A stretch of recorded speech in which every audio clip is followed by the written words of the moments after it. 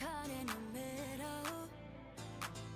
I don't know where I stand, 'cause you're mixing the signals, and it's out of my hands. We fight and you put my head in your chest. I cry the next thing we're getting undressed. Last night's the last time you're getting my bed. Where do we go? Is it over? I need you close, I need closure. I gotta know if you want me here by my side. Where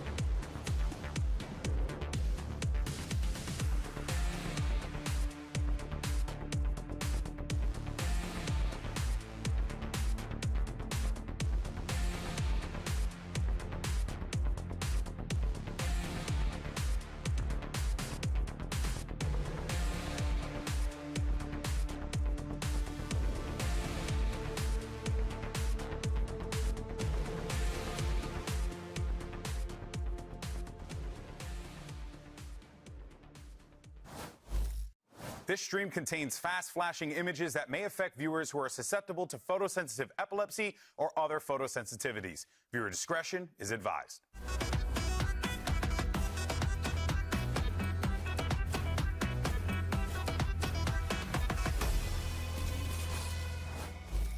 Today, our top 4 take the stage, and a win here means you're 1 match away from Masters Santiago. Hello, everyone, and welcome to Week 3 of VCT Americas Kickoff, coming at you live from the beautiful, sunny, amazing Riot Games Arena in Los Angeles, California. I'm, of course, the current man yelling at you. I'm back this week. I'm Golden Boy. Hello, everyone. I missed you dearly, of course, and we are joined today by some amazing humans. We have Athena once again here. We have Dan Dryad, the legend herself, and I don't know if you guys know this guy. He's a 3-time America's champion, one of the best players in the game. It's Jonah P in the house, ladies and gentlemen. Yo, no biggie. Pleasure to have you, everybody. So hopefully we don't run you away from the desk. Just thank God this desk isn't international. I should be good here. You should be good. You should be good, because those international desks, man, let me tell you, we're flying in those segments sometimes. I feel that. All right. Now, look, seeing as how we have the professor here on the desk this week, we figured we have a little fun. All right, we want him to weigh in on some of the top plays of kickoff and give them a grade. So why don't we go ahead and do this? It's grade play. And Jonah P, since he is the professor, will be grading these plays. He will be assisted by the teacher's assistant and student teacher here, Myrna and Dan, respectively. And I guess I'm a guidance counselor, if I had to say. Or yikes. I don't want to go to this school. Yeah, no, you wouldn't want to attend this one. I wasn't certified. Now, let's go ahead and check out that first play. We got Timotino for this first one. 1v3 clutch here. Oh, I remember this. This was so cool. This was so fun. He's so insane. That's crazy. Oh, my. Dude, the confidence in that is so fun, actually. Yeah, that actually is bananas to just dive right into the fray like that. Great play, great shots. Jonah, what'd you rate it? Honestly, I know it's the first clip, and some people might say it's a judge. It looked easy, but it's his rookie year, and to do that on the big stage, I gotta give it an A. An A. Okay. Show it to the screen. Show it to the screen. Hold that bad boy up. There it is. I had to find it. Okay. So an A for Timotino. All right. Cool. Agree with that. Makes sense. Agreed. You agree? Agreed. Okay. You just need to be He's confident. so fun. Timotino's just so confident. Yep. When all right. All of us teacher assistants agree. Let's move forward. We got this next clip. Here's Scuba. And, this is a 1v3 clutch against C9. Managed to get the pop on Oxy there, looking for the next 2. Oh, yeah, I do remember seeing this one. Yeah, this was kind of gross. This is winning the map, by the way, and the whole match, actually. It was kind of crazy. Yeah, that was so filthy. I mean, and just, again, the confidence to have the wherewithal, the reads, everything. Zelsis didn't stand a chance. Yeah. Scuba gets the win. Let's see how the professor grades. That was kind of crazy. When I watched this live with my girlfriend, I told her I knew he was going to win it. So just by how he was moving, the flow state, I could tell he was in. So I got to give it A+. Ooh, A+. Okay. Closing out the map. And, okay. I could just tell the way he was moving, every peak, every jiggle. Yeah. It was so smooth and calculated. You can just tell. You could see he had the reads. True. He reached flow state. Yeah, he really did. He really did. And that got him an A+. All right, let's see this next one. Here's Verno, who crushes Envy in this 1v4. Oh, man. His shots are great. You know what? I'm going to give demotion points for the skin. Wait, you don't like that? That's the minimum? Or I forget the... Yeah, dude, this is nasty. I love that skin. It's great. It's awesome. So great. Yeah, that's 2 for It's like an iPod commercial. As teacher's assistant. Of course you would like it, Judy. How dare you? Okay. Training to my millennial urges. Now, of course, where do you grade it? Okay. Obviously, Verno has better aim than me. Okay. So don't come at me when I give this, but I'm gonna give it a C, and I'll explain why. Okay. Show your work. Envy, you know what Envy does. They just run at you. You know, they love just giving you the round, and Verno just held his ground. He didn't even move his crosshair, so. And plus, like you said, the skin. Yeah, that's valid. But, so we're adding the skin into the grading moving forward. You need to consider everything. I wasn't considerate of that at first. Now I know. Okay, there you have it, folks. The professor has spoken. Let us know what you guys think. Sound off in the chat. We'd love to hear from you. Now, of course, so we are approaching the halfway point of kickoff. So So here is our totally not confusing bracket at all, you know, because it's big old bracket. You got the upper, the middle, and the lower here. But coming up for today, we got our top 4 from the upper bracket. We're going to have NRG going up against MIBR, and then later on, it'll be G2 Esports taking on Furia. Now, look, honestly, though, we could just pack it up and call it a day here because we already know what's going to happen, all right? Because our very own Vansili is one of 8 people in the freaking world who the perfect kickoff bracket. He's joining us here live on set. You even got the Furia ones right, which makes it just really confusing. What dark sorcery did you commit in order for you to do this, and can you share? Yeah, well, GB, you know what they say. Usually, status means a lot of wisdom. So that's how I got my predictions right, but also with help from this trusty little ball that I had, this crystal ball that actually had my Furia over the Sentinels. I know it's a hot pick, but at the same time, you have to trust the process. I think for Sentinels, very similar to EG, they're in a state where they're rebuilding. So it's not going to be immediate results, and you're going to need some time for it. So that's why I'm going to say the rebounds from Sentinels is going to be in stage number 2. Here's my ball. You have a crystal ball? Yeah, right here. What is that on the ball? What is that? Just drop a crystal ball. That's why it was taped. That's why it was taped. It overheated.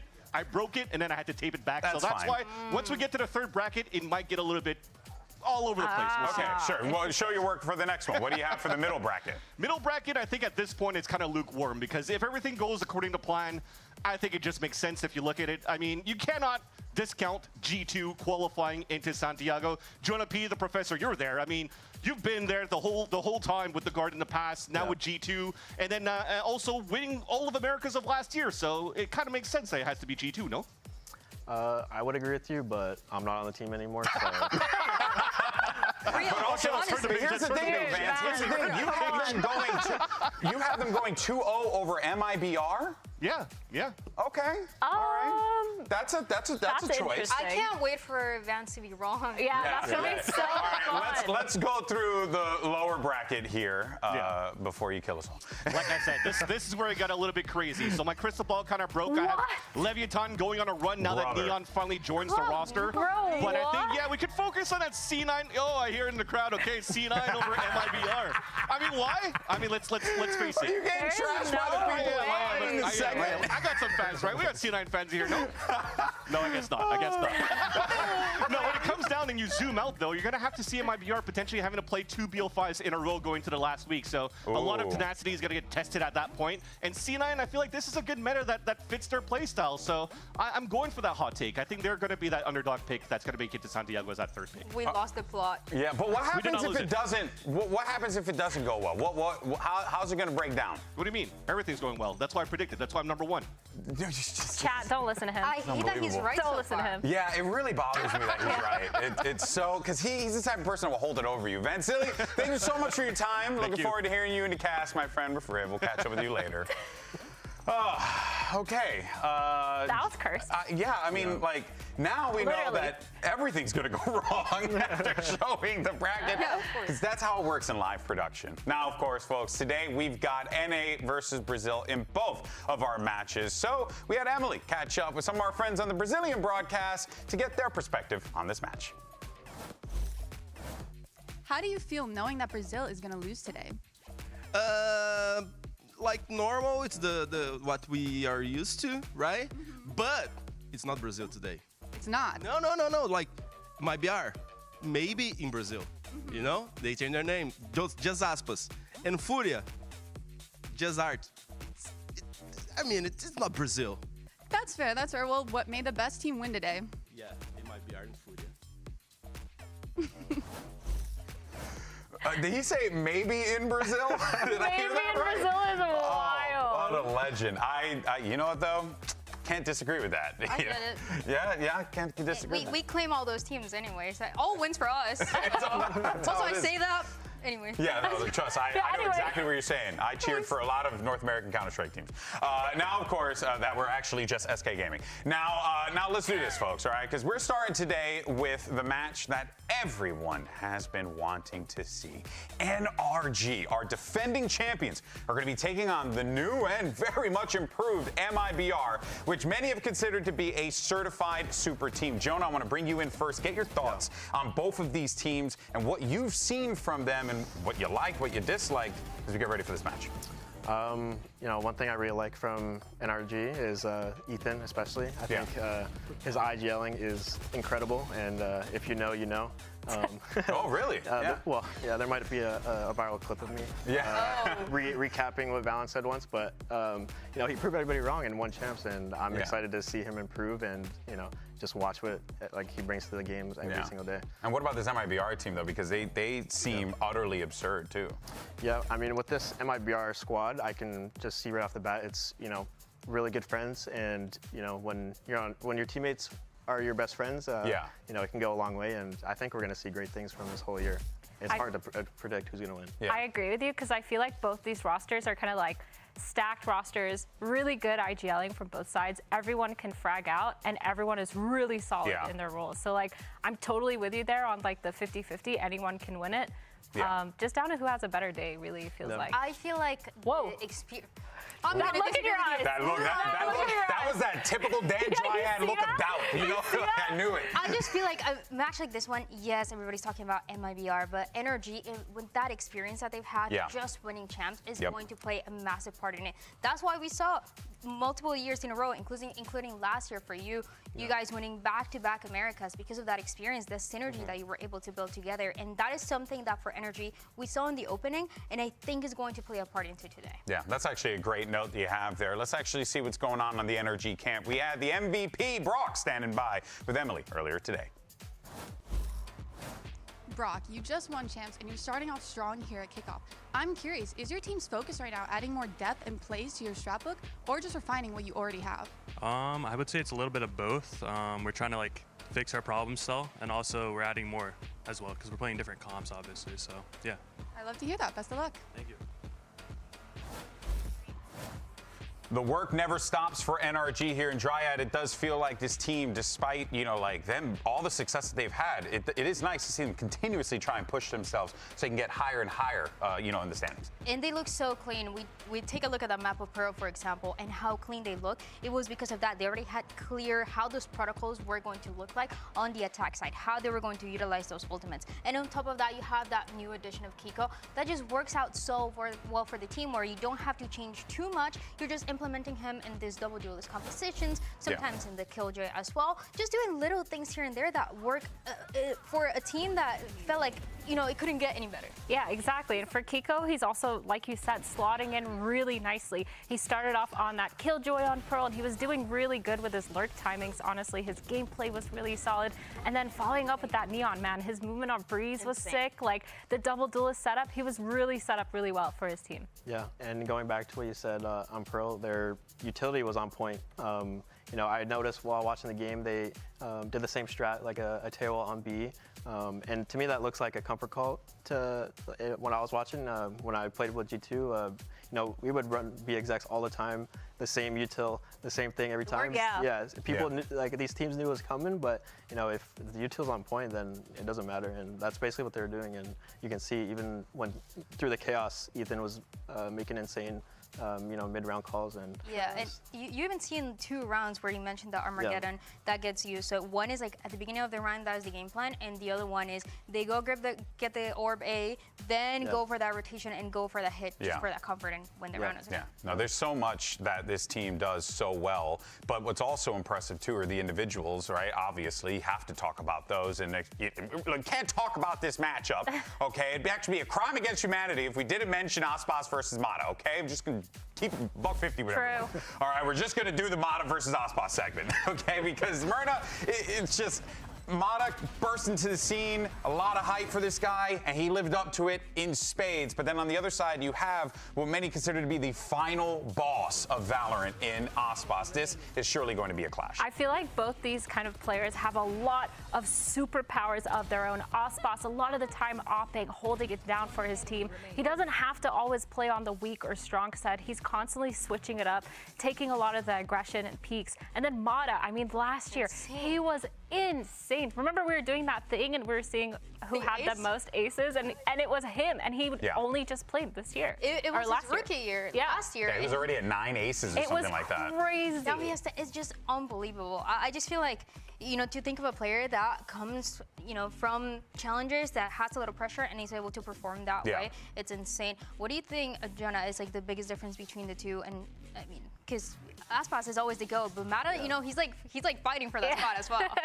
Honestly, the difference with the two, it's hard to tell. I mean, Aspas obviously has, you know, he has that GOAT status for a long time, and we're seeing signs of that in Mata. You can tell he's coming for that throne. He's chasing it, and he's probably the only player that can compete with him in raw mechanic skill, in my opinion. And, you know, honestly, for me, the thing that does stick out the most is just the confidence. It's Mata's outright confidence, and he matches Aspas in that confidence, right? Speaking of Aspas, though, let's actually hear from the man himself. Had an opportunity to catch up with Emily earlier on today.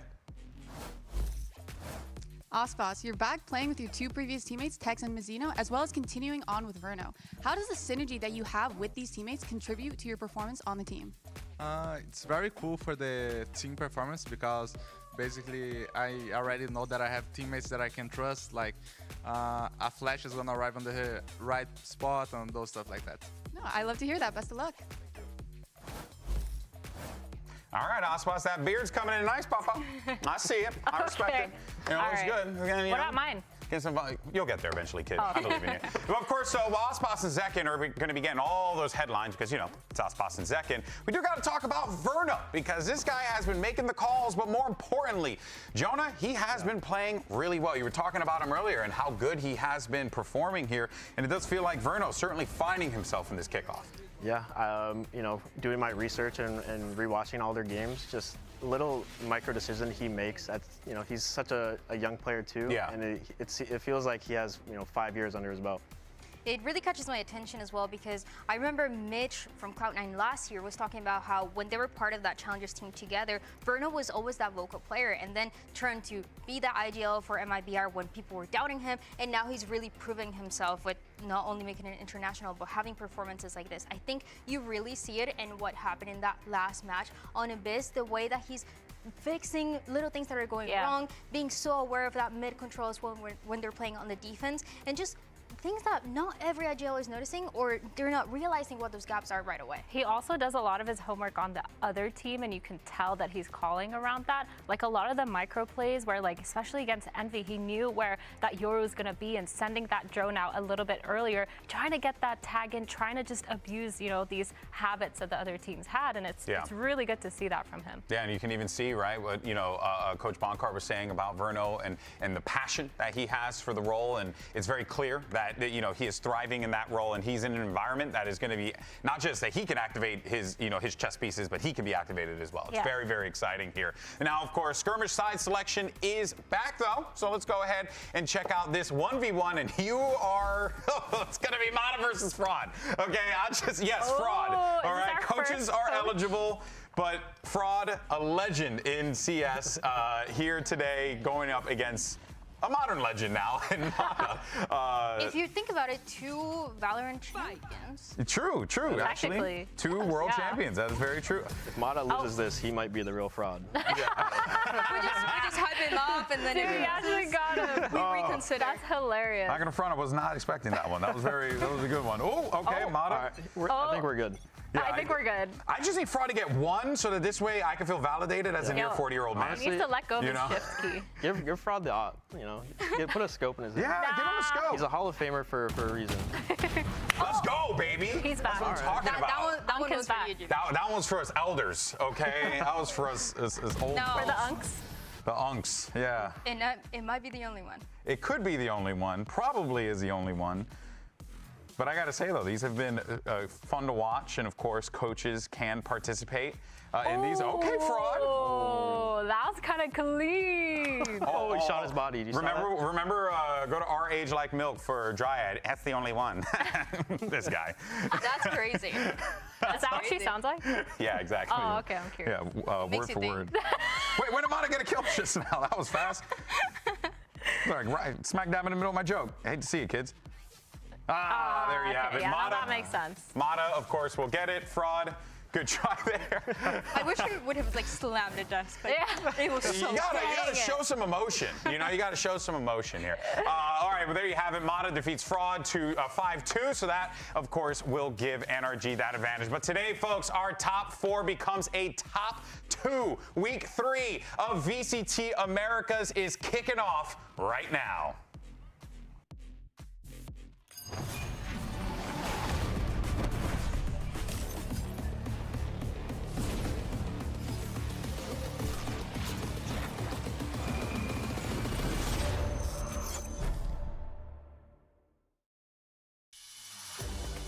Every time I play Energy, I'm very excited.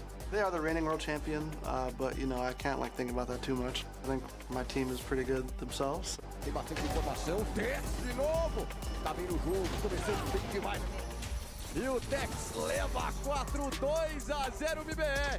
MyBR, on paper, it looks like the best roster ever assembled. And we're gonna have to give it our all to beat them. Now trying to look for something. Scuba untouched and unbeatable.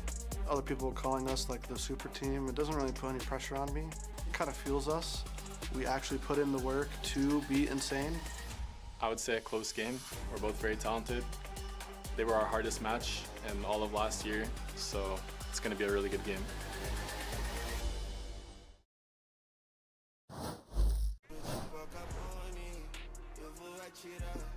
All right, let's go ahead and bring out your first squad. Here's MIBR. And MIBR, a team that has had so much hype in this kickoff because of just the sheer amount of skill that is on this team, Dryad. It is absolutely absurd. You have talent across the board, and it feels like they're showing no signs of stopping. We did a whole pre-show. We didn't even talk about Zekin. Good Lord. Insane. I mean, just thinking and even seeing him still with that MIBR uniform. Jarring. It's insane. I love the way this team ended up forming, just having that core of 2024 Lev with those 3 players, with plus Second, plus Verno as that experienced IGL is just as good as it gets. Yeah. I think we saw a lot from MIBR when they played last time, and it was really proving how it is. And so NRG, they're coming out next, GB. That's right. Your world champions, NRG. And this is a squad that's looking to very much make a statement here. You want to get hype about this MIBR team. You want to give them all the love and all the flowers and everything else. Screw that. These are the world champs. They have a point to prove here today, Myrna. That's the thing that I'm looking out for. For sure. They've shown a lot of what they can do in that last game versus C9, and now they're kind of going up against these superstars. We're trying to see a lot of that confidence and a lot of that game plan because they look almost near perfect, man. Their gameplay is kind of flawless. Yeah, and I think the player to watch for me is Brock, coming off his MVP performance, and you know he's built like a brick wall in person, and he feels like a brick wall in game. So I feel like MIBR's biggest struggle is to get through him and make sure he has a bad game, which I don't think is possible. I love that he gets doubted and he proves everybody wrong every single time. I mean, that last match, 3 clutches as well that he was getting on Pearl, it's just been so good for him. Yeah, let's take a look at the series layout here. We got Abyss, Split, and if necessary, we're taking a trip to the sunny beaches of Breeze to decide this. What do we think, Myrna, of this series layout? I think this makes sense. The only thing I'm questioning is NRG Split. I don't think we've seen either of these teams play Split so far, but Abyss definitely makes sense. We saw both these teams play it. NRG had a really good showing against Envy. Looked like they were solid. Or sorry, MIBR. Oh my God, where am I? MIBR had a really good showing against Envy. They looked really solid. They knew their game plan. They kind of had it all set, especially versus Envy. I'm wondering if they can even play to that because now you have a NRG who you don't really see that much VODs on for their Abyss. For this map of Abyss is going to be interesting because it changes so much to what we saw before, where you're going to see an MIBR on the attack side. They place a lot more slower, and Verno having a lot more slower calls than you see from Ethan on NRG. Where Ethan, he's going for a lot of those 5-man hits. He knows how aggressive to get, but there's obviously that challenges that we saw last week on the other side for MIBR, where they're still continuing to play this Cypher that slows down that aggressive push. True. And on top of that, you have a Verno that is ready to react for whatever side. Yeah, and building off what you said, I think both attack style IGLing is very similar on both teams. Both very simple, but both teams have incredible util. So it doesn't matter how simple or whatever insane strat they run. They can run anything, and their utils. It's like you don't have to get too complex with the playbook when you have pieces that are just so effective like this here. And here's the Aegis on the other side for NRG. Here we got the Waylay, we got the Tejo out here as well. What do you think of this? Dude, Ethan's like a Tejo main now. I feel like he pulls it out every map. I really like this, honestly. I mean, it reminds me of what we saw for them for the opening match, with that Waylay finding those openings, and with that Tejo as well to create that space like we were talking about. All right, folks, we're all set for this one. Map 1 is underway, so let's go ahead and send it over to your casters for this banger of a matchup. Here is Riv and the ever-clairvoyant Vansili. That's right, it is time for this kickoff match. Finally, MIBR versus NRG. Everybody's been waiting for this match. If we knew what was happening between the teams, some would say it's an early finals, but we don't know it's there yet. We still have the super team, still an unknown, versus our champions. Yeah, the proven team being NRG. And at this point, you just heard what Mata was mentioning before we started this game. It was probably the hardest matchup that they had throughout the whole 2025. And it was at Champs in the upper bracket semifinals against MIBR. A nail-biter of a series that had to be won in 2 overtimes in a 3-mapper for NRG. Yeah. And one of those maps, this one right here, Abyss. But this time NRG comes in with a whole different composition. No more Harbor for Ethan. But at this time, and as you see how NRG's been playing, they are taking a lot of advantages and exploiting this Tejo and Waylay. MIBR starting on defense. NRG is going to hover towards that B side first, seeing Tex usually left on an island. The team's perfectly fine doing that in the early game as we see Zekken start to trend over. But this mid control is big right now for MIBR. That's a shot from Scuba, ready for it.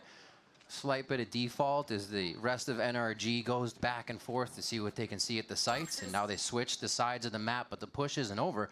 Verno still looking for space, looking to get this trade for his teammate as NRG sets up towards the A side, and it looks like he might just get backstabbed as well. Ooh.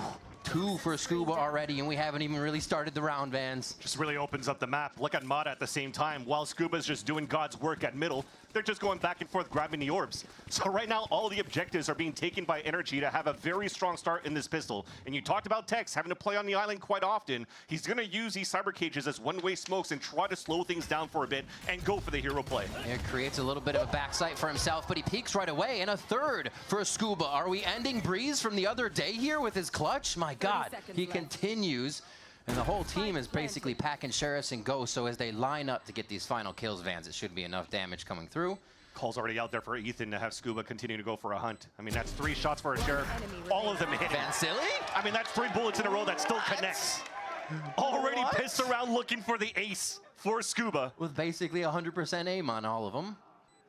He's just going to wait it out. Let's see, Brock's going to be the sentry for him to search. Scuba with the shot. The backup Mata! And it's the ace for Scuba to start it off. Want to come out strong for the side of NRG. MIBR starting off the pistol round, what they do wanted to play that contact play, trying to surprise some players, but look at the positioning coming out from this player right here. Scuba, who has been unstoppable here in the VCL, going into this stage 2 of Americas, and also helping NRG hoisting that Champs trophy in 2025. And already, you're already going to call it easy. Yeah. Definitely no question about the Scuba skill. Oh. That's okay. Well, did I curse that? Was that like an insta curse? That's not. Okay. Still, no question about the Scuba skill. We're going to test it again here. in a possible 1v5 situation. He's got the shots. Slight ping, giving the rest of the team time to run free across the map here. They just don't know it yet as the smokes go out onto A. We see MIBR trying to get something going here on the second round. While Mata falls, this should still be an easy plan for Energy, and despite the ore missing, it doesn't matter. They're still on the anti-eco for Energy, but you're still seeing how they're hitting the sights for the site of Energy. Bringing out this tail for Ethan. They're trying to make sure that nobody can really anchor within the sights as he actually threw those salvos back towards Trolla under that bridge in case you still had Tex playing in that spot. So now everything's just in pristine position to play a second round for the side of Energy. The interesting part about this too for MIBR, especially on Abyss, they could jump out of the map, go back into the next round, but very similarly to the last time when they had to play an eco against Energy, they're going for the re-hit, trying to make it expensive for Energy and his pulse plan. And on more than one front, they come in from the back side as the team tries to hit the site head on from that heaven drop, and it looks like it's going to be too much util across the spike for them to get it as they look for a bit more damage, a bit more armor, half on the spike, and the kill's going to come through for Ethan. Getting that Teo ultimate online just a little bit more. Still quite a ways away, but that's two for NRG as they push into the bonus round. Damage is there, though.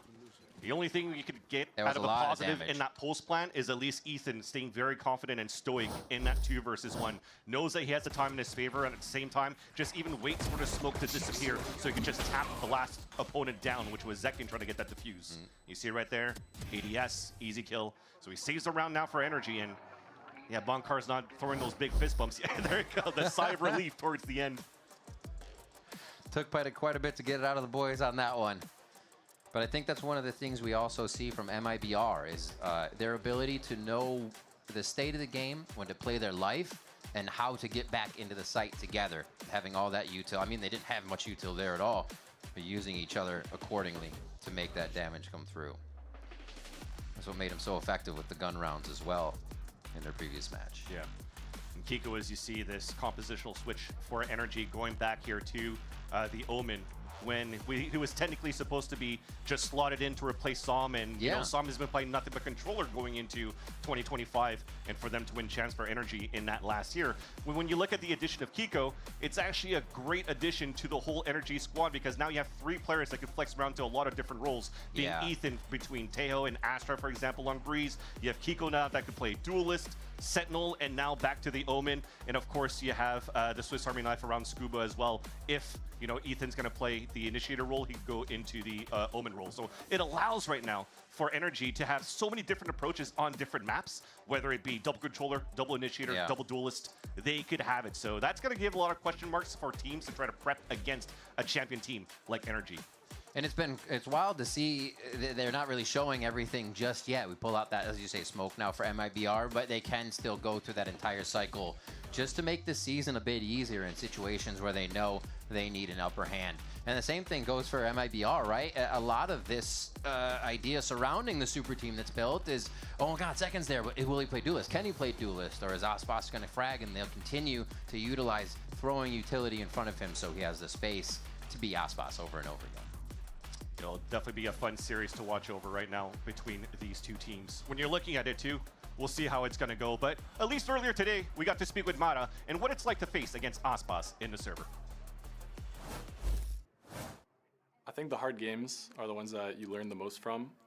Aspas is, I mean, the most world-class player you can be, so you always learn a thing or two. He kills you on an angle, he kills you here, he kills you there. You learn these things, and you also see what you're doing that is like working, because it works against him or their teammates or anyone else on the team. So it's always fun playing against better teammates. He's the guy. He's playing against the guy. I mean, even earlier in their previous match when MIBR was losing 6 rounds in a row, there was a timeout. What'd they do? Come out of the timeout with an operator on Aspas. Everything was okay again. Yeah. That's just... It's just the way it goes. And that's the thing. Aspas has found tremendous form. Again, going from last year into champs and then continues it on into 2026. So he's definitely a menace to deal with. You saw it when he played against Envy last week. They just gave him freedom of being able to work down towards wherever he wanted to go on solo, because he was playing Waylay with an op on the attack side, defensive side, whatever you want to do, and he's just going to land that shot. So to have the opportunity to see such a superstar in Aspas to play against Mata, who's pretty much like we were calling it the up-and-comer last year, but now pretty much proven that he can hang with the best. He's definitely in that conversation here for Mata to be one of the best that the game has to offer in terms of duelists. I can't wait to see, right? We're seeing these tier 2 players, now tier 1 for some time, just excel, right? And smash through any ceilings that people have for them in the beginning, and you see them approaching these veteran players very fast, and you're like, how far does that keep going? What is the next level for them? So really awesome to see players like Mata, Timotino, and all the rest across the regions really start to break out and show that it is new tricks that are available still in VALORANT. Yeah. And you know what? Sometimes you say you can't teach old dog new tricks. Now it brings me to a segue to talk about dogs. So if you ever wonder why Ospas brings out a stuffed dog on his stage during his matches, why is that? You're about to get the answer. Not for me. Hello guys, I'm Aspas and I'm playing for MyBR. This one here is Doguinho. He is the first gift that my wife gave to me. She gave when I was going to fly to Istanbul to play Champions in 22.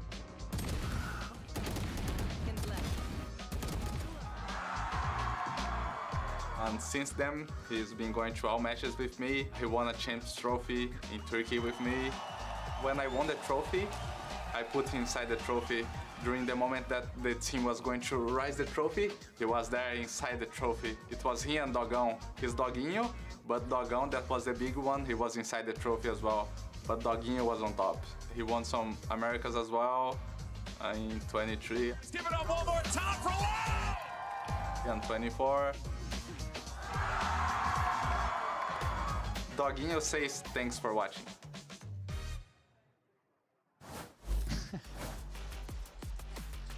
We thank Doguinho for all the moments that he carried Ospas to champions. Yeah, exactly. And being able to hoist trophies with Loud and then being able to win regional events in Americas with, you know, 2 of his former teammates being Tex and Mazzino. So that brings us to the conversation now, too, of what was talked about by Emily, speaking with Ospas earlier on. Now you have this super team during the offseason that was attempted to get built by the organization of MIBR, with Fraud as the main coach, but also bringing in Happy as the assistant coach, 2 now CS legends from 1.6 to CSGO to now this.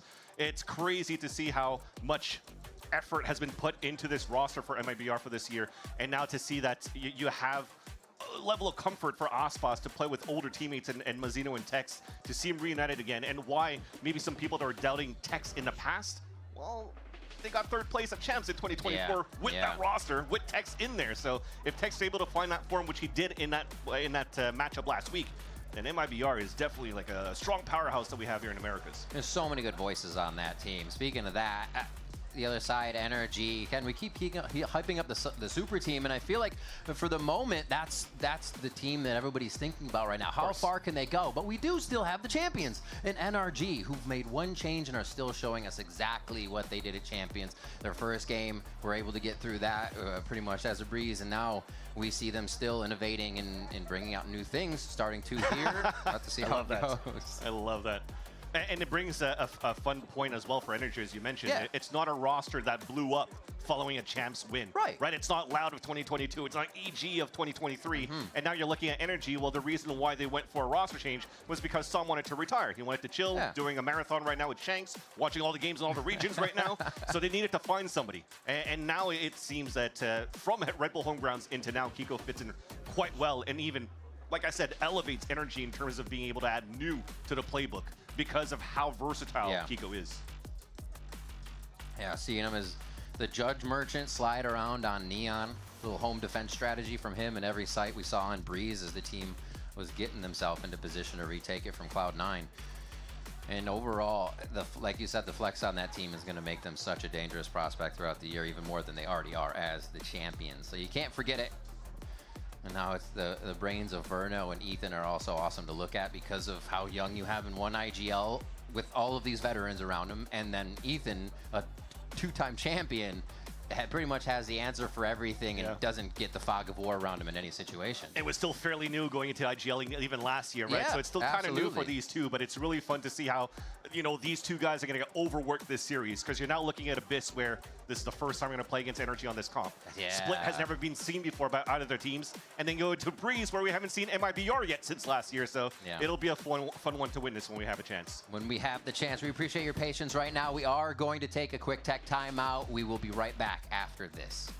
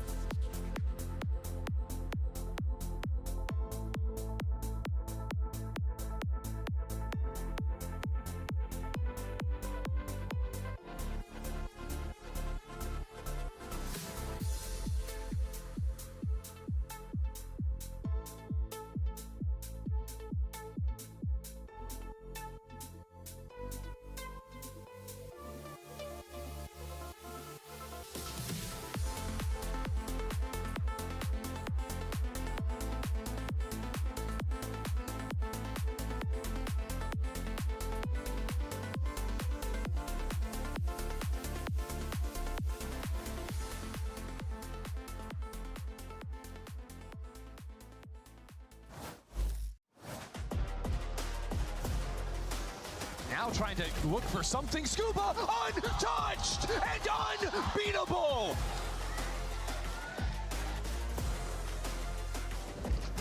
Agora contra 4 jogadores vai ser pressionado. Pode vir, pode vir.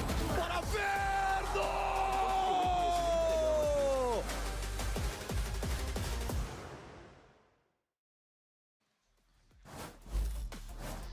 Welcome back to VCT Americas. Hope is on the horizon. I know you still see pause on the screen, but we should almost be there to recap what's happened in the game already. If believe it or not, an ace first round by Scuba, coming out with beautiful share shots. The last one, the team throwing themselves into the fire just so we could get it. And they came out strong, and then a second round where they actually took quite a bit of damage on their gun round, so they suffered a bit. A great response from MIBR. Came down to a 1v1 towards the end when we only had pistols on the side of MIBR. technically right now going into that third round where it should be a bonus round for energy. Yeah, here we go. It's supposed to be not an expensive buy, but they are investing a lot into this round. So thank you for your patience as we get back here into the game. A setup now for MIBR to just try to find some active information. A knife early, sees nobody there from the side of KO. So that's the call right now for Aspas. You see the jiggles coming through. The camera stays up right now for Tex. So they could maybe try to answer back on the B-side hit from Energy. A high trip, just to make sure nothing crazy going into the site. Back in a flash. And Tex is going to say, yes, I'm backside. Give Aspas a little bit of freedom to do what he can on the right there. As Tex draws attention, Scuba's going to bite, and he takes so much damage. That's where Scuba's Viper Bite goes, so they know exactly the room they had to work with. MIBR set up on the outside. It looks like they want to make a double take for this, but Kiko says, no way. Furno and Aspas down very quick here as, again, NRG exits the site a little bit just to get that defensive setup. Almost feels like this should be a call, but Mazzino still sticking out in the open, and finally there's that call to fall back. I gotta say though, a nice little idea to have that trip for the anti-dash, but at the same time you're playing against a Waylay, an easier recall. That would have been perfect against a Jet. Yeah. That said, you're able to see NRG on that hit on the B side stay very patient. So many players trying to anchor towards this B site, try to bubble through smokes and try to prevent players from jumping through the abyss, but they just waited for the cages to disappear around Scuba. Still using util around that troll where that blue X is at right now, and Scuba cannot anchor up on that site. Given a good chance here for Energy to convert a bonus round and start snowballing the economy on their side, especially when, again, that second round was quite expensive for them to take. A great focus from Energy, just being able to pinpoint an instant opening in the site there. You see towards the back. So he does go in, pulls back out, and oh, the Teo util goes back there. He gets pushed into the molly once again after getting shot with Guardians. So yeah, not a place you're gonna hide. Can't play the game. Happy with that protocol set down by the squad to get through the bonus round. But I have to keep an eye on that conditioning too, because if now you're gonna have to force Tex to relocate towards new box or something. Yeah. That's going to be watched when you're going to start scaling on the side of Energy. That said, you see the composition from MIBR. Last round, it was a knife out towards that A-main side from Mazzino to spot info. This time, it's the active camera from Tex, which is why you're looking at this new meta. You're seeing a lot of teams still very comfortable playing this double initiator, but also adding that third character to get that information and be able to get out. So that's Tex with the camera. Or on Energy side, it should just be the Waylay dashing in, finding info, recalling. And that gives a chance right now for both teams to react a little bit more around that map. It also causes for a lot of defaulting, though, around the map, which is you're seeing Energy cutting noise and forcing MIBR's next round to get info. It looks to be a drone by Verno on the front side of A, but decides otherwise and finally pulls it out, and he's going to get right onto the money. Scary spot to be is a solo Sova. He just had that smoke to get away from that they've given him, but oh no, Waylay to top box, not to heaven. Safe for the time being as MIBR sets up for the retake, and Energy again, pretty much a flawless entry into the site to get themselves set up. Save two weapons into it the last round was Aspas and Mazzino. Now I wouldn't be surprised if they go for it again. They did it with pistols in that second round. Now they want to continue to try to make it expensive. That knife now realizes that Energy playing off the site. Lineups, no salvos though really available, so they're just going to try to play the spray, actually, if you look at the remaining utility available for the side of Energy on the attack. Just trying to get somebody up close. Oh, Mata over the smoke already whittles down the numbers of MIBR here. He's just finding a few more, looking for those alt points, but Mazzino answers back. Now to the 3v3, Spike's going down, so they're gonna have to get it to half soon here as Energy lights up the kill feed. That's gonna be all they need to take down MIBR and get themselves out alive. 4-0 now. That's twice now that Energy. I mean, it's cutting it close, but at the same time, they're doing a great job playing off the sites and off each other to make sure that the smokes that are being thrown by MIBR to attempt to defuse really have a chance. Bubble dissipates, easy kill towards the end, but I like the positioning. It almost feels calculated on the walls that they're setting up right now on their attack side, where Kiko could play it as a one-way smoke on the top of the box. No trust, bro. No trust. Good job. Good comms. Good job. All right, into round 5. Revealing it. Is this going straight over the top? It's quick. Very quick. Push towards mid. They're going to see if they can get a ping off of this right away. Maybe and work it. Oh my gosh. And they ult immediately, taking all of vent and that upper heaven area for themselves. NRG just putting their foot down once again in the site, making MIBR question how to get back in. What a nice little look. It's gonna make it so hard for MIBR to remove it back into the site, especially with that pit on the top of heaven. We'll talk about it in a second right now though, because MIBR are trying to find some value around Aspas' op. So many little setups that they have, different looks each round. It's like when MIBR does get guns, they're not seeing the same thing. They can't even find something that they saw the previous round. Looks like a save here for Aspas and the operator, since it is a key factor for them to get back in the game. Was the biggest win con for MIBR against Envy. Yep. Potential will continue to do so throughout the season for this Brazilian organization. But again, when we were just talking about this double initiator on the side of any teams right now that could slow the tempo and play a lot of default, you see Energy could also up that tempo by using the Teo salvos to immediately break the doors and fast as they move forward to take some immediate control towards A heaven side. And you're not allowing any team to play a retake if a pit comes out that deep. No way. It's such an awkward position too. How many times you played around that anyways? To retake down a long hallway, you'll probably be 30 health at by the damage from the pit anyways. We got a timeout being called here by the team, so MIBR, Fraud can get in the ear of the players and figure out where they can put a stop to these energy hits. Well, it definitely looks like a couple of rounds ago, or at least a few rounds that we've seen so far. It's been outside of that piston round where that double walk down on middle from MIBR. The rest of it has been kind of trying to be more reactive on things and giving too much space for Energy to work with. And that was probably also a nice plan that they drafted up against Envy in their last game. When you're playing the knife, it's not finding anybody. Verno usually goes for the owl drone right after, so they are trying to find immediate information by cycling util around that 1 minute 20-second mark so that they could actually go for the stack into the fight. Right now, maybe you're asking here for, I mean, you're seeing on the side of Fraud here by MIBR, he's not saying too much, and during these timeouts, it's also been Verno being fairly vocal in these timeouts against Envy, and they were able to convert a few of those as well. So again, you talked about the inexperience of Verno on the IGL, but he's very confident as he reads the game perfectly. And one of the things they praise him for that I feel like always stays, it's not something that can waver, is that he knows the game around the ultimates, around what they can play, what the other team has. That's not a statistic that changes, right? The ults will come up and go down. So he's not afraid of who's fragging, afraid of who's on the other team. He plays around the state of the game, and that's one of, I think, the biggest things for him as a young IGL to keep him focused on what the win con can be. Let's see if they have it here from the defensive side after their timeout.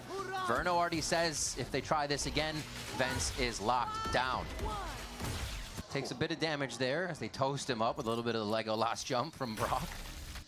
But it's not going to be too much of a follow-up. They just want this heaven space so they can begin to pressure MIBR. Still a very nice call. He plays forward here to just punish that fast push again from Energy, trying to leverage our ults to take over heaven again. And as they play soft side right after, almost feels like two of those ults are now wasted for the side of Energy, allowing now MIBR to have more util for the retake. And it's rare that NRG has pushed to the backside of this site. Usually you get kind of a drop over the A default, but they are planting and getting back to hold it from a defensive position on their own side here. It's been working. The trips aren't even in use now, but Mazzino isn't going to matter. He just swings out on Brock and takes him as the team is now figuring out how to find where NRG is. Mata being a nuisance from heaven, another kill there, but Zekin's able to answer it back easy. Defuse coming in through the smoke, however, for MIBR as they leave Energy guessing to the situation. It was just quick. Very nice where we talked about the lack of util. Well, that makes it even harder when Mazzino's going to start popping off that KO ult. The null command really not allowing NRG to really slow down that fast push from the flood of MIBR back into the A site. And that now finally have a full smoke covered up. Talking about conversions on timeouts for the side of MIBR, they've been quite good going into those calls, but also very difficult for them to string rounds together, though, after these timeouts. So yeah, we'll have to see if Energy has an answer back right away. An op shot, but it misses. You can see Aspas getting hungry now. Wants to make a mark at the beginning of these rounds instead of wait for something to happen. 0 point gets destroyed here, and they're not going to have more info than a few. They know the hit's going to come through, though. You see how much he wants to peek, but everybody, again, playing their life here. Just Mazzino in sight to try and grab some info. He's doing a great job at somewhat delaying the situation here. Ospas goes down as soon as the smoke does, and NRG is locked on these angles with no fear when the smokes go down. Zekin, though, coming back into the site, gets taken down by Kiko as the dust settles now. It's 2v3 for MIBR to get back in. Yeah, good on Zekin to even slow the tempo once again from Energy, giving a chance here for heroic plays to come out. To get an ult out for Tex, but it's a little bit too far away. What? That just from the shadows. Yeah. Yes, it did. Oh, hats off to Kiko. Gets another one in the sight, and they know exactly where Sova's coming from. Verno here holding the ult, obviously. We'll just have the time to play with if he doesn't save, and it looks like he is going to backpedal. Just too much. You have the orb cycle coming through from Scuba and from Kiko. There's nowhere you're walking up that ramp, especially now where they spotted from the shadows where Verno was rotating from. There's no way they could go for the surprise play. You have to respect Mazzino's, though. Mazzino's attempt to stay alive towards that new box has been very good in his starter game last week, and at the same time just putting up high numbers as his KO. And now he's just trying to stay alive to give a chance for his teammates to rotate on time, for Ospas to find a timing and swing out, but they both got punished in the end. Too many numbers on the side of Energy as they overtake that B site. It's where they get into sight, they stand there, wait for the smokes, kind of like they do over at A. They don't enter the back just yet until they absolutely clear it. I mean, that's good protocol, but man, they are sticking to it right now. We'll see what happens as we get into the next round 8 here as they focus towards the A side. MIBR stops the bleeding for 1 round, but gets reset. Toxins going up. Going to be the slow 5-man hit. Tried to go for a push play down towards middle. You heard that dash, the pop flash as well, and that's the call already for Energy to say, okay, well, it's A or B. Let's just 5-man hit a weak site. Waylay sight in. Better than a drone at this point, and Kiko's up top to still finish it, thinking they have backed off all the way. No, it is not true. They're still getting these inserts instantly into the site, and they're able to just rinse and repeat this. There's really nothing that can stop the side of NRG. Maybe a trip or two, but it's just going to get shocked out. Breaking ankles. Okay. Whatever, Kiko. Now just play offside. I mean, you got salvos. This is pretty much a done deal once again. Shock dart, snake bite. That could be good with the shots. It could be nerdy with the shocks as well. Look at that pose plant. Shock pose plant. Tejo salvo pose plant. A little bit more from everyone when they want it. And there's 3 outside the smoke, just firing phantoms through mostly, so you can't even get a good return trade on the situation. It almost feels right now that for MIBR, I think after that timeout, the idea is right. They still have to try to push forward and try to just lock down a lane. Since that timeout we've seen, or just previously we saw Ospas trying to opt down towards B. The pop flash trying to push down towards middle, but it's just unfortunately gamble pushes that doesn't work out for their side. But if you're looking at the way that NRG is currently hitting this A site, sometimes they go towards heaven, or if not, it's the Waylay dash or the Kiko TP on the top of the A site. So you kind of always keep MIBR guessing. You have to do a very good job right now for MIBR to just button things up on these aggressive pushes, and they're trying again. There's that pop flash mid we saw or heard last time. Already ready from 2 sides of this. They've pushed up to cover mid to react to that what they just heard from last round over towards that A side. Just round to round educating themselves on how to beat MIBR in the following round.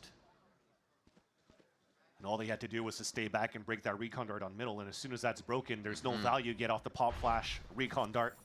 So Energy 1 step ahead of understanding how MIBR could maximize his composition to surprise their opponents if they don't have enough money for that op, and they're doing a great job just really nullifying any type of aggressive attempts from MIBR to get early info. And seeing this switch for Kiko too over to the Omen for this from the Neon gameplay, we knew he could, but man, 10-2 over there. Being in the second follow-up in these plays as the secondary controller or mid-controller. They're both kind of doing the same amount of controlling, but it's just so on point right now when they go to make that play inside the site again. It's absolutely disgusting. Inside the cage of Tex kills him. It was the cover that Mata needed. Spike planted. It's just so tough right now, especially when you're leaving Tex. You could give him so much confidence to anchor up a site, but when there's so much util on top of that, a recon dart to ping you out, and there's no support to break that dart, they can't play that type of passive shock dart, deny plant with Verno on top of heaven. They got to think of something new, play a little bit more of that buddy system aggressively inside these sites. Very true. Cosmic Divide here, coming in for the retake, and Scuba just sinks him. Scuba playing around his Viper walls, man. Just highlight reels after highlight reels for this kid. That's crazy. Something we saw Energy doing versus C9 was that Viper wall on Breeze, they'd push up to it every time. They'd aggress on it, even let the other team know they were there. So in the silent moments, they're even better. I thought they were saving where it takes forever, bro. Jesus. Brock just wants to play. And that's why the advantage is always going to be on their side when you're looking at it here, Riv, because the more time you're taking for MIBR to set up, waiting for your teammates to rotate across, when you've already lost site control, you're just trying to find the perfect timing. Well, Energy can just stay off site. We've seen all those lineups they can play. So I don't even know why Vernal continues to be fully active and vocal, because these guys are playing abyss to perfection. Yeah. This is definitely not the same type of scoreline of that upper bracket semifinal champs 2025 here between these two teams. It seems that it's been leveled up. Remember the last time when they played, it was Ethan actually playing the Harbor.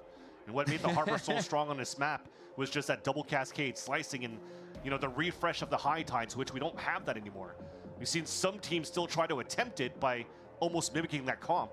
In Loud, for example, and unfortunately it wasn't, you know, the best of successes that we saw from Pencata on that agent because of the kit that's been so, I guess, neutered at this point.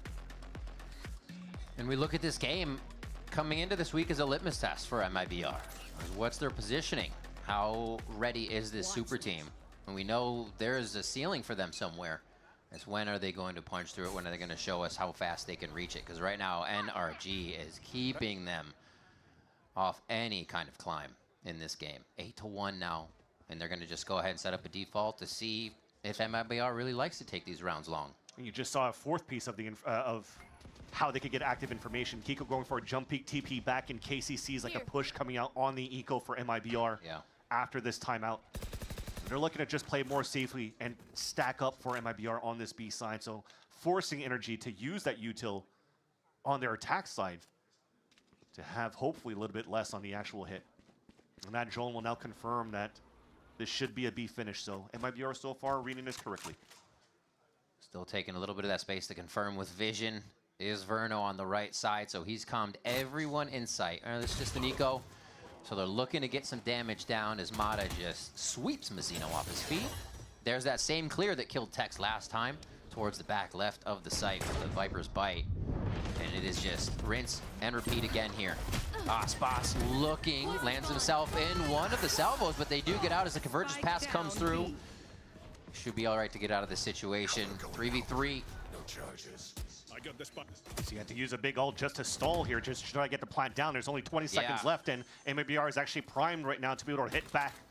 Especially now with the camera. You still have the Blade Storm available for Aspas. They could do some damage here. Honestly, sometimes it's just about the confidence, fans. You're right, the ult has allowed MIBR to kind of squeeze NRG into a position of anxiety here, and they're wondering which way is the right one to look. That's cleaned up a little bit by Ethan to start him off. Triggering Aspas to go, but Mata already had the situation locked down. It took him a moment, but Energy still power through. Almost in line up. It was a clean shot on Kiko when they went for that double swing on that side. The amount of shots that are popping through, trying to bait them out so that Aspas can get value off those Blade Storms. Nice little transfer in the end for Mata. They continue their run. I mean, that timeout, even if it looks disappointing for Fraud, there's still, again, in these eco rounds, good damage being done for the side of MIBR, but this is where it gets important. The money's back, which allows Aspas to invest into another off. They've done these plays before, and it's red already. Last time Aspas tried that, he was able to walk out of it.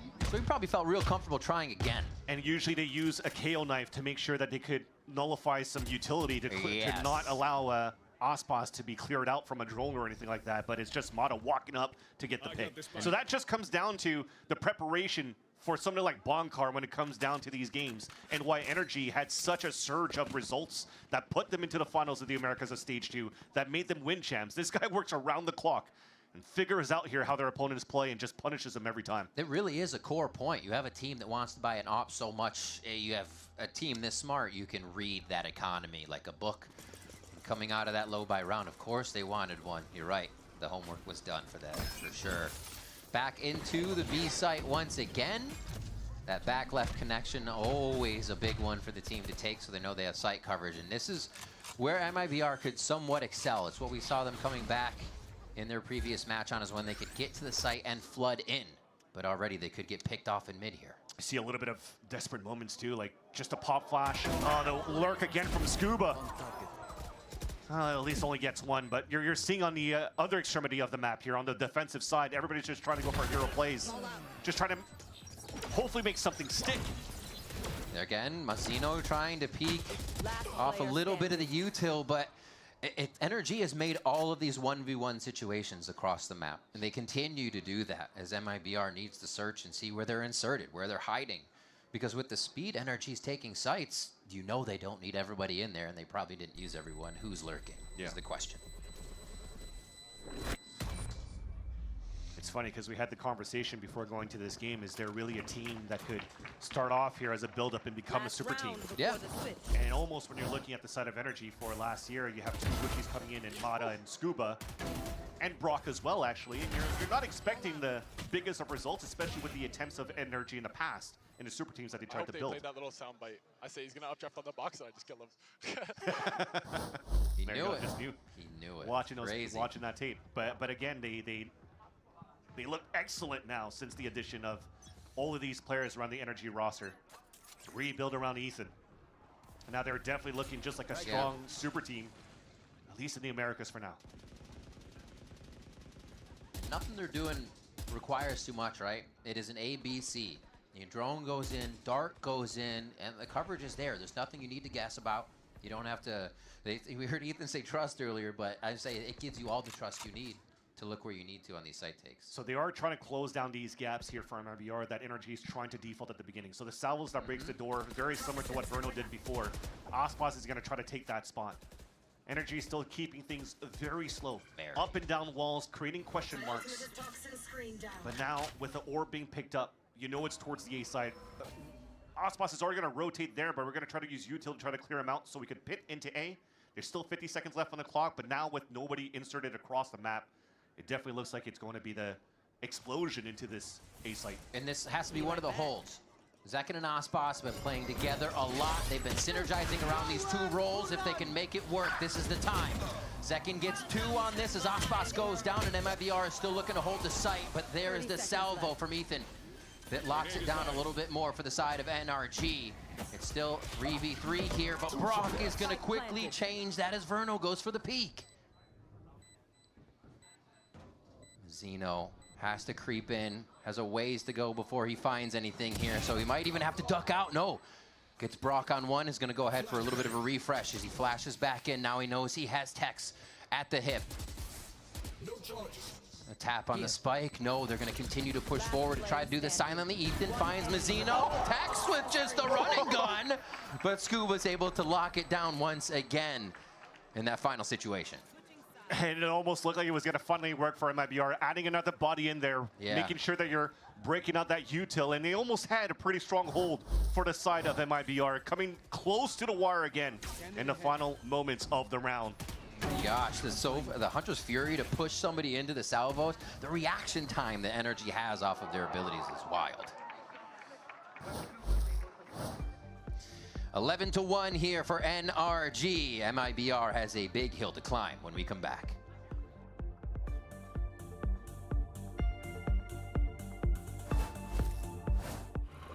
Can I help you, sir? Here's the bill from the dealership where I got my car, and I'd like you to beat it with a better deal on one of these fine cars. Not how it works. Guess you're not as cool as Verizon. Bring in your AT&T or T-Mobile bill for a better deal today.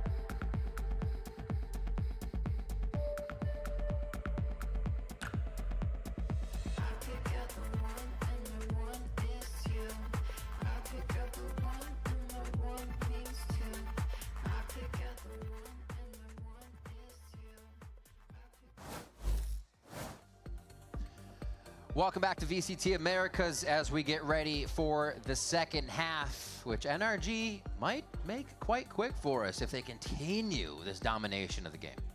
Yeah, looking very strong on just working that attack side at whatever tempo that they wanted to for the side of Energy.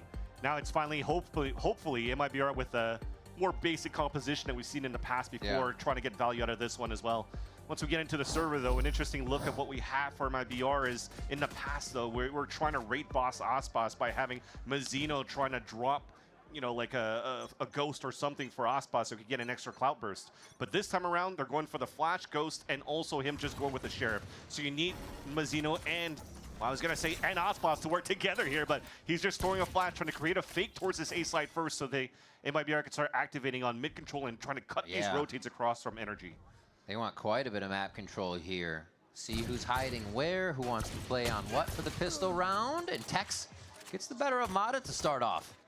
I don't think he actually identified how many were in mid either, so it's still a question mark for NRG, but they're keeping focus on it. The thing that's difficult now is how you're going to cross this line of scrimmage with this extra wall being put up by Scuba. He used to play the Vice a lot in the past, using the wall to prevent players from rushing through, doing very similar looks now with the Viper Wall defense on B. Also, there to help is Ethan just around the corner with 2 salvos. Salvos out, no dart info. And yeah, dart too.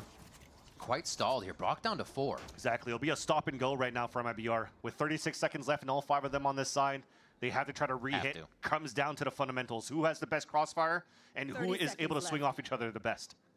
Second has 2 stars left. He's at the back of the heaven area. See if we get any here. He's going to actually split the site in 2 so they can work the front and get to the backside to plant on the left.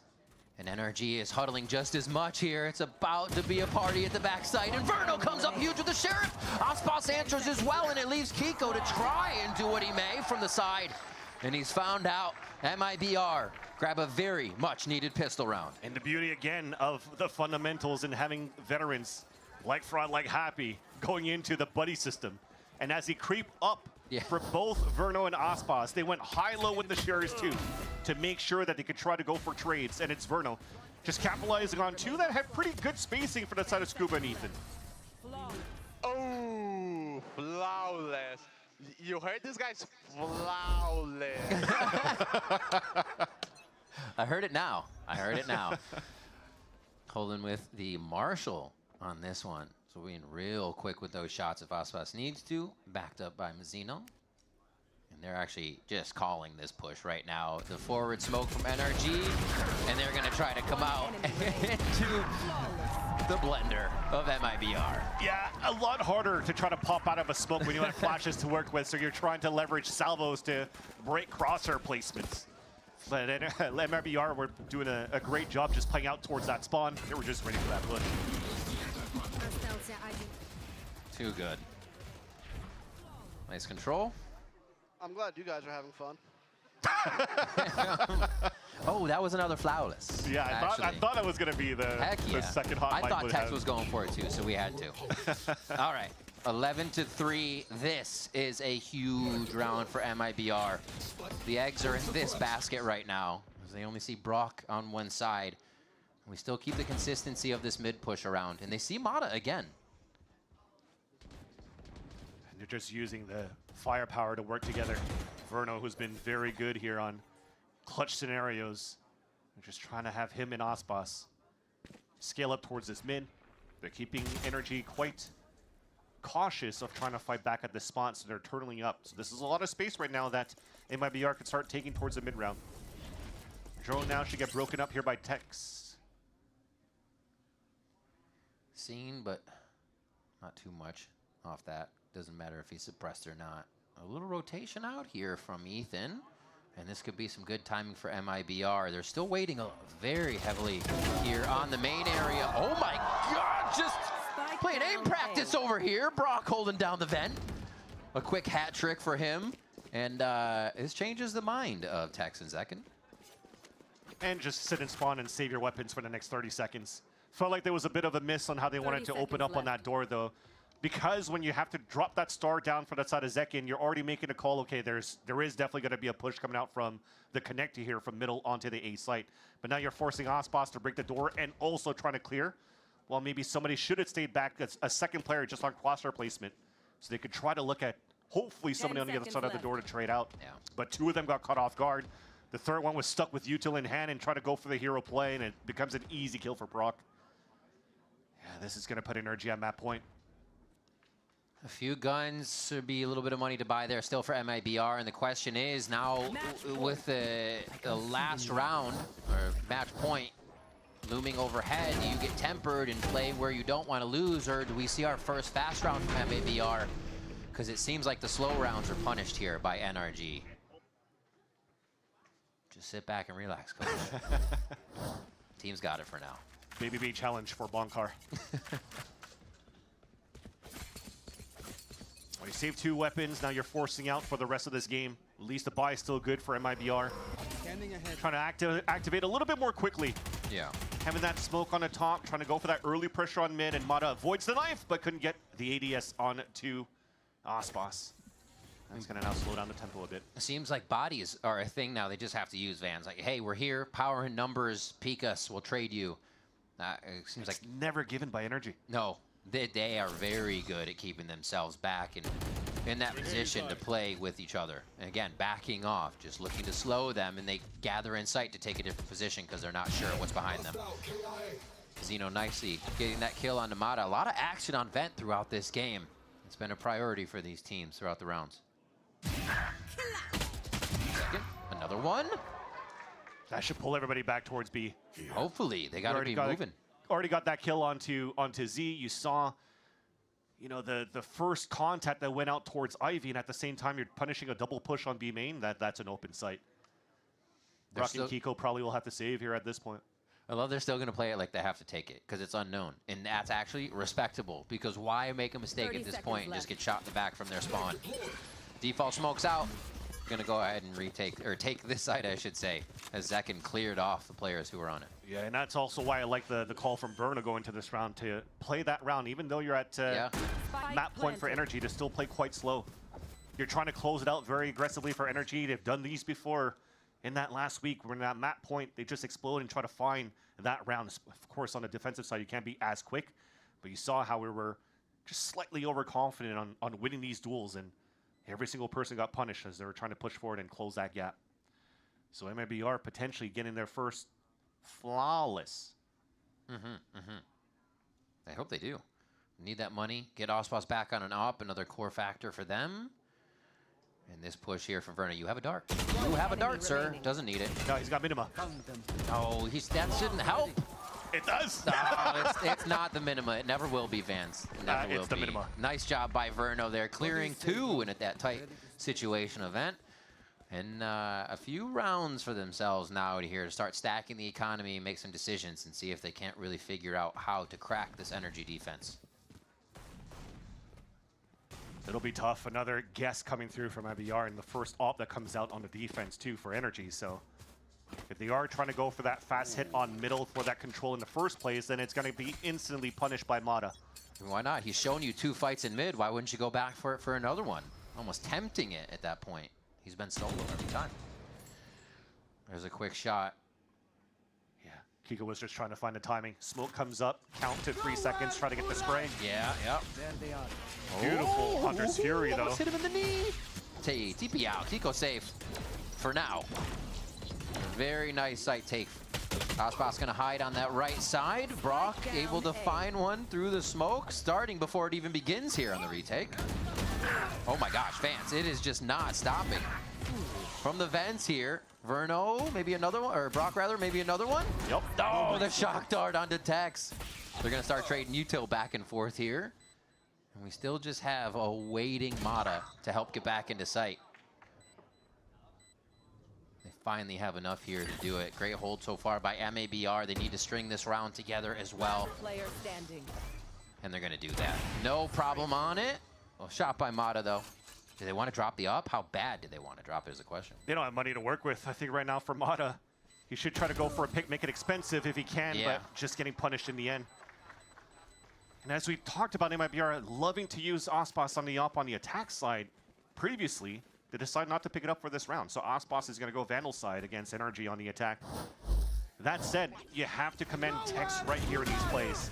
Pushing forward and getting those 2 kills doesn't really allow. I think that second salvo is probably still available for Ethan, which is another great point to the composition that they're running here for the side of NRG. They can really flood with a lot of util back at the site. And Tex was able to open that up.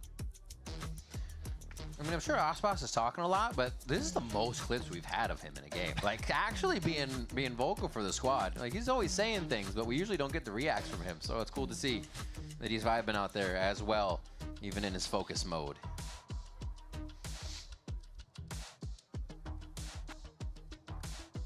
Bonkar chatting it up again. And most of the NRG guys listening here to figure out what they can do to stop MIBR's pushes here. They've actually played the rounds a little bit late, as we've been seeing. The one where Zekin was able to take out the push from B, and then the previous one we just saw a little bit quicker with the early darts and util use from both teams right out of the gate. So a nice variation of that, but MIBR do like the low round, slow rounds. We'll move soon into territories where you're going to be able to start cycling ults on the side of NRG for the next, in 2 rounds rather. Maybe Lana being the first one to be able to bring that across for the side of NRG. Yeah. But then for MIBR, you have the null command available from Zeno. The question now comes into play. You know that NRG should be going on to an eco within the next round. Do you still want to try to pop very quickly after this timeout just to make sure that you continue to snowball a couple rounds here on your attack side? I think the answer for me now is probably not at this point. Even though it looked very one-sided for NRG on their attack side to start, this is still now looking at a 4-1 on that second half for the side of MIBR. It almost looks like a very impossible task to come through here for MIBR to bring this into overtime, but it's definitely doable with how they've been opening up here NRG on their attack side. Well, it'll take them a second to pop right out of the timeout because we are now into a tech pause. So they have a lot of time to think about it before they get into their strategy. But I agree. Have to see what they have in store for us. Fraud and the rest of the team now quiet. One of the things from MIBR side, who was watching the Zekin interview, was that in their previous game, it was cool from the player's point of view to hear how their mistakes felt. And he said, we made mistakes towards the late portion of the round and not the beginning portion, which means our fundamentals are very good and the late round is very easy to fix. And that was really cool to hear. Like, you may have a lot of them there, but at the end of the round, those are ones we can share up for the next time. And it seems like here, they did have decent fundamentals, but getting towards the site, they kept getting attacked. On the flip side, they have a different mentality, and we're seeing their attack, which is just their own in its own right. But that was very cool kind of portion from him to see how the team feels. And we've seen Zekin and G2's Jogamo do amazing things on our stage, but today they're facing a new challenge.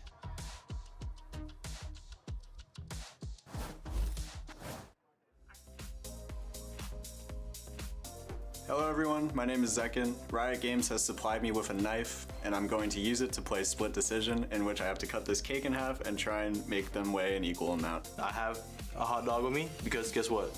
I got that dog in me. Today's goal is me splitting the hot dog in half, so wish me luck. So, off the bat, I'm thinking about slicing it right down the middle, in between these flowers. I feel like it would be nice and even. We'll roll the winnie around, make sure it's the correct measurement. Okay, the dog's looking good. But I have to take into account these sprinkles, you know. Every one of them weighs like half a gram or something, so it's very important that I count all of them individually. All right, I'm cutting the wheat on hot dog right now. I just hope I make a clean cut, dude. No. I'm feeling good about this. These look even. Actually, my right one might be a little bit bigger. I might be cooked. Let's go. One. What does it say? Okay. 2-7. Stay on the knife. No. No.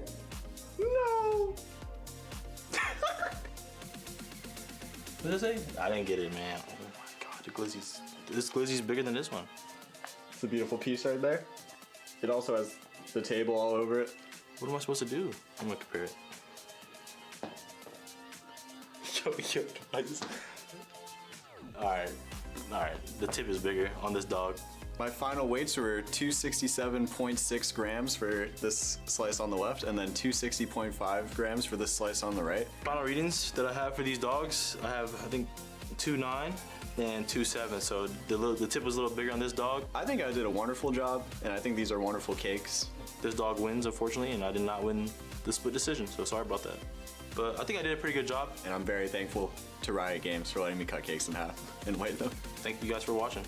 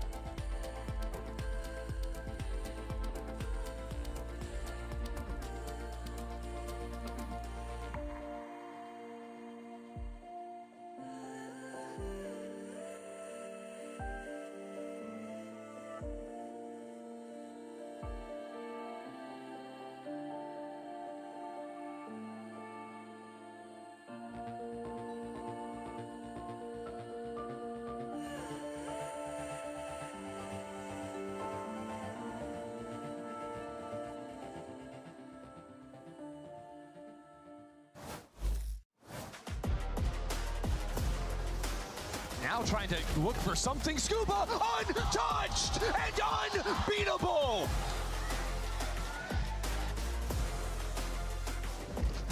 Agora contra 4 jogadores, vai ser pressionado. Pode vir, pode vir. Bora, Verno!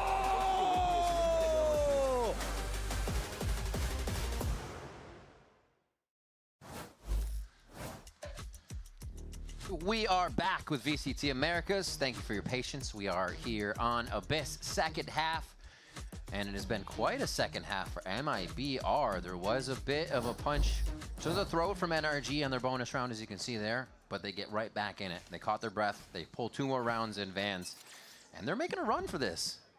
That's why the timeout's super important as well for NRG's side. It's for MIBR to make any mistake and they lose that map, so NRG have to button things up a little bit on that side. Verno already going for some information early with that knife too. Realizing now that NRG's playing off site. Aspas get into a plant. Who can follow? Everybody's in. They're realizing that they can kind of bully around NRG here on the lower by round, and that's exactly what they should be doing, taking that confidence right to the front door. Aspas is going to stay up there. He's like, yeah, I'm going to play the risky position for a moment. NRG are definitely looking to flood back as well. Drone's looking for info. Shock dart. There's some damage. That's good in the end. Yeah. The round's going to come in for MIBR, but I feel that there's still a small misstep on MIBR's anti-eco here. To still give that plant for Mazzino and not to give it for anybody else. Tex is now 2 away from his ult. If he actually got that plant down, they could go for orb control in the next. Aspas is also 2 away on his own. That would have given him a chance here to, again, snowball some ultimates. Give him a chance to hopefully string a couple of these rounds, but it's a little bit of a mishap. That's a new song, apparently. Tex making it up out there. Over towards the left, so it looks like they might just rip this null command at the end of whatever strategy round 19 has for us. Early smoke mid from NRG to start them off there and just slow down any push. Oh, that's huge. Ooh. Yeah, Mana could stay on this line. The salvo actually pushed Verno away from the drone, so Mana could still continue here. Especially with the knife being shot out, this has to be a little bit of a signal, at least for the side of MIBR, that they should not continue to commit. If you're playing out in the open like that and immediately breaking util, it's so you much have commitment to know it. Yeah. that there's going to be an op or at least Mana in somebody in aggressive position. It's a great call. You got to be heady on the state of the game. It's one of the things we see both of these teams being very aware of what possible situations could be at hand. And here, Brock looking for another 1, 2, 3 maybe if they come through. This is also preparation coming in from NRG. This camera that's being thrown by Tex. When you're throwing these smokes on the top of that mid side, he uses a camera to ping the door and he breaks it as a wallbang and lurks up. And as it gets broken up, they could try to go for the late hit, the 4-1 at that spot. So that's why Energy, they already have 2 players on top of that side. Kiko Paranoia is also stored up there. He's trying to get away from this no command. 30 seconds left. Just orbing out into sight. Brock looks straight down in. No one's really trading. They're all standing to the left side of the smoke as they see their duelists go in. And this could be it now for NRG. Instantly shutting down MIBR in the entry, but Verno, alive for a moment, can't get over to Mizzino to get him alive. And now Tex, the last one alive as the kills come through. TP to the other side. Tex is trying to find the kills. He heard the TP, so he's trying to swing it back and forth, and he keeps it alive for now. There's no time on the clock as it's been delayed, and NRG get a 13-6 Abyss. A strong start for the side of Energy and a dominating map in the end. I'm actually glad we had a little bit of a tech pause that allows for us to stretch that game a little bit because it was very dominant for the side of Energy in the first place.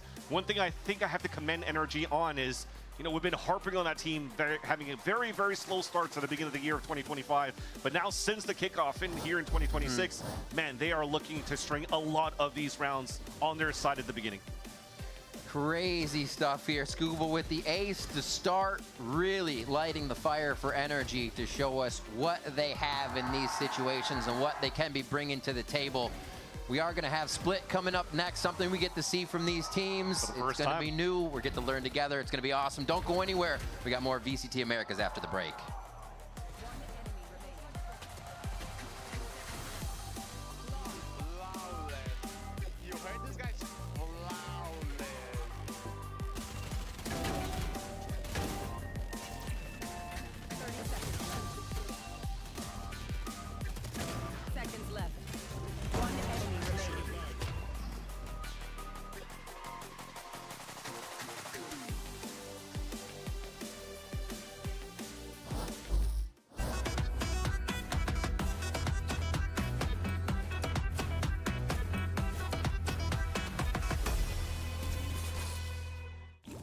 Holy smokes! You don't look so good, boss.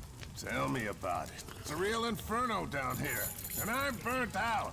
Here, try a Red Bull. It's devilishly good. Red Bull?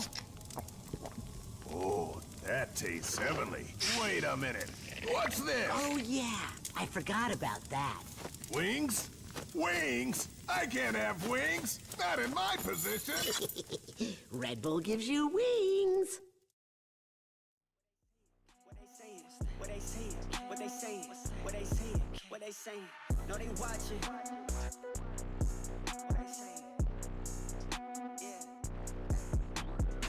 No, they watching.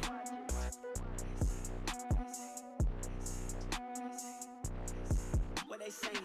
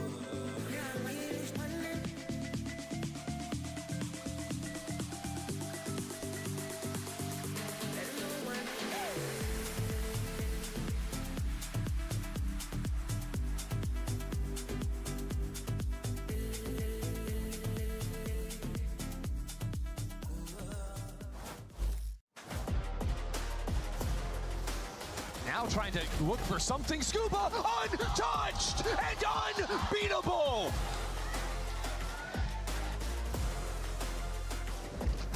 Agora contra 4 jogadores vai ser pressionado. Pode vir, pode vir. Para Verno!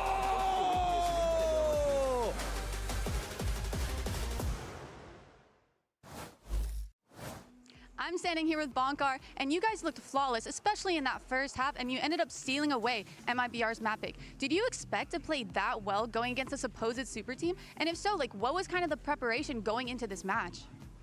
We had very good prep on them on Abyss, to be honest, but mainly we're just focusing on ourselves, trying to get into our groove and play our game and playing in our tempo. Yeah, I mean, you certainly did that. Good luck in the next map. It ain't a VCT broadcast unless a coach says they played their match. That's right, folks. But that's exactly what happened, though. NRG comes up with the win 13-6. MIBR tries they might. Did everything they could to fight back into this one, but the world champs were just too good, dominating MIBR on their own map pick. And look, they're starting off with yet another bonus win as well. I mean, Dryad, like this team, they just can't be stopped in those critical moments. They played 3 maps so far, and 4 bonus they've been able to get away with. 2, it was the second half, and also the second half of that second map against Cloud9. But it really shows, and the reason why it's just not, you know, it has an explanation. It is that buy that they're having with the light armor that they've been doing since champs. They continue to do it, and teams, it seems like they don't really realize how easy it can be to punish that. Yeah, I feel like just getting an outlaw on the other side might be enough to punish, but yeah, it's really helping them snowball a lot of their economy into these rounds, as well as getting all those orbs. They're really proactive with that, so NRG just looking really good for that section. Yep, and it helps a lot that their execs are flawless. True. We talked about it a bit before the match even started, and you know, we go into the bonus round, and Tex, he had no chance. Yeah, he had no chance on site. It's truly impressive stuff, without a doubt, from NRG. I mean, Jonah, what else was sticking out for you in that game? Because it did feel like when NRG on that first half, that 11-1, so dominating, you could tell that confidence was through the roof for those guys. Yeah, for NRG, I mean, it looked very easy for them. And while I was watching the game, something I noticed is on MIBR's side, it felt like they weren't trusting each other. Very like hesitant, retaking, and then out of nowhere somebody's in sight when they shouldn't be, or vice versa. It felt like they weren't on the same page, but I have a feeling they're gonna talk about that and fix it for the next game. Yeah, certainly things that you're gonna need to want to clean up as you get ready for the second map here. But one player though who ain't in a position to clean anything up because he's absolutely dominating. It was Scuba. Started things off with an ace, Myrna. You know, there's no big deal. Yeah. Right? It kicks off the show, but then from there just continues to put on a great show. Dude, we were even talking in the green room. Jonah, you're like, is this a 5-bullet ace? Only 5-bullet shots. We thought it was gonna be like that, but it wasn't. But it doesn't matter because Scuba, he's really. Wait, they put Scuba Doo on here. Let's go. Yeah, I thought you saw the lower. He's been phenomenal. I mean, putting his wall up, playing around with his util, being able to kind of make sure that he has that Viper pit on site when they're doing their executes. I feel like everything he's done has been really good. He actually had these stats versus C9 versus MIBR, and you can just tell that he's super consistent as well. It has been really impressive to see Scuba play that opening match against Cloud9 and also the match that we are seeing right now against MIBR against Cloud9. Those last 3 rounds when things were getting a bit more complicated on Breeze, it was because of him, whether it was, the Viper spit, whether it was a bit of those kills, those clutches. He's doing this constantly, and also lets this energy team start and to get some momentum from that early round to that 11-1 that we saw. He's their clutch player constantly, which is crazy. Here's the thing though, now we go into split, and something you guys had noted before is we haven't really seen this, right? So kind of an unknown commodity coming into this one. What are we reading here, Dryad? How are we feeling about both teams coming into split? Can we see a closeout for NRG? I definitely see it being a 2-0 for NRG. I'm super confident in this team. We talked about it. I feel like the experience really shows in the way that they played with each other. We saw it in the opening. We just saw it again. Even when things get a bit more complicated on site, the way that they're playing with each other, I just want to see what Kiko is going to be playing. I don't mind a double duelist. Kiko now has been playing 3 different agents as well so far. He's played the Neon, the Killjoy. We just saw him on the Omen. I feel like split is anything they want. Yeah, I wouldn't be surprised for a double duelist. What would you prefer in that instance? Honestly, how this meta is probably double duelist for split. Yeah. And especially, I think it matches NRG's playstyle. What's the benefits of double duelist for people who may not know? The benefits for double duelist is basically just, your straight up execs are, stronger than, just the bursty pops. Yeah. And you know, if teams don't react in the right way, if they try to like hold it up front, it can get extremely dicey. So. Yeah. Essentially, you're just getting punched in the face multiple times by the double duelist, right? Especially for an energy that we've seen, they like to go for those fast hits sometimes, and that double duelist really, really helps. Yeah, well, let's figure out what's going on in the MIBR camp right now. They have a lot that they need to figure out as they get ready for Map 2. Let's go ahead and check in with Emily once again. I'm standing by here with Coach Fraud, and you guys did just lose your map pick against the world champs. But, you know, you've looked really solid up until this point, and we even saw you guys kind of heating up in the end there. So I'm just wondering, what are some quick fixes you're looking to make going into map 2? We had a really slow start. You know, they're a world-class team, and we can't give them too much space. We can't give them too much momentum. So we're just really focusing on our game plan and just making sure we start the game off on the right foot. Yeah, I look forward to seeing that. Best of luck. All right, well, there you heard right from Coach Fraud, right? They had that slow start. I think, of course, that is a safe thing to say. And look, I want to address the elephant in the room here outright. You know, you had a couple tech pauses, kind of slowed things down a little bit, Myrna. I'm assuming, you know, you've been on the stage, you've experienced that start-stop, right? That's always a difficult thing to have to work with. I mean, it always sucks when you're kind of losing that momentum, or especially if you kind of have a game plan from the last round. You start to sit there and you're thinking about it and you kind of tend to lose it just a little bit. I think, too, when you're facing against NRG, who they don't That's the thing, you have to regain, right? Yeah, no matter what. They don't seem to be kind of like faltered by that momentum stop. They don't really care, and their vibes definitely like push up to that. So it's definitely annoying, but I think it kind of is the name of the game here. I mean, you're on the stage. You got to lock in when you need to. And it also feels like Energy had an upper hand because MIBR played this map before. So it was clear that Energy knew how MIBR were going to play. Which is what Bonkar said. Aspas pushing, or it was the mid gaps that we talked about in the pre-show. There were just those little things that really helped out Energy get some momentum going. So now that we're going to map of split, there's a chance for MIBR to get a bit more comfortable and know that, you know, they can run their own strats that we haven't seen yet. Yeah. Is that your read as well, Jonah? My read for them, I think this is going to go 3 maps. I'm very confident in that. Yeah? Okay. Yeah, and I think towards the end of the game, you saw Aspas and Tex making jokes, laughing when they're getting, you know, stomped. So I think that's going to play a big part in the next game. Oh, I like what Jonah's cooking over here, folks. All right, everyone, we're going to send it to a quick break. But on the other side, Riv and Vansili are going to see you for another epic game of Valorant right on Split. We'll see you guys in a little bit.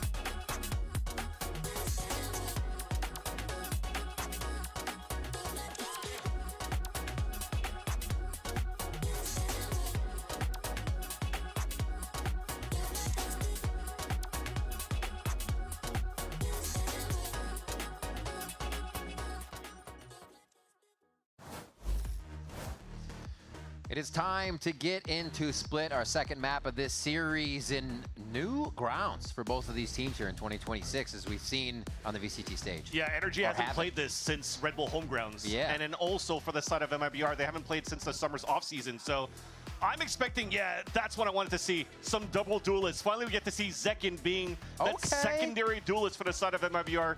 Long have we waited, and now we finally get it on that side. But also, if we want to look at it, Energy, we haven't seen them at all, and they still want to take advantage of that Whaley and Nateo.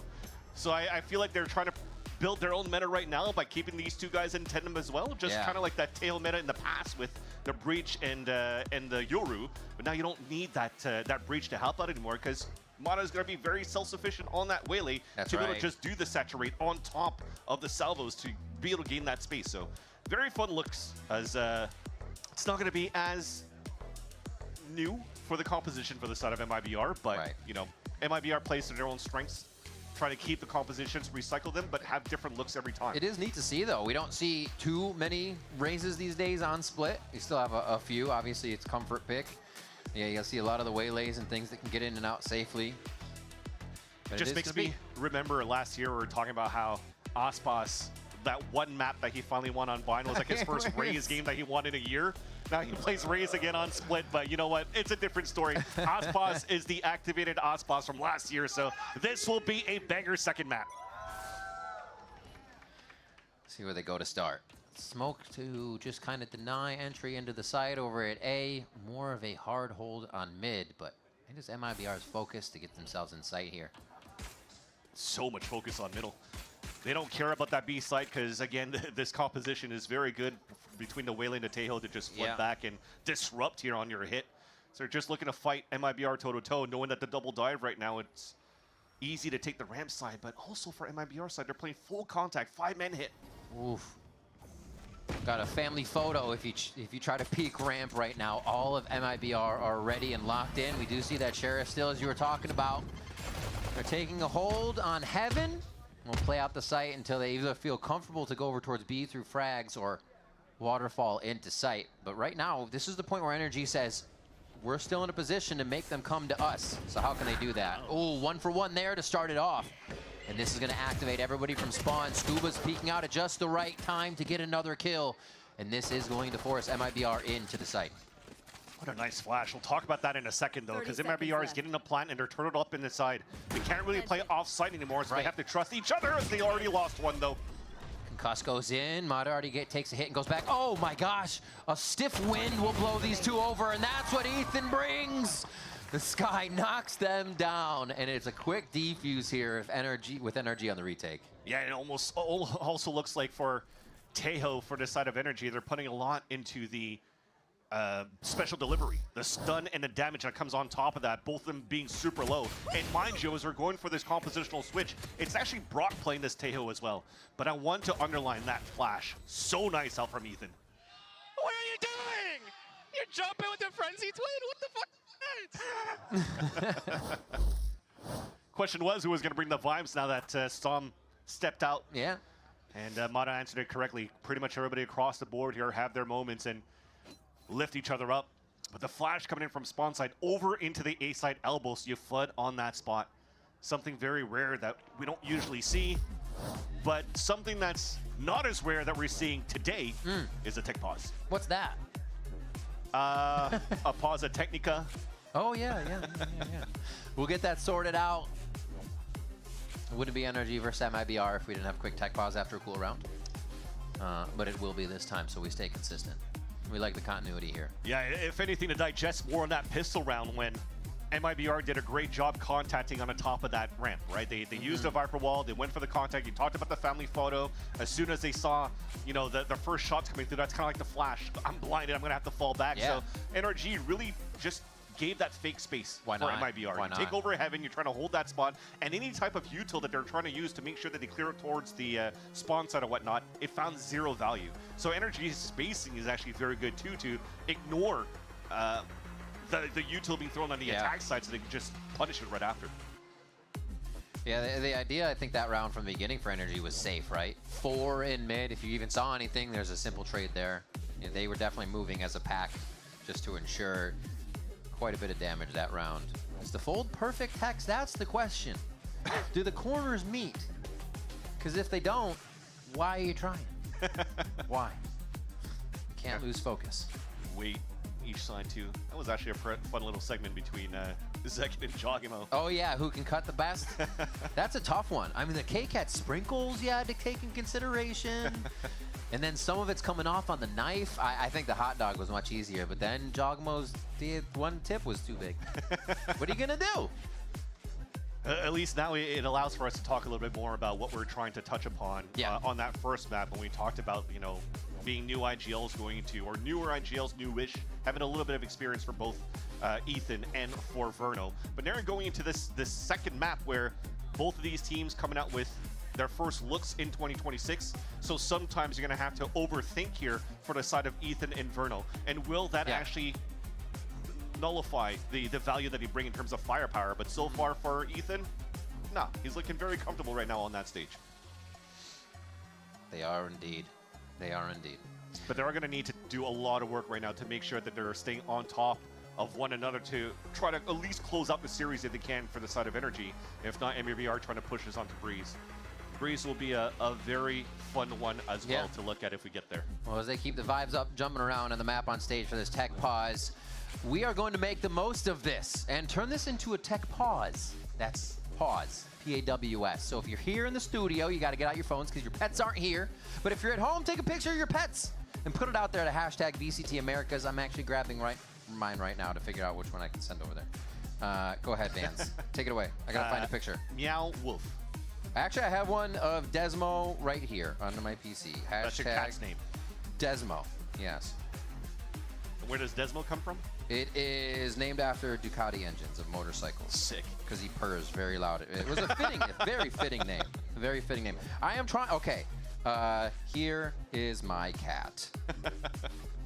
My cat. Do we have a hashtag pause in there? Nope, just tech pod, VCT America, boom. Cat sent over the interwebs. All right. And you should too. Or dog. And now again, the exciting factor as we're able to continue to talk about this this second map too is Zekin now showing up as this duelist too. He's been not necessarily quiet because when it comes down to watching that last week performance that he had, yeah, he didn't put up the huge numbers in, but at the same time, he just has enough aura that there's so much respect given to him. Oh my gosh, that you forget other people as well. It's and crazy. Even Zekin talked about it. Man, they're so They're afraid of me at this time. And now you have to be worried about Zekin playing as this Yoru. MIBR on a pistol eco, just going to farm ores. But the thing is, there's nobody really rolling a default on that side over towards A. So it's very hard for them to go back at that point to just maximize these orbs. Maybe picked up by Mata here as soon as he clears towards the A main side. But that is confirmation now after orb being picked up and you have this forward of control towards that A site. That MIBR are just looking to slow things down on that mid take, which is why you're cycling util this time around for energy. Snakebite already out. You're going to go smoke to smoke. And then gun out for Brock to try to mow some players down here on the Stinger. I think if there's any contact here, we're going to see Brock util through that smoke. Stinger fall back. Both of them playing the same thing. Oman. Oh, little cat and mouse there. And Tex gets his head blown off as he tries to come up the rope. Mazzino checking for Kiko, and he does find him. But Kiko gets some great info that they're still just trying to default around the map here towards the B side. Yeah, special deliveries going to do a lot again. Oh, never mind. Just brings it across the wall, but at least found information. This is still going to be a finish for MIBR towards this B side. They already have 3 players there for energy, so this should be an easy one. Gives me a chance here to just commend on Scuba's mechanical skills to be able to fall back the way he did after he's getting hunted down so quickly by 4 players. The wherewithal to turn around for the quick kill, knowing it's still an escape, right? It's you know your timings. So good. And the timings there for the B take are going to be thwarted. NRG clean up a second round here as we get to the bonus. That's talked about this, how many they were able to convert and how strong Energy has been on the bonus. So let's see if MIBR can really take it to him on this one. Yeah, because also when you're looking at what Energy brings out, winning pistol round, getting a bonus to get rounds where they have a lot of rifles on their side too. Yeah. But now that they haven't lost too many players in the process though for the side of Energy, it's going to stay with what they had. Stingers, Judge, Bulldog. How do we want to run this here for Energy? Oh! I heard it from the crowd before I saw it on the screen. Hiya! Quick little tech pause coming in here. Oh, hope it's quick. Round by round. Round by round. Damn. All right. And Jonah P said 3rd map, so I'm ready for that. I'm sorry? Jonah P said 3rd map. Yeah, guaranteed, he is right? considered that we are guaranteed a 3rd map here on Debris. Yeah, I mean, you're looking at what MIBR is pulling out right now as their composition is something that's fairly known as well in terms of how you run things. You've seen some teams going into 2026 where they want to redefine the meta too, especially with Timotino for 100 Thieves, with how you're just pinpointing players that you just want to isolate and kill, going into like the shorty dash kills that he does very, very well. And it's fun to see that going into place, but the MIBR comp is still a sure lock right now to make this very doable on their side here for MIBR. Just as Fraud mentioned in the coach, or in the between map interview with Emily, you just got to play your own game, focus on what the game plan was. You understand where you're going to play against your opponents too. If you're going to play against the Waylay as a coach and you're watching these Vons and you're trying to prep for these, you already know the gaps that the Waylay is going to take when she's going to dash. How much more in terms of meters of like 5'10" with the saturate when she's going to throw that, right? So you could space yourself quite well to avoid that utility and fight back right after, which is something that Furia did excellently versus Sentinels in that upset match. Yeah. That was a professional observer cat, by the way. Yeti's cat. And that's a professional caster cat. That's a caster cat. That's right. Big old Maine Coon. Who do we got here? Samso Kun's cat. Amazing. The tech paws are coming through. We love it. All right, we do need some dogs, though. No, it's okay. Where are the dogs? I am a dog person, but I just like animals in general. Oh my Even God, better. it's a guinea pig. Even better. That looks like a little snap pea. There we go. Smiling at the same time. Look at the flannel. Little puppy eyes. Less puppy eyes. There is a treat in the hand on the other side of that picture. Sab is staring straight into my soul. Whoa! What? Is that cat radiant? Yeah, probably, because he's looking at the play we just failed. Like, you did what with that smoke? That sounds like a duo game between you and I. Hello. Do you have games on your phone? This is good. This is how we spend the tech pause, ladies and gentlemen. Baba Booey. That has to be Lhasa Apso, Shih Tzu. Love those. Those used to be my dogs.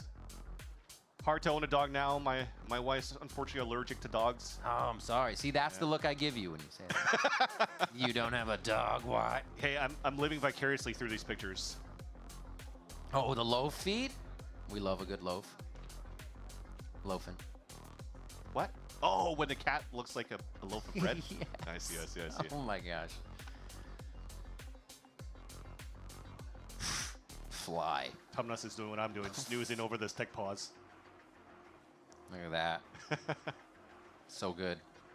Actually, that's live, right? Because that split right there. That was just a couple of seconds ago. That is, and that's what we're doing currently as we wait. But we do have our pros to explain their in-game names in a new episode of Profiles. Thank you so much for all the pause. Okay, so my in-game name. So I just put my last name because that's what people started calling me in school at the time. So like VALORANT came out and I had just changed schools, and there was already an Eduardo in the class. So they started calling me by my last name, and that was the first time it ever happened. So I thought it was cool, and then I put my last name as my IGN because again I didn't really think it through a lot. So that's it. So the history of my IGN narrate, pretty much it just comes from, I used to have this name called Underrated. Like that was just my name in game and stuff. And I didn't like it because I just thought it was like too long to say. It's not a good name, to be honest. So I was making music at the time and I just want to find like a shorter version of that. So I just found the word narrate out of, rated, like underrated. I just found rate out of that and then made narrate. And obviously it relates to music, so I just thought it was a good name, and then the 4 is just because I'm really awesome and cool, and I just like pressing numbers. The story behind my IGN is pretty simple. I wanted to be a try-hard back in Call of Duty days. I wanted something short, Apex. Everybody had Apex, so it's Apex backwards with an extra P and an A. I played on like a minigame server, and there was like a community on it.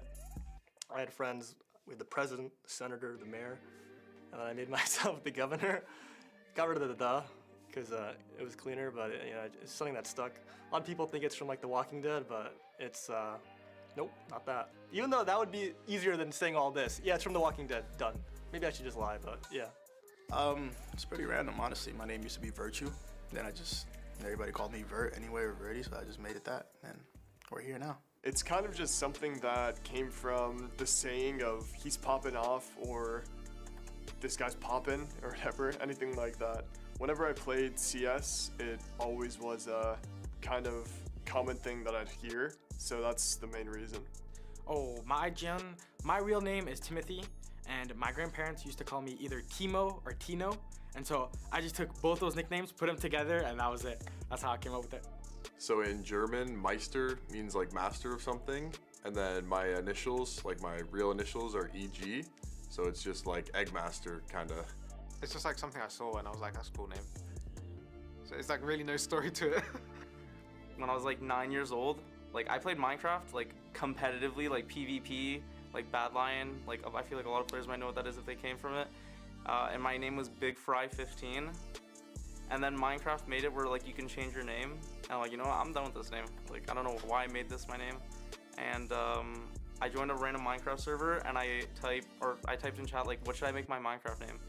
and some guy named Untitled MC, and his name's Kevin, I think. I like catch up with this guy like every like 2 years or something. Like he'll just randomly message me like, holy crap, you're a pro. He was just like, bro, cool noob. And I'm like, you know what? Like for some reason in my head, like my 10-year-old head, I'm like, I love it. And yeah, I just became cool noob.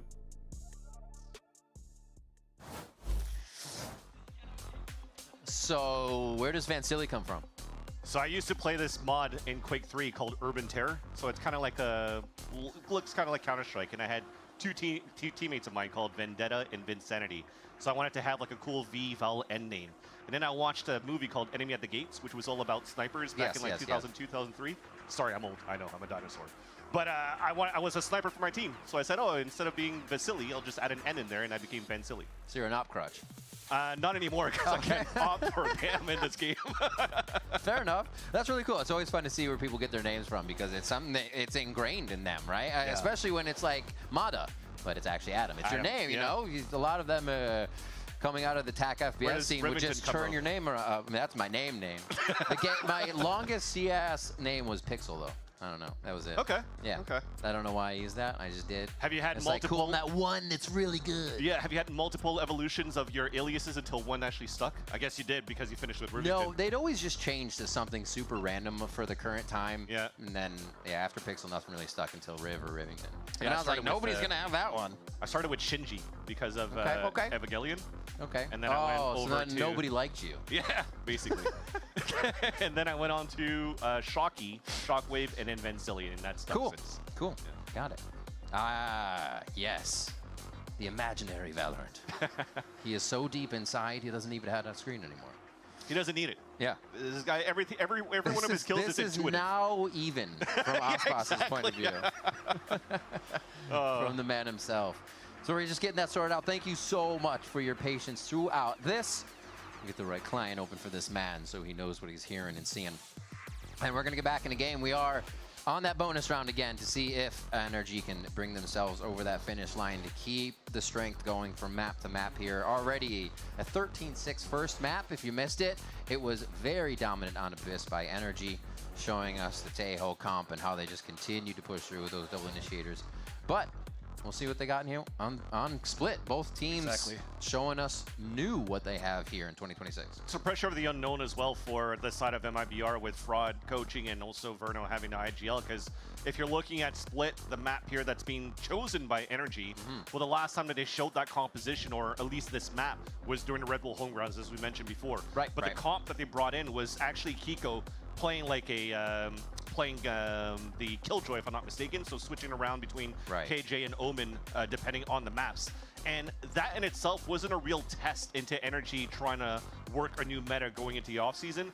Bonkar mentioned it in a conversation with an independent interviewer, which is some entry Andre. Got it. So they were talking about it, where he was also mentioning where it was more of like a team building exercise and moment and event for Kiko to just be accustomed and acclimated to the team. Because outside of that Red Bull Homegrounds, all the practice that was done was still him playing at 100 ping while he's still trying to work his visas coming into North America here. So it gives them a chance to get to know each other quite early and then just create a little bit of a brotherhood, friendship. You're already seeing it from the pictures. It's like a trio right now between Mata, Scuba, and also Kiko, just being the bad boys now on the Energy socials. And now just finally going into getting acclimated and now building your team, building your strats, building your meta, and now going with a whole different composition that throws MIBR potentially for a loop right now to have to rethink. Yeah, and if the coaches are true to their word, like GB says, it's always said they're playing their game the way they practice. It's what keeps them comfortable, and that could very well be what helps MIBR push into this bonus round so they can get themselves on the board. Here we are, golf claps. Back in. Thank you so much for your patience. VCT Americas is live once again here with NRG versus MIBR, and they flex a little towards B. Last time it was leaving Mazzino. Now they're going to leave Zekin, which means a little bit more of how this strat's going to play out. And remember, this is a bonus round for Energy, so already when you have Ethan pushing out and breaking that boom bot, you're now forcing MIBR to make the next play. And they're playing a slow default right now on their side, expecting an Energy push, which is why you kind of have players just on the extremities watching for these pushes. But as it continues to stay super quiet, which has been the name of the game for Energy, at least for the first few rounds, MIBR will have to go for the blind hit into a site and hoping that their util is good here to really overtake their opponents. And it looks to be a split potentially for vent control at the start. Yeah, a little bit of movement now for Tex up the ramp. And that's going to give them a little more access to that vent control that you're talking about if they want to take it. But there's also a paranoia ready here to take Heaven on B side. Yeah, so and also with the time remaining, so you have 30 seconds left. They already dogged 15 seconds ago, then they went for the drone, and they still see Zekin here. You don't have a TP anymore for that Yoru, so you're probably just going to think that they're going to split into this B site, so they have the perfect read now with the numbers for Energy on the high-low crossfires. 3 in sight. Ethan still has a flash in the back, so they can get back into the fight. Dodging the first one, and Aspas has already got us off to the races. Somehow Energy are finding 2 to answer, 3 now. And they're keeping it quiet still. There's almost no action, and Energy is just hiding in the shadows, waiting for the peaks from MIBR. And it's going to be an NRG round just like that. Yeah. Ethan is amazing right now in his form from Champs until now. What really helped here, Energy move them forward to hoist that trophy at Champs is also, remember, the breach from Ethan on Sunset. Yeah. And his firepower, the way that he moves around, the way that he jiggles across, finding his perfect opportunities to isolate these fights is just pure advantages of fragging IGL that you have now for Energy's arsenal. He still had that flash in hand too. I was like, I don't even need it. We're just gonna go ahead and clean this up. 7-0, not a problem. Seeker's ready. And that previously they had Scuba's ult to get into vents on Abyss early because of his ace. Now they have another big ultimate early and ready to stop MIBR. Whether they use it or not for the low buy, they might just go for the throat on MIBR's next buy. There is a rifle though for Zekin. Small shield with a Phantom, and he's looking for the opener here. Getting one hit would be perfect for them to move into the next round. They could still buy in the next. He'll have Dimensional Drift. Does get the dink onto Ethan. Unfortunately, that will not result into an orb and not into any map space at all here for MIBR as well. So he's using Mata now just to get a bit more space and clear that back because he's so low. They already heard the Judge and Vents, walked right away from Scuba once they heard him take down the dog, or the Prowler rather. Now they're going to work it towards B. A little bit of a lurk from Zekin on this one. Full cleared on the right side. This is going to be an easy move for Energy now, but can they get into defensive position quick enough? I already thought they had the read there with how forward Mata was on that A-line already, but using the Seekers, you'll take it on that side for MIBR in your quasi-eco. So much space. Yeah, they're looking. Like, is he there? Oh, he's going to clean blindside them with his timing. Chooses the last one and is going to back off to play his life. Great pressure from Mata. 20 seconds left, though. Energy's overreading that. It's a hit from Vents to A, and finally, here comes the clone up, and that's the call. They have hit towards separated the B site. Just a little bit. You're right, it could be the reason MIBR gets the ground they need. Ethan goes down from the damage earlier. That headshot over at A pays off. They just have to be careful for the return fire from Kiko. He's done it before, but is there enough? There's too many angles. It's only the head of Mata, and it can't be taken off. Beautiful job there coming around. Actually, that was ahead of his teammate, but still another round for NRG. Yeah, I mean, even Kiko already did an excellent job anchoring up on that site. Trying to figure out if he was going to get backstabbed in the front. He had a head on a swivel looking back towards that pillar, back towards Heaven, and then realizing after this kill on Heaven, there's no time left. I can hide around the pillar and then just win this off time for the team. Jeez. Looked good here for MIBR with that last second hit because it really felt like NRG overread and overthought the scenario. But the anchors around both Ethan and Kiko so far on the passive plays that they're holding around this B side has been excellent. It does seem like unless the anchors move, they're still in a very advantageous position, even if they have the leaners going left and right between sites on the defensive side. Death ball status from MIBR, trying to put everyone together here for this gun round, and that operator from Mata is locked onto an A line. So again, NRG can move early. This is just like having that Seekers info almost, just not as guaranteed. And Zekin's waiting for that TP to come across here. So here comes the ult, then you take full map control. Nightfall, Molly's over top, so they're committing their lineups. They're committing everything here. Zekin's already made it back site. Mazzino's able to clean up too and bring hell straight to the doorstep of NRG. And Scuba's only able to get a sniff at 1 kill here. Still 4 members in sight for MIBR. Yeah, somehow the Nightfall got a lot of value here. Lots of tethers that you saw around that site. And that just allowed MIBR to very quickly tempo into the site. Just catching players off guard. Op shot misses, and that will be Mata forcing to save that. So the first time that you're showing the op, that'll keep MIBR ready going into the next round, knowing that they have to watch out after Mata now, having to utilize very early util to try to spot where the opera will be. Exactly. That's why you're playing this composition. We just talked about the differences here. Having Prowlers, having the Boom Bot. It'll give you a chance right now to really work around that map and maybe avoid Mata in the first place, or try to find ways to punish him on top of that if you realize where the opera is going to be posted up on the next round. Nicely executed onto B. MIBR knew exactly what they were doing there, and I think it also shows a little bit of the trust, as Jonah P was mentioning, that MIBR was lacking in the last map.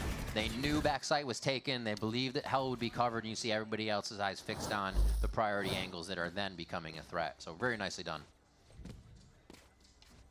While they only had to use the Nightfall, that was the only thing that was available for them in the last round for MIBR, but Zekin getting that space and getting the kill, that's Dimensional Drift available right now. This is actually great looking at MIBR's next couple of rounds. They're looking at 5-man hit once again, using potentially this ult from Zekin.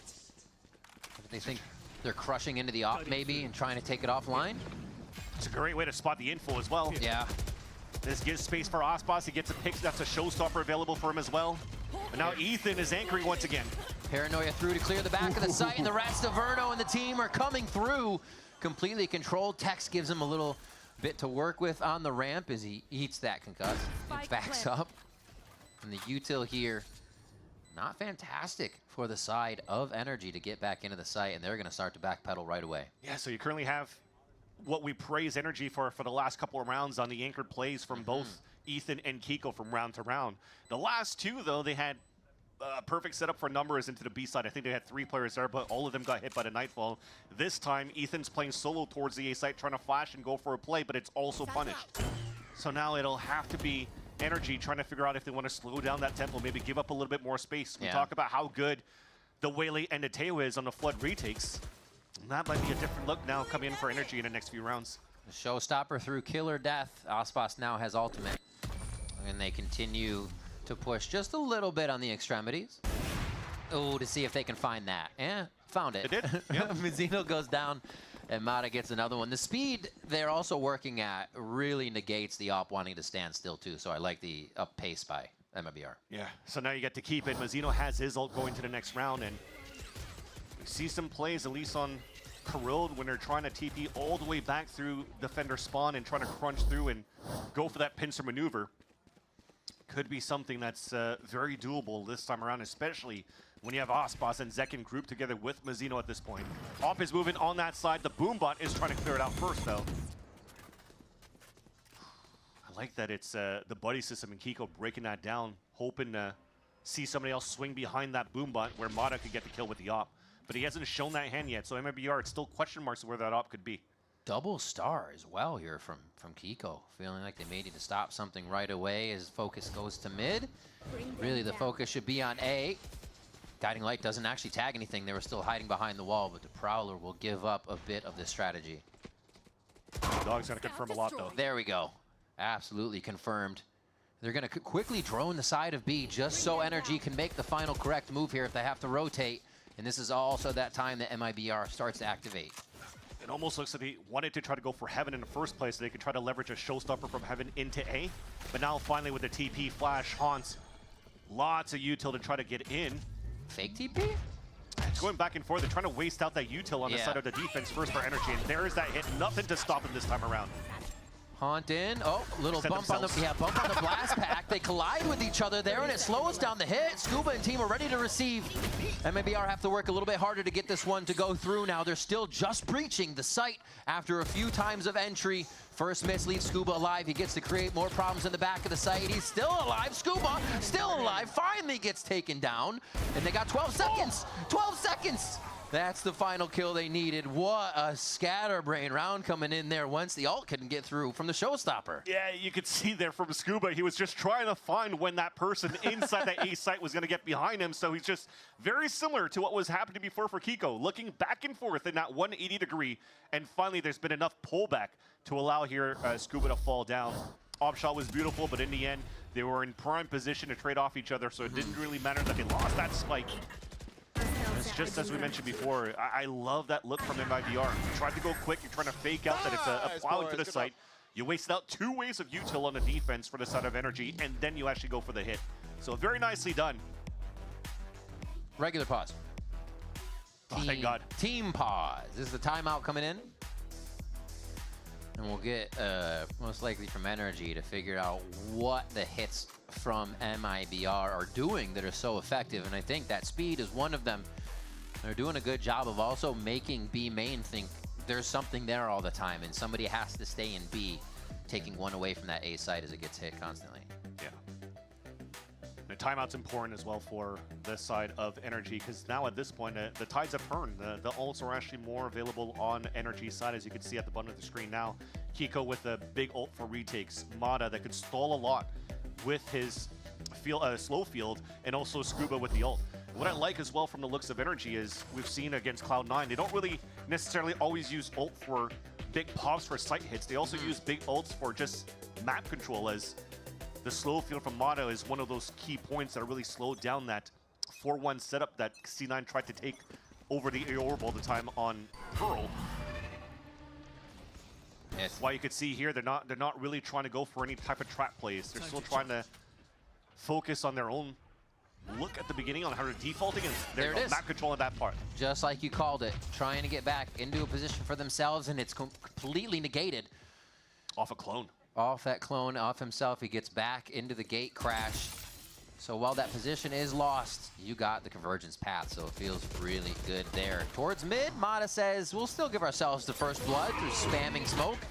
Nice timing there. And just waiting as long as he can before he puts his snake bite down, so that also cancels out the paranoia. He's almost able to get out. Has his secondary exit, though, in a saturate and just backpedal.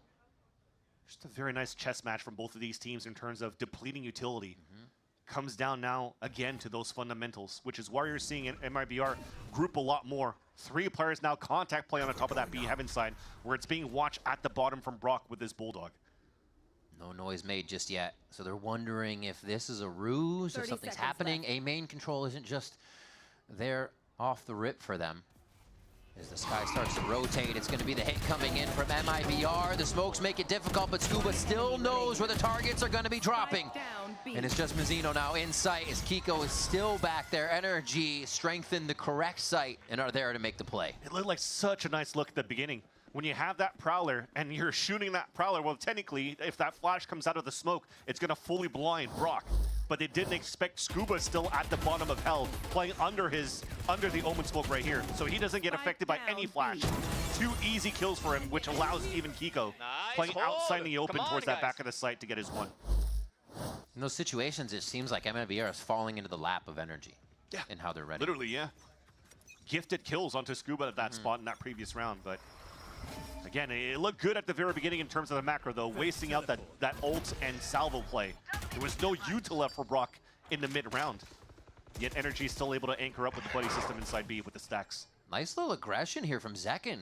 Dogged, saturate, quite a few things used over there towards A by NRG just to re-clear the space, and this may help as they go to B, as long as they're not spammed out here, as long as they don't get whittled down before they meet the site. No, they'll just get Armageddon. No, that's the truth, honestly. Brock's had some crazy positionings for that really affect his opponents. Not this time. To start it off, Brock sees red himself to start this one. And it looks like they are going to easily be able to encroach into the site. I'm trying to not give a chance here for MIBR to set up in the post plant. Quickly back in, Scuba and Mata, both with 1 win. MIBR don't know which way to look right now, and it's just Tex left alive. He better have a damn good shot swinging out of this Cosmic Divide, and Scuba's gonna be there to clean it up. In the blink of an eye, Energy take back B. That is just amazing. I think at that point is just sheer wit on this side here of Mata, of how he wants to play around that wall that was set up by Kiko. Because you're hit by the Nightfall, you're low on HP. What are you going to do with that? You're leveraging your teammate's wall to isolate fights. Look how he goes, left and right, just playing the angles. Has a buddy system on top of that with Scuba watching on top of Heaven so that he could do his thing. It's just very nice from Energy to flood the way that they did. MIBR had no chance to really set up in that post plant. Lots of pings. You're seeing here they're trying to activate quite quickly and potentially go for that line at the TP in the back of the site again. Something that found value for Zekin to open up that hit on that B site. I don't know if Kiko is actually in range to hear that in the position of the beginning shadow step. So he does have two, one for a delay, one for a smoke. He is going to start that suck up, and they get by it. Quickly gate crash by, and Brock was not expecting the entry into the site. So it's the little things MIBR is starting to win over now that turns NRG for a loop. Spike planted. Huge opener. Armageddon also once again taken out of the picture within the round. So, oh, just that jump in. So aggressive. Mata going in by himself. They're so confident in these fights. The swing there would have to have been incredible from his teammate to even help. Zekin's able to punish now, and that's going to be enough for them. Mazzino with that stinger has been going crazy over the past few series, so it's going to be deadly in his hands as he upgrades. But MIBR do get through the round, not too scrappy on kills, but they do lose a few. Yeah, still 2 out of 2 out of Zekin to get value on his TP into the side, and you got to thank the support utility out from Burno. When you're clearing with the dog in the close left and also checking towards that pillar, you know it's clear. You could TP out in the open, get that pick. So Salvos actually didn't even cancel out the TP. Guys. Nice round, it was just to counter that flood out from that B side main take from MIBR. Yeah. And then Zekin just finds even 3 kills on top of that. Maybe MIBR now. Well, actually, let's hold that thought. There's a little bit more aggression coming out here in terms of util. Zekin finding a lot of info in his dimensional drift. Here. They're trying to stop Brock right away. They've stalled out MIBR a little bit, but they know they can run through it! Oh, Kiko focusing a bit on those smokes, gets taken down as he gets chased down by the dimensional drift here. Mata quickly acting to take down the lurk. Can they focus towards mid? Is the or towards site now is the question. It looks like they're actually going to meet up all the way on the outside for a late flank. No, that's a turn by Ethan. They say no. It's hard. A 3 versus 4. You're looking out at what's left here on the side of MIBR. I mean, they still have flashes. They still have the haunt. Just trying to make it potentially expensive on the exits for the side of MIBR, but the money is also not the best. You see Scuba and Kiko, if it's not for these saves, they're going to have a broken buy. So keeping these 2 weapons are going to be super important. Ethan still keeping a lot of his util, could really drop that a rifle for his teammates right after. Oh, clean. The drone's one of the only things that found him salvation for a moment there. Can MIBR go for more? Doesn't like they're going to get the swing on. 6-5 here. NRG feeling good about the first half already with the 6 they have. Yes, it'll be one of them. They'll have a broken buy in the end if they don't have a drop. That is surprising. Playing with that classic on top of that. Why the MIBR classic, I guess, at that point? I mean, usually you have a shorty or something to come out of the TP. I did my ult with a classic instead of a shorty, and I still won. There you go. Yes, sir. Just like riding a bike. He knows what he's doing. Help a girl out, would you? He also probably knows he can affect Kiko as the smoker because he knows what Astra's going to want to be doing in those situations. And you see here in this round, Ethan still only has that 1 flash, and he's already used it to try to find early information towards his ace line. So you have to drop, I think, a rifle for somebody to not be able to get full util. They're looking to fight back Armageddon with a trap play. Protecting the saturate's going to cause MIBR to have to swing out, and that's right into the hands of NRG as they move through that B main area. 2 members left here in Zekin and Tex. They can get the job done. It's going to be difficult, though. Tex is going to be on that search, goes for the ult right away. I thought he might be seen for a moment, instantly dropped by Ethan. And this is going to be a tough one. 1 flash, 1 gate crash. But it's Zekin. This is the moment we've asked for on the switch to MIBR. What is the duelist going to be able to provide? And against 3, against the dual fire of NRG, they are too fast. And Zekin goes down. 7th round here for NRG in the first half. And that 1 flash from Ethan used towards that A side that gets no contact is like, well, they got to default towards B. Go for that trap play. You can even play the game on that B side with the Armageddon salvos and also the Saturate. Look at this. What can you do? Pushed out Armageddon in, so they have to take the fight. K-Ho coming in later. The layering is absolutely incredible here from NRG, and we'll see if they can continue as we come back from break.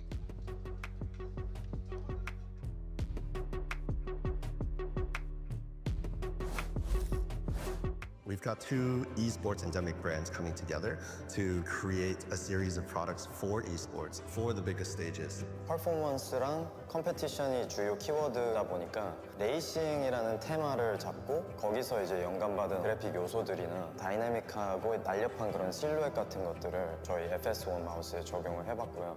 我们希望可以协助 Pulsar 成为电竞圈的顶尖品牌，而 Voxy 是其中一个助力。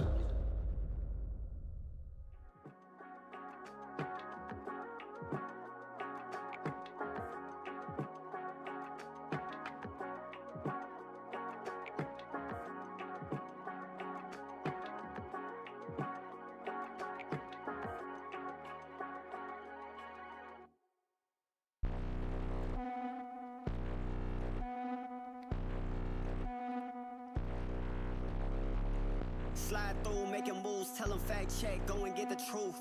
Who you know like us, go and get it jumping, gotta be the shoes. I was down bad, tripping, still kept the vision, had to see it through. Got them all tuned in like we in the hills, whole lot of views. Know they watching, what they saying, what they saying, what they saying, what they saying, what they saying, what they saying, what they saying. Know they watching, what they saying, what they saying, what they saying, what they saying, what they saying, what they saying. Know they watching. Whole lot of views for real, just like a real for real. Gotta re-up the deal, we got the mass appeal. Whole lot of facts on facts on facts on facts on facts for real.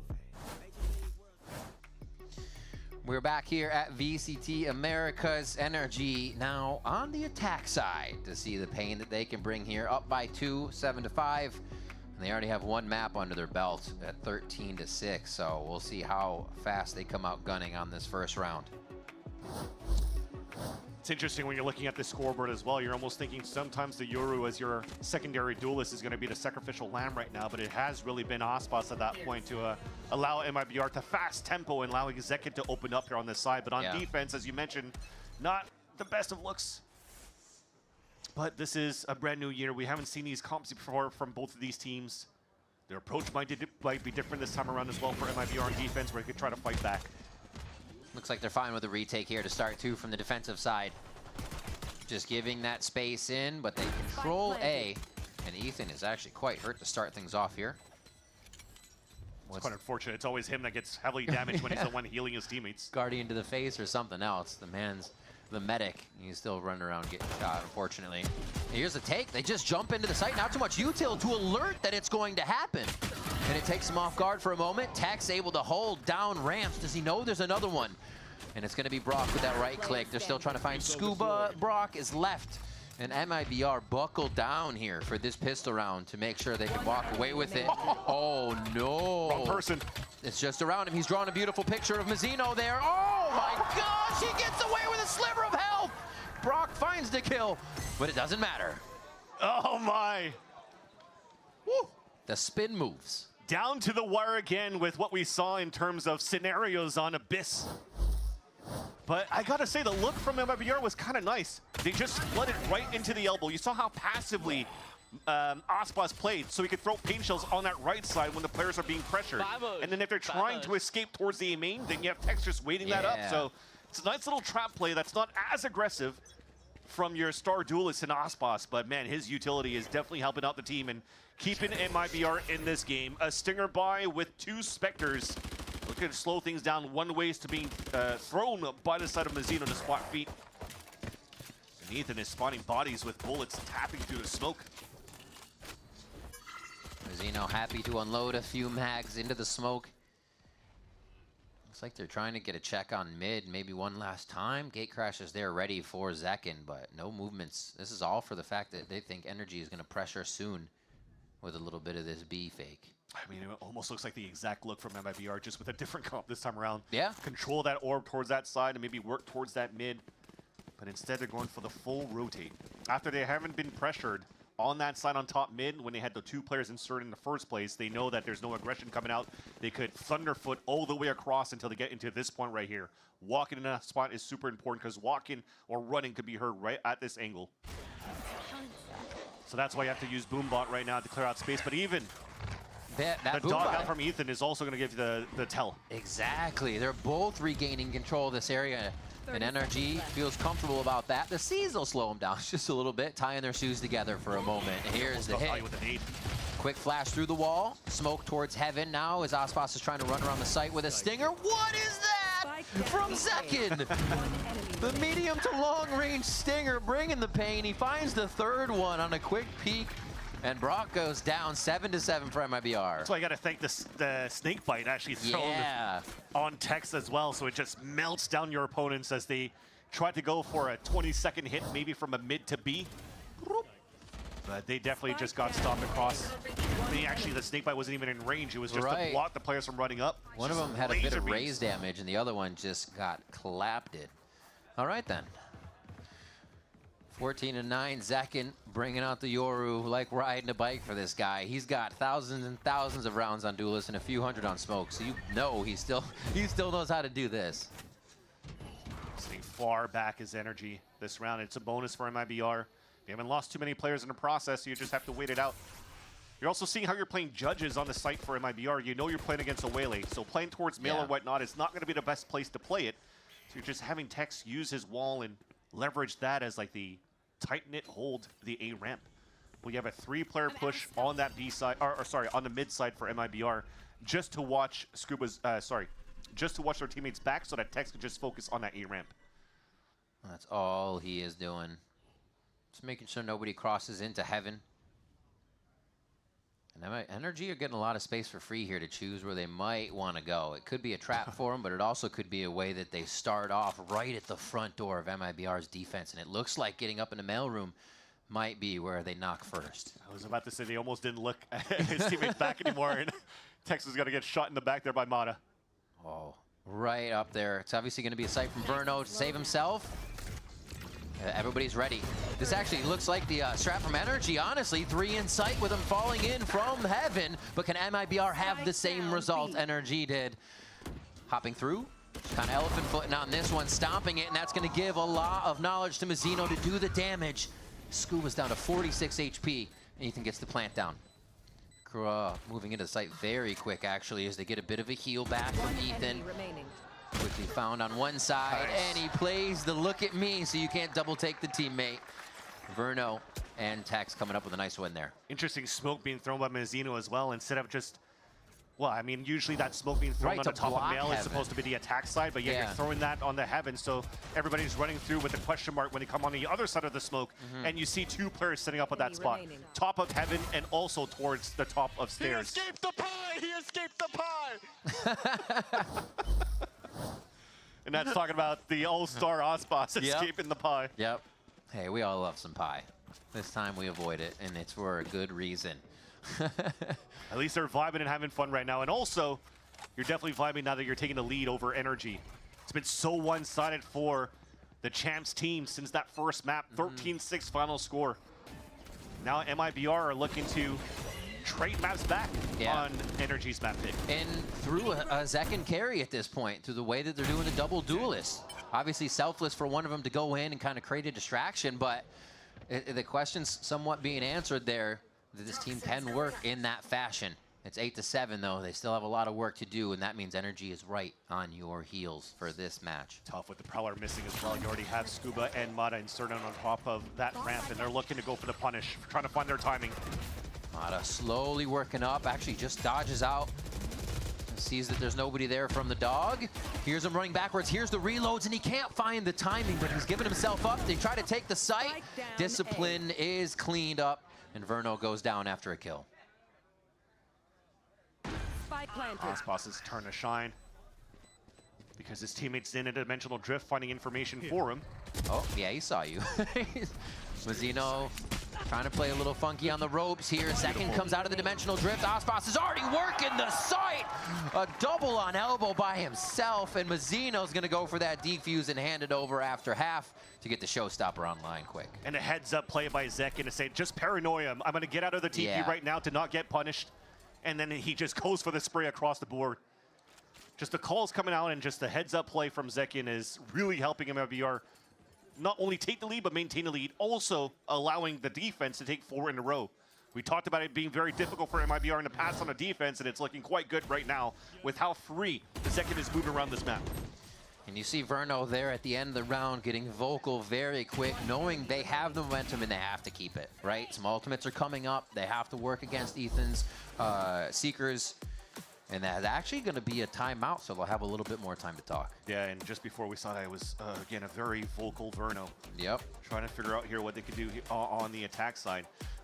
I had to praise the util that was being taken on the side of Energy to allow Mata to get that space on the top of Heaven first, though. When he's inserted in that vent, there was a Trailblazer that came across, and the dog pushes opponents back. But as soon as that dissipates, you're out of that range, there's salvos on top of that to push them even further back, and then Mata will take over that space. And he almost capitalized on a kill and capitalizing on players falling back. Exactly. And that would have given a huge advantage for Energy in the start. But then not necessarily whiffing a couple of shots, but maintaining that space so that the rest could tandem up on that A entrance and play the buddy system for that trade and take that site was nice. It's just now in the post plant, they're kind of out of position right now, and MIBR is able to take this. This is now 3 retakes out of 3 plants that is won by MIBR. So that is probably that main conversation for Energy's side. Yeah, that situation where they save themselves, you can see MIBR is thinking like everything Energy is doing is for a reason, but an aggressive reason. That dog didn't come into clear so they can come in later. It's because someone else is right there behind it. Very smart to know that NRG is working off of everything, and that's going to be a flashback for both of them, as they do identify that it's going to be Tex up in Heaven. Very quick here by NRG to kind of position themselves again around the orb. Haven't grabbed it, and it looks like they disappeared just from the vision of Mazzino. At this point, I feel like Ethan should play Teo so that he can get healed by Brock if Brock plays this guy, because he's the one always in contact and being low HP on the actual site hits in the end. Hey, a good leader gives himself up, right? True. Lets everybody else flourish. And not too much of that happening for Energy this round. Nice job by MIBR. They still read that it's going to be B main. The noise cut didn't confuse anyone, and they quickly take down this low buy from Energy. It's MIBR that's flourishing so far.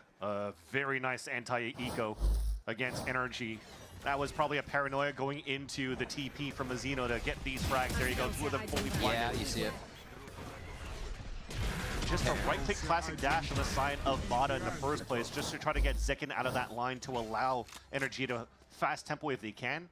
But it's just so hard for them to bottleneck through that B site when Mazzino continues to throw these one-ways and being a nuisance right now to the B site. He is. We saw him getting 4Ks on Abyss in their previous series. Mazzino, definitely one that can hold his ground, has a very good understanding of the state of the game and what needs to be done. Dang, Mata's so quick with it. 17-9 right now, pushing up, looking for kills himself, right? Nobody's really that close to him. I like this, though. They have to give up mid and now pressuring towards that A main side. At least for the defense, but then for Energy, they go for the Seekers. They see where the util is at, they see where their opponents are at, and they're trying to go for the push. Ospots gets pushed a little too quick there. First shots are gonna have to just be a distraction for Insight, and they are still crosshairs broken enough for Ethan and Kiko to come in and finish the job. Yeah, that was just a hero play attempted by Zekin. I mean, respect to him, was feeling it, but so far it's not really over yet. They're trying to chase down Mata. If they're able to take them down, that would have given them a little bit of a window to work with. But now Spike's been planted. Everybody's playing off-site. Should be the round for Energy. I like that. Much more kind of round of distraction from Energy. Touch and go, find a fight. Make sure you're fighting on another front at the same time. It seems like they were giving MIBR a lot to look at for that one. And it's going to be a B-ending round win here for Energy with 4 alive. And again, I wanted to talk about the respect to Zekin, what they tried to do, because there was big ults right now utilized by Energy to take over this B site, combining both the Seekers and the Armageddon, which, by the way, still combined to 3 pips on the side of Ethan and Brock at the end of that round. So great value taken out of those 2 initiators for the side of Energy. But he's trying to walk outside of that smoke, trying to get an outlaw pick into the top of Heaven, and he has to flick up there to try to get that kill. Didn't happen. Now it's an off, though. Not on Zekin, it's on Ospas. Watching it from a passive angle on the top of the A site, sorry. Flash over top, that's going to be a quick blind. Nightfall goes out. They can trail a few. Yeah, ping 3. It looks like they're not going to be able to get too much out of it other than that knowledge, which is still in itself very big. Those smokes may be reused or just missed from the site. Energy is still going to leave them there to maybe fake something as they push over towards B to make some noise. A is still the hit, and they've gotten MIBR to move around quite a bit, but Aspas will second guess and keep them in a 2-1-2. Just like how Ethan was running back and healing at the same time, but it's regen shields and damage they've taken by a Nightfall, so it's not really needed at that point. And it's hard right now, Ethan. You're talking about selling a fake. Maybe it's a dog into the pit, but it's only him solo, so it's not really worth it at that point. Yeah, it looks like everything's going to be used at site here. Aspas will be ready for it. Has the operator to look down that line. That, I don't know. That might be a false call by MIBR. The TP doesn't see anybody on the top of that ramp. Verno in a scary spot. Saturate comes through. Oh, he is trying to get out of there. Back to normal. Just everybody trying to be flash safe right now. His energy heads into the site, and Mata cleans up Aspas behind the map. Ulti goes down, and now Zekin trying to get in. A beautiful paranoia, but can they work off it? They don't know if it's hit anybody until they get themselves in. Oh my gosh, the push from Brock. Right in the face of MIBR, and the action doesn't end. Zekin's able to refresh just a little bit in the situation, and they're gonna have to try once more if they can get in together. Oh my gosh. They are throwing everything in the kitchen sink at MIBR right now. Tex is able to drop the wall, drop the ult rather. It's not planted for them. It's not. They got to get this down. Oh, I thought maybe just on the outside of that. But it's not going to be. Moving in, an easy kill from the ramp as they both swing together. Mata and Kiko are going to be able to finish it off and bring the game within one. Had to be Zekin on the outside and force the fight. If not, it's an easy kill and for Tex to fall down. And Tex, he actually got slowed down by that slow field from Mata and still gets that kill because they admitted from watching that spot. There, I think, is a miscomm because that wall was actually a defender wall that Mata hit through. I saw that ping coming out from Aspas, and the wall never came down. He was looking for that pick. Such a baiter. He's such a baiter. He's such a baiter. Nice, guys. Nice. And that's Zekin when, again, he was at the top while his teammate was trying to defuse. So the vibes are back now for Energy. They say, look, we still have the game in our hand. And the operator now on Zekin. It switches hands. Aspas had that top site last time, showstopper for him, so he will be whipping out the ultimate when possible. And Energy says, okay, can we activate the ult early? Keep Spike down and a little give and go at the front of B. But Aspas holds that ult discipline. Yeah, it was off shot to showstopper if that default from Energy on that B side was going to continue. And then with that boom bot, they could now start taking that forward position from Zekin and then rotate Aspas potentially somewhere else. Time to jump. Oh, they're going to keep pushing. I mean, a lot of players right now are in forward lines. If they lose their position on the A side, the retake's going to be a lot more difficult, so they kind of have to be more disciplined of where they want to start stacking up their buddy system here. And that any sound. Right there. Having that Prowler, nice little spray though by Mazzino. Always Ethan. An unfortunate situation of this game for him, but through the smoke, Mazzino finds one, and they're still going to try to get in here. Oh, wow. Trading places, but Mata still finds the kill onto Mazzino, and he's still going haywire here in heaven. That's going to be a creep in from mid. Should be covered. Mata gets a third. A fourth and a fifth are still on the map, and he goes ahead and refracts right back to heaven to make sure he's part of what can happen up there. That's a give-up moment. Zekin's still holding towards B main, so Aspas trying to keep the economy low if he can, but riches are aplenty for the side of Energy in this round. Aspas gets one. Zekin could get another pip towards an ult here if somebody goes searching, but they're so far away. It's just about Aspas leaving this. Energy just wants to guarantee the round, an opportunity for them to tie things up on a 10-10, and even then just winning that round might potentially make it a difficult buy for MIBR in the next. Vern only has 100 credits going into the next round. So again, very important for them to keep Showstopper and Op. Wouldn't be surprised if you want to get the Phantom to Verno in the next round and try to go for a Showstopper play, because that was attempted by the positioning from both Zekin and Aspas at the beginning of this round. I mean, this win, 3 alive, it's almost like Energy will have the money they need here to see out the game, as long as it doesn't go back and forth too much, even with buys. Depth, jeez. Just so aware of the situations, knowing that they've constantly been playing up there, too. That was the most perfect round of Val I've ever seen from one guy. That's what I'm saying. This guy was going haywire up there.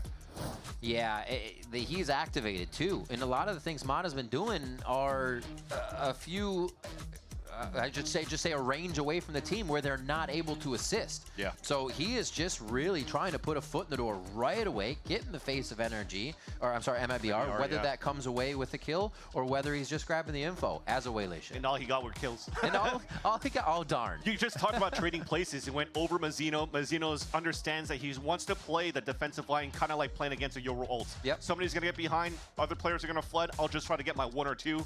Nobody went through behind that dash from Mata. So Mata just turns around and kills him. Yeah, it's just a space he's opening. And yeah, Util's providing that for him. You're going to need it from the team. I mean, Ethan actually couldn't give it to him that time because Ethan went down immediately. But still, Mata says, all right, a little more in my hands. I like the pressure. He goes crazy. You saw that buy that we currently have with Verno. The low credits moving into this round will go for a stinger buy. And Aspas will keep the Phantom on his end, which is fine. Verno's goal right now is to control the information for the team, being that main person. It's not for Clone and Boombot. Those prowlers on that A side are super important to find that info for the team. And they've been, okay. All right, I'm gonna stop talking because that was a nice shot, and action's probably gonna continue now. Just because it's smoking doesn't mean he's slow at shooting. All right. He's still got that duelist in him. Mata now again trying to go on a solo journey to see what he can find. Won't even really have Util from the team over here. He's going to play off of the noise being made at B. Mata inserted himself again, though. Oh, Verno with the timing. He found it. It's the stinger that kills him.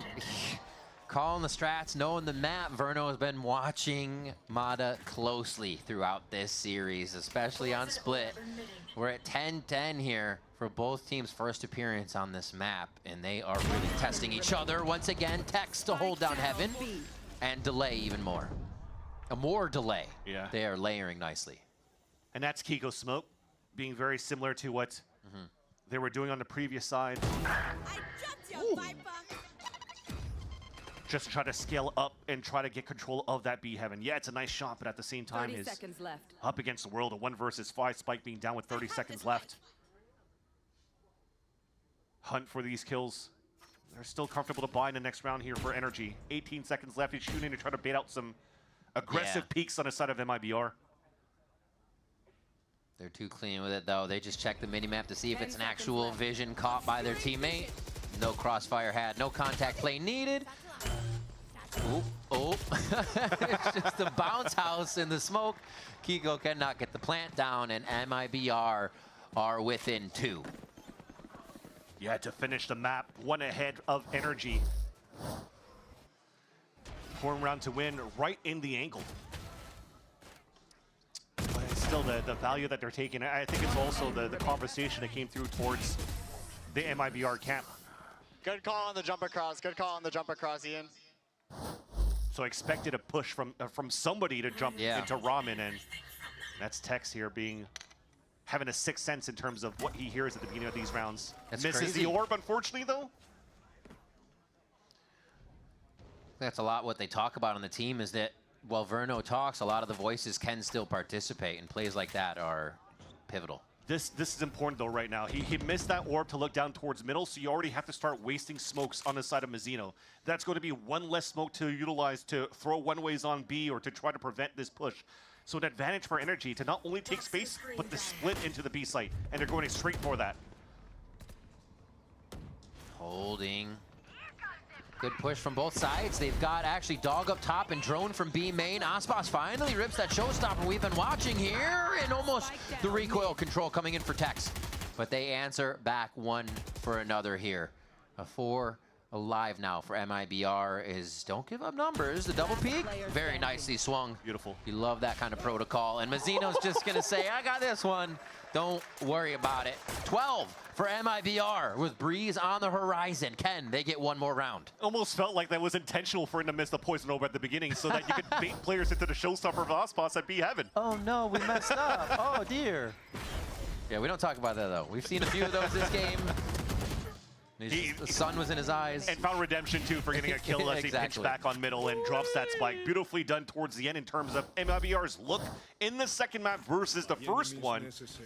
Is very impressive. Everybody shooting across the board. Yeah. What a change. Osmod's finding value on the defensive side as well. So it makes it very difficult for Energy when you're unlocking everybody into the important rounds of a split. As MIBR is trying to push this into Breeze. Pretty loud mid. First time we see Mata just kind of ripping the Vandal off through the smokes here, so they can say, yeah, here's some noise, cut it, and then they can play off it. Still in a default formation too for Energy. Just trying to play that bait and switch on that Yeah. side. I mean, for them, it doesn't really matter if Mata goes for that dash into vents again. They just want to control the mail and leverage Verno to watch into the ramp, which is why you're seeing them playing pretty passively on top of the Heaven side this time around for MIBR. Now sub 1 minute, Zekken throws out the gate crash, thinking if he's going to get an op shot, he wants out of A so they can go for the retake, but it's all towards B. A lot of the focus now going towards mid, Boombot 2. Go ahead. I mean, they may be getting the info, the fact that nobody's there, and they're about to see him here in sight. Nice. Mazzino trying to save himself, gets to the right, but Scuba's cleaning up sight. The rest of the death ball, known as NRG, flies through in what could be a flawless 23rd round. Yeah, it will. The last two have to save. Yeah, they're going to save. The crazy, we'll have to look back at the replay. I want to know how Scuba did that. Did he just spray through the B Heaven Smoke and drops 2 players there? Because I was going to say that everything was perfect by Mazzino. He plays towards that pillar side, gets slowed down by the saturate, but what he does is he flashes towards that B main before TPing out on the other end. So nobody could capitalize on that, on a dash, from the side of the Waylay of Mata. Yet Scuba just sprays on the top of Heaven and gets 2 picks. Now we get the full smoke, but yeah, we've been seeing that Heaven smoke that allows them to strafe out, kind of denying the fact that you can run out Heaven side and drop at the same time, maybe creating too many options. Wow. Mata, Ian Mata. Oh, Mata. Verno really wants to keep this guy. He's even toying with them. I see you. All right, they pull it back into their favor, stave off defeat here, and possibly can take this map in 2, but there's still more work to do here for Energy. Oh, the creep out, just the orb of the smoke did not play in MIBR's favor there. Look like we're missing a little bit on that side to really try to flood out and help Mazzino on that side. Well, I guess they were really trying after that paranoia that was thrown and thinking that would probably blind enough players. Unfortunately, as we look back at the replay, it looks like it really only hit Mata. All right, Viper's Pit, Dimensional Drift on the side of MIBR. We got Seekers for Ethan, which you know the Mastermind is going to try to use that in a way to find out how to get macro down and move MIBR all over the map. Then they bring it back in with the Seekers to know exactly what site they can hit. That's my guess, because it just seems easier that way, and then they'll have to force work with Zekken's Dimensional Drift to get themselves out of it. That's it. Simple as that. It's easier said than done. We'll just see how it's done. If anything, though, Energy is doing a great job avoiding the off at the beginning of these rounds. But so far, going into this last round, the timeout called by MIBR, the last one available for this last round of regulation. They're putting Zekken at the right spot, although doesn't seem like at an aggressive angle in the first place. Yeah. 1 orb away from getting the slow field from Mata, and that might be the first piece of the puzzle for Energy to flip back into the B side and push this into extra innings. Seekers right off the bat. The orb control won't even be there. Mata's going in to see, to distract, and goes down, doesn't get the refract in time. They're forced to move off towards the right side. Remember, this is either map 3 or OT here if MIBR can find the win. Pit's already down today. Exactly. This is forcing Energy's hand through the middle of the map and towards B. Pit's out on that side. They've used Seekers at the beginning, too, to try to get that space for Mata. So now it's the mid-round information taken by MIBR. That spots 3 right there. Stays in the smoke. What? I think he wanted to TP, no? I don't know what happened there. The third time he dimensional drifts, it's not going to be the one that Zekken gets a kill in. Each of the other ones, he's been able to come out successfully. And now they are back to even. That is unfortunate, Riv, because him falling, it equalizes on a 4v4. But you're also thinning out the defense because you forced the pit towards the A main. So now you're going to have to gamble the B side. There's a huge gap right now for them to take over back on the A site if they want to for Energy. That was the operator, the one that holds hard lines, but it's actually Osboss and Verno. It doesn't matter. They're still doing the work. Mazzino has been a rock in sight, the safest pair of hands you could ask for at this point, and they're still trying to give him hell. The 1v1, it leaves it up to Verno and Tex, a Judge and a Vandal to come back in. 2v1 on that side, but Brock's been in this scenario before. Beautiful util to catch him already, and he's cooking. Wait a minute, that's it! It's gonna be just like that. They don't even have to see the player to get the kill. It's gonna be MIBR taking split. We're going all the way to Breeze. What good util in the end. I think it was a snake bite and a seize at the same time, but MIBR are looking really good on this map of split. Despite here not having the best of numbers for that Star Duelist of Ospas, but that was not needed. We talked about how sacrificial of a Lamiette to be to allow Zekin to open up here for that side. But he's been on that top of the board, dropping 20 for the side of MIBR. And Mana's 23, unfortunately, was not enough for Energy. That's the kind of mentality people wanted to see from the unknown, from the super team of MIBR, that they could come back from a map like a 13-6 that looked not great, honestly. 6 there was even a wonder. But now they come back on split and they say, no, we are in this. MIBR bring us to a final map versus NRG. We'll be right back.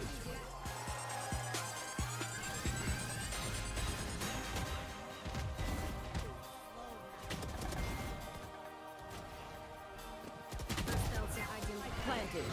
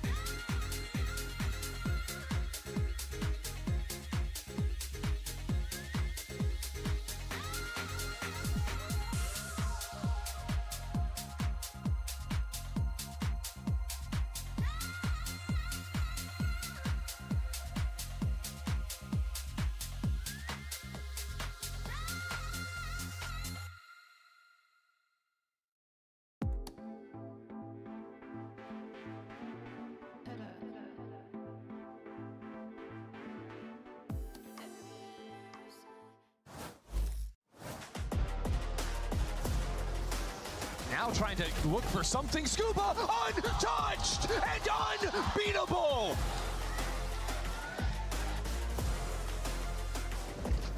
Agora contra 4 jogadores, vai ser pressionado. Pode vir, pode vir. Bora, Verno!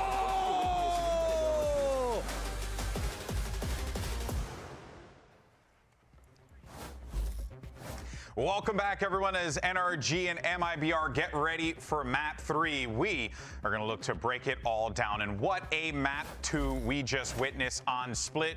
GB here alongside Jonah P, as well as Athena and Dandryad, as we look to break everything down. Let's talk, though, about the end of that game. Because, my oh my, what a wild closeout, but also it just felt like it was a lot of conflicting ideas, Jonah, working together, and didn't work out for NRG. Yeah, watching that live coming out of attack pause from Bonkar, I was a little confused. Yeah. You know, the insta sky ult into Mata just going in. Yeah. you know, I was a little confused. I felt like he kind of just got sent to his death there, and then, you know, it looked kind of embarrassing for him. But then, you know, Zekin bailed him out, your ulti, and getting out to 3 people. So now all the focus on Zekin now. So it's just like a very confusing round, and then, you know, they close it out with perfect util at least on Brock.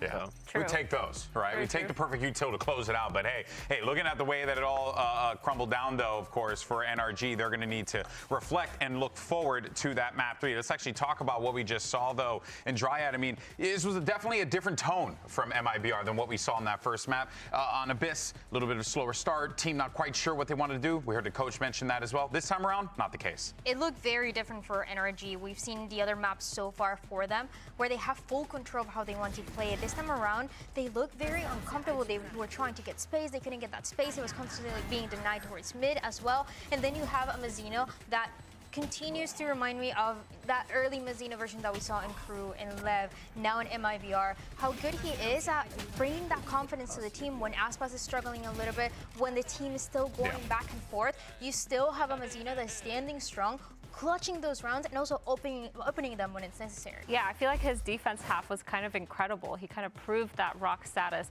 like TPing behind them when they were coming into sight, using his blind really well to kind of deny a lot of that space. But yeah, I totally agree with you. NRG, they got a lot of map control on their defense, didn't know what to do with it, and then they switched over and MIBR just looked super confident. Actually, Jonah, you were talking about how confident they looked too. Yeah, I mean, I predicted this would go to 3 maps because I just know after a first I didn't believe you. I actually didn't believe you. I knew after a first map how MIBR was playing, very passive, hesitating. I know going into like that 10-minute break, they're going to talk about we need to be more confident, we need to trust ourselves more, and we saw everybody taking more individual fights. They were holding down, you know, their area. Verno on A site in a corner, he's getting his 2. And they just look much better. And you were even seeing that as well. I mean, Zekin always a highlight for this team, but you know, we were getting a little bit of that from him as well. I mean, even at the end there, just regardless, it's like Zekin, he just pulls off some crazy crap all the time, pops up in your face, TPs out of nowhere. This guy's just absolutely absurd. This is what the people wanted to see. This is the double duelist Aspas second in the same team. Playing, running it down together. Exactly. This is what we all wanted to see, and Zekin was able to have just an amazing performance on this Yoru. Ends up getting 8 opening kills. That was a massive reason why they were able to keep that lead even towards the end to close it out as well. It's just the Zekin that we know and love. Dude, I really like too that we finally have a team that buys outlaws against NRG because of that light armor. And Zekin, he's doing that, taking a lot of that map control towards that B main, even on A main, even on mid. He was just doing such a good job kind of rotating himself, and he was always ready with that Yoru util to have Yoru util to have that rotation. Yoru util. That's not gonna work. Good try. I didn't even get it right the first time. Not even the first time. But you know what though? Something that was said though by Rivington and Vansili though was that you were also seeing Aspas kind of just be a bit more of a team player in those instances. Zekin was the guy that was being the one that was really looking to go after those kills. So it shows a bit of a growth of this team as well, right? That they're showing layers that they can evolve. Yeah, I mean, looking at this roster, like, you know Aspas is your guy. You always want him alive, and if you're able to step up to that role to be fearless and go in like Zekin was, and on top of Zekin getting those entries, like you said, he got 8 or something like that. Yeah, 8. And just making that space for Aspas and the rest of the team, and then you have players like Mazzino closing out. Yeah, it sets things up nicely for MIBR going into our final map of Breeze. Of course, a series this good could only end this way, but now we take a trip over to Breeze here. And Dryad, what should we be expecting here? What are we looking at? Because again, this is still new commodity, right? We've had a couple weeks now with the new Breeze. This is a map that we saw NRG play against Cloud9. That first half, super dominant, 10-2. Going into the second half, those post plans were just not working out for the squad. We saw Kiko also talk about it on social media, and it just felt like it was a bit of what we saw on Split, where they were trying to take space, they were trying to get some comfort, and it was just not really working out for them. They were constantly going for these A hits, and it was 10 A hits and only 3 side hits that ended up going towards that's me. a wild It was stat. an easy read. Then it was different approaches where you have an energy that wants to play towards main. They get shot down. They try to take more space, play towards orange as well. And you have 2 initiators as well shutting you down. It just felt like they could not get any space. So that is going to be kind of the biggest challenge for them today. How much have they been able to fix this?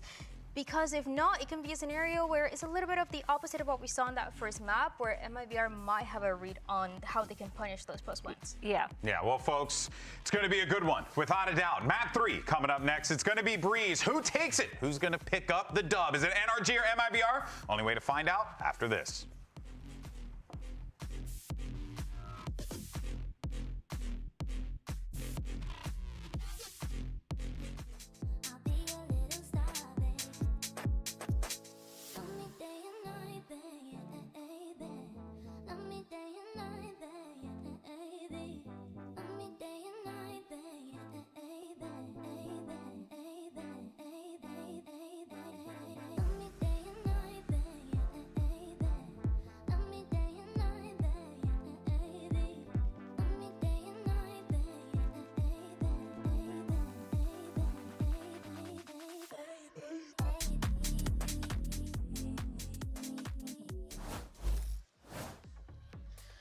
We are back, and Breeze is on the docket between MIBR and NRG. We have reached map 3, and the compositions are on your screen right now, Vans, for what we are going to see. Yeah, and I think after the results of the first map, not many people would think that this would go to a third map, except for maybe Jonah P. Jonah P. Right? But now we're here, and it's going to be continuing the storyline of the unknown, I think, at this point. We get into Breeze, where we haven't seen MIBR play it yet, but they are playing a composition that's not really out of pocket so far. We've seen other teams run this in the past, but not mistaken, Furia does so with this composition and quite well. But this is where we see another switch. We get to see Kiko back onto the Neon. So scary. The other mention of the unknown was that if you're trying to study the tape of Energy, versus Cloud9, it was nothing but Energy hitting A, hitting A, hitting A. Yeah. But the reason of that conversation is it was mentioned by Mata and by Bonkar in the post-match interviews, where they weren't used to playing against a breach. So you're trying to learn and practice as you go. They're already confident they're going to beat C9 in the first place. So they just went into, let's try to figure out where's the best places to plant, where we can flip the map. We have some different ideas of how they want to play their attack side as well. But thankfully, they play on defense first, when they looked quite strong. They did. The pistol round decision to push into spawn with everybody got a little funky, but they cleaned the rest of the map. Yeah. Honestly. And now we have to see how MIBR is going to react with their attack side, or I should say push onto their attack side, and how NRG reacts. Ospas back on Jet, not on the race. So you know the comfortability is going to click there, and with Zekan on Yoru. So we finally get to see these two dance together and what we'll get out of that duelist composition. And then their best agents so far in the past couple of years, right? So and their best. This will be fun. And Mata's got his work cut out for, or Kiko and Mata got their work cut out for him, I'd say. But to the same vein there, they worked so well. Last time we saw them on this map, so. And thankfully, Kiko looked comfortable as well on that map against Cloud9. He was just sliding all over the place, judging here and there. Finger blasters in the front of that site, just flooding into the retakes for the side of Energy. So again, the defensive side for this team of Energy was quite good. The other thing you have to pay attention when you're watching this game for Energy on the defense is how they do their setups initially, especially around Scuba in terms of the walls. I think I've counted like 5 or 6 different walls that he throws onto the defensive side, which really throws the attacker side for a loop of where the main positioning could be, or also when is the right moment to force that utility. And this is one of the walls already, as you see, from Energy, trying to keep them, MIBR, from really crossing that line and getting real information as they're going through the toxic screen for an actual hit. So MIBR, realizing that wall, they want to play a little bit more slowly at the start. And where does Energy play? Either in front of that wall or right next to it to make the plays. A third one to come out mid, as well as Ethan was there to protect and cover. A gate crash back all the way over towards Mazzino. So this may be a touch and go. Unless they get a kill. They're trying to confirm something. It might be a peek from Kiko. Yeah, a great opportunity to contact play. It's missed though, but that should still sound the alarm for MIBR to move in. Aspas with the creep in. A little silent last game, and he shouts to start this one. Scuba takes him down as they get a quick trade on for the 4v4. But remember, we still have a little bit of space over here for Mazzino. Exactly. You still have the insert of Mazzino at the bottom at the same time, as you've just mentioned, in the recon ping 2 on that B side, so they know they have some room to work with, some time to work with. And it's still another contact play, walking back down towards that middle and looking to finish towards A. This is so far a perfect read and a perfect play, because Energy are playing soft side A side to try to play that flood retake that they're, by the way, really good at, as we just mentioned on this map. Yeah. Not too much util for that retake, so they're going to have to do it in numbers. Smokes to cut off the site, and they just have a gigantic playground once they clear this to mess with and set up that garrison to get themselves locked in for the post plant. MIBR taking the first round down to red on the timer. And they get what they want on A. Strongest plant you can have right there too. Not tucked into the pyramid, really on the outside, so you can play towards main because they have that freedom to do so as they went and walked into an open site. Kiko has to break crosshairs. Dark goes out, and it's gonna be heads torn. Oh my gosh, the clicks. Just one clicks. Great job by MIBR. Very sturdy in that defense and all throughout pistol round here on Breeze. Yeah, just very good as well for MIBR in the post plant to not stay tucked in on the inside. They weren't really playing off site for, you know, the grab well towards the end. They've already gained so much space in the beginning, and the way that they re-cleared from elbow back towards middle, and they've already identified 2 players on that B site. They already have to think that a rotate's going to be coming back through middle. So what do? You go back and re-close that gap with the crossfire setup, and there was no way for Energy to get through. Pistol. Holy. Wait, but now. Wait, but what? Wait, but what? Oh, we'll never know. All right. But it was a clean pistol for MIBR, for sure. An eco for Energy, and really we're just playing full classics, trying to keep economy on our end flowing to potentially maybe get an op up as soon as possible onto Lada. Yeah, NRG in very one-for-one trade areas right now with a long-range backup. It doesn't look like anybody's going to bite just yet. Slow movement up. MIBR went full contact into that last round. It looks like they'll do a bit of the same, just getting some cover in mid for themselves. Jump spot. I mean, Ospa sees him. He's just waiting for the reflood from elsewhere. Oh, look at the guy. Little no-scoper.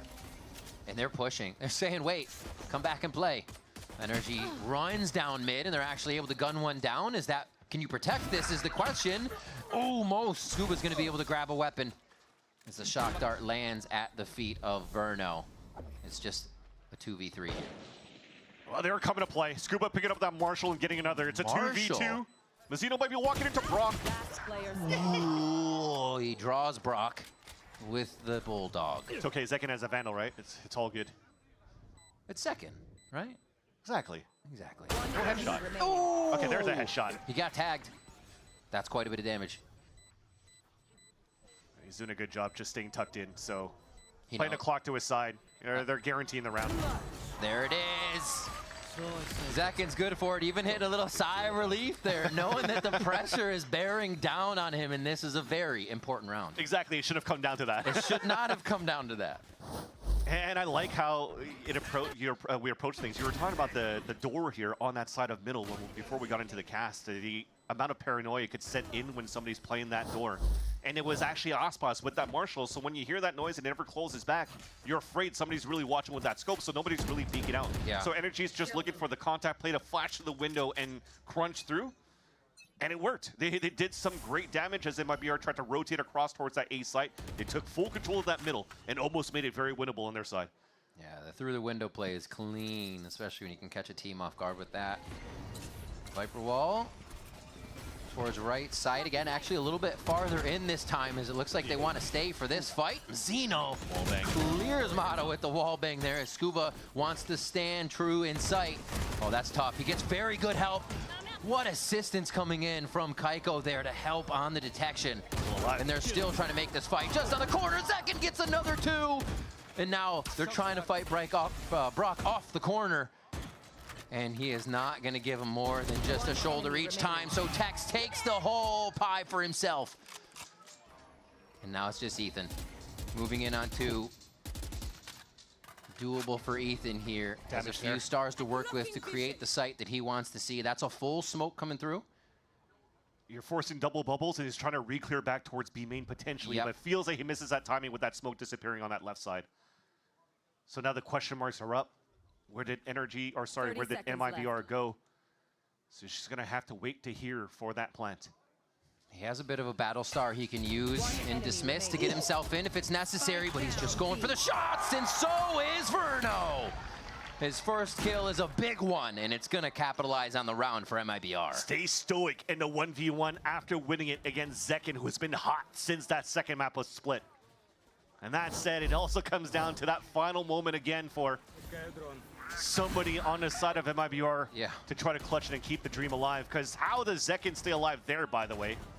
He got stunned, falls back from the wall, and still gets 2 kills on top of it and back to Castle. Vant, it's been a painful few rounds. Yeah, especially, for Energy's camp for sure. They're on classics again. Even with the deaths, MIBR still buying pretty true here, and Aspas goes for the value purchase of an Outlaw. I mean, they are expecting some sort of play once again, and again, I'll have to go back to MIBR. Aspas just opening and closing that door, and now you're making sure you're re-clearing on the top of elbows so that you don't go for these type of trap plays, and as it's been cleared out by Zekin, that might pull the rotates back on the B site, especially if they have contact on A. So they're going to walk in to spot that first and scout it. Ooh, yeah, that's an ability use just seen on the edge, I think. Oh, yeah. Cleaned up by Tex. Wait, they're still walking into that. The spike's making their way towards A main. Yeah, they haven't cleared it yet. I think that might have a change of heart in the play as the 4 members of Energy now gather in sight. We have Zekin coming all the way back from his elbow excursion, and the kill's coming through. Aspas, 1 bullet, 1 kill all day. He is going to go down, though, as they don't know what's happening on the right. Brock gets a few cheeky classic kills, but MIBR is still smothering NRG. Yeah, in the end, disrespect them. Yep. Don't try to fall back and play the clean game of Valorant. Just brute force your way through and just cycle these ults. You are playing the anti-eco for MIBR here, so now they load up 3 ults going into the round number 5. That was just an easy pick from Tex in the beginning. You just talked about the orb coming through, and it was just thrown out by Mata, so they knew that it was close. They open it up and don't really give a chance here for Energy to go for a trap play. So money's back, though, not enough for an operator. I'll handle this. Early ult from Zekin to clear out the A side, and it'll be a 5-man hit on that spot. Cosmic Divide, bar split on the left. Nice try. He chooses the movable target, and Kiko says, no thanks, I got back up. Another one comes out. So we're crossing the galaxies here. Oh, Mata, knowing they made the door play earlier, thinks that it might happen again. And beautifully calls that one. Now it's Zekin and, or I'm sorry, MIBR and squad with 3 left alive here. They don't even have the spike with them. Yeah, I mean, right now it doesn't feel like, or shouldn't, see the push down from Mata. Because with that wall coming up, he controls that space. The gap is currently towards elbow, where they could walk up towards mid, which is why here you're seeing Kiko looking all the way back towards that spawn still. There's a huge gap around this spot for the attackers to take.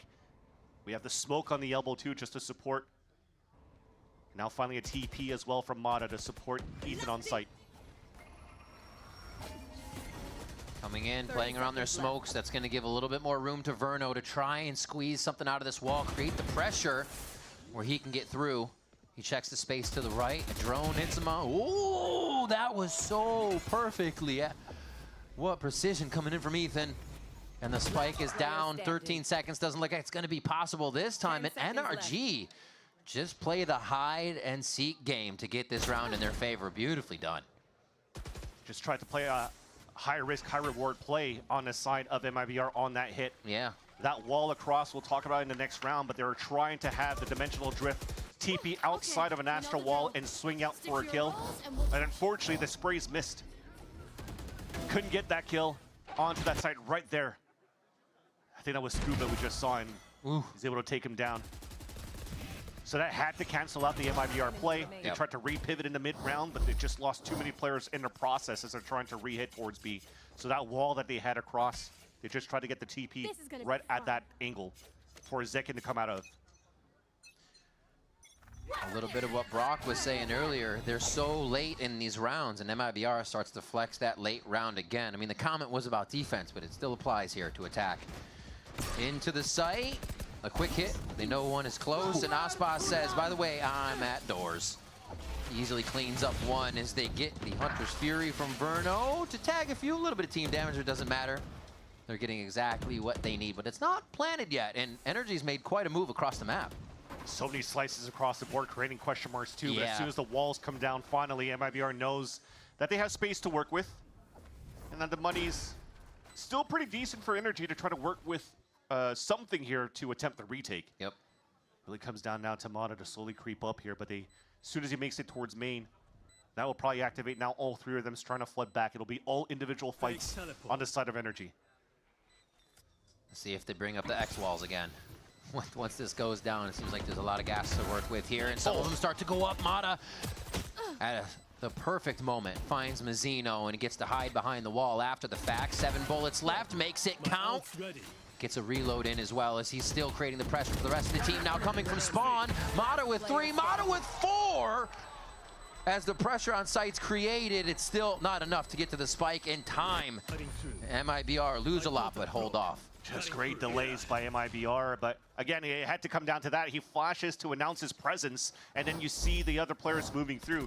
And as they're delaying with that X wall that you were talking about here with, it's just not enough vision for the other 2 players of Energy to really help out Mata.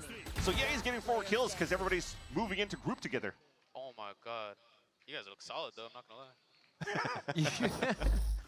And that's it, right? The fires, the shots are still there for this side of Energy. Yeah. It's just right now, it's when we talked about pulse plant scenarios that didn't really work out for Energy. That was actually when they're playing their attack side into pulse plant versus Cloud9.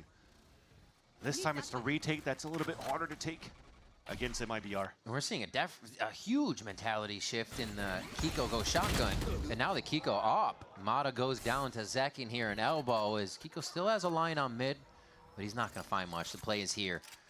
It's up to Scuba once again. We've seen some very stellar sight holds, and he already delays 4 people, but will he be ready for this gate crash that's going to happen behind him? Nice hide. Oh. Duck and cover. I think they should still feel that there's somebody there, though. This is a common spot. Up and over. Ospas is already atop a ladder.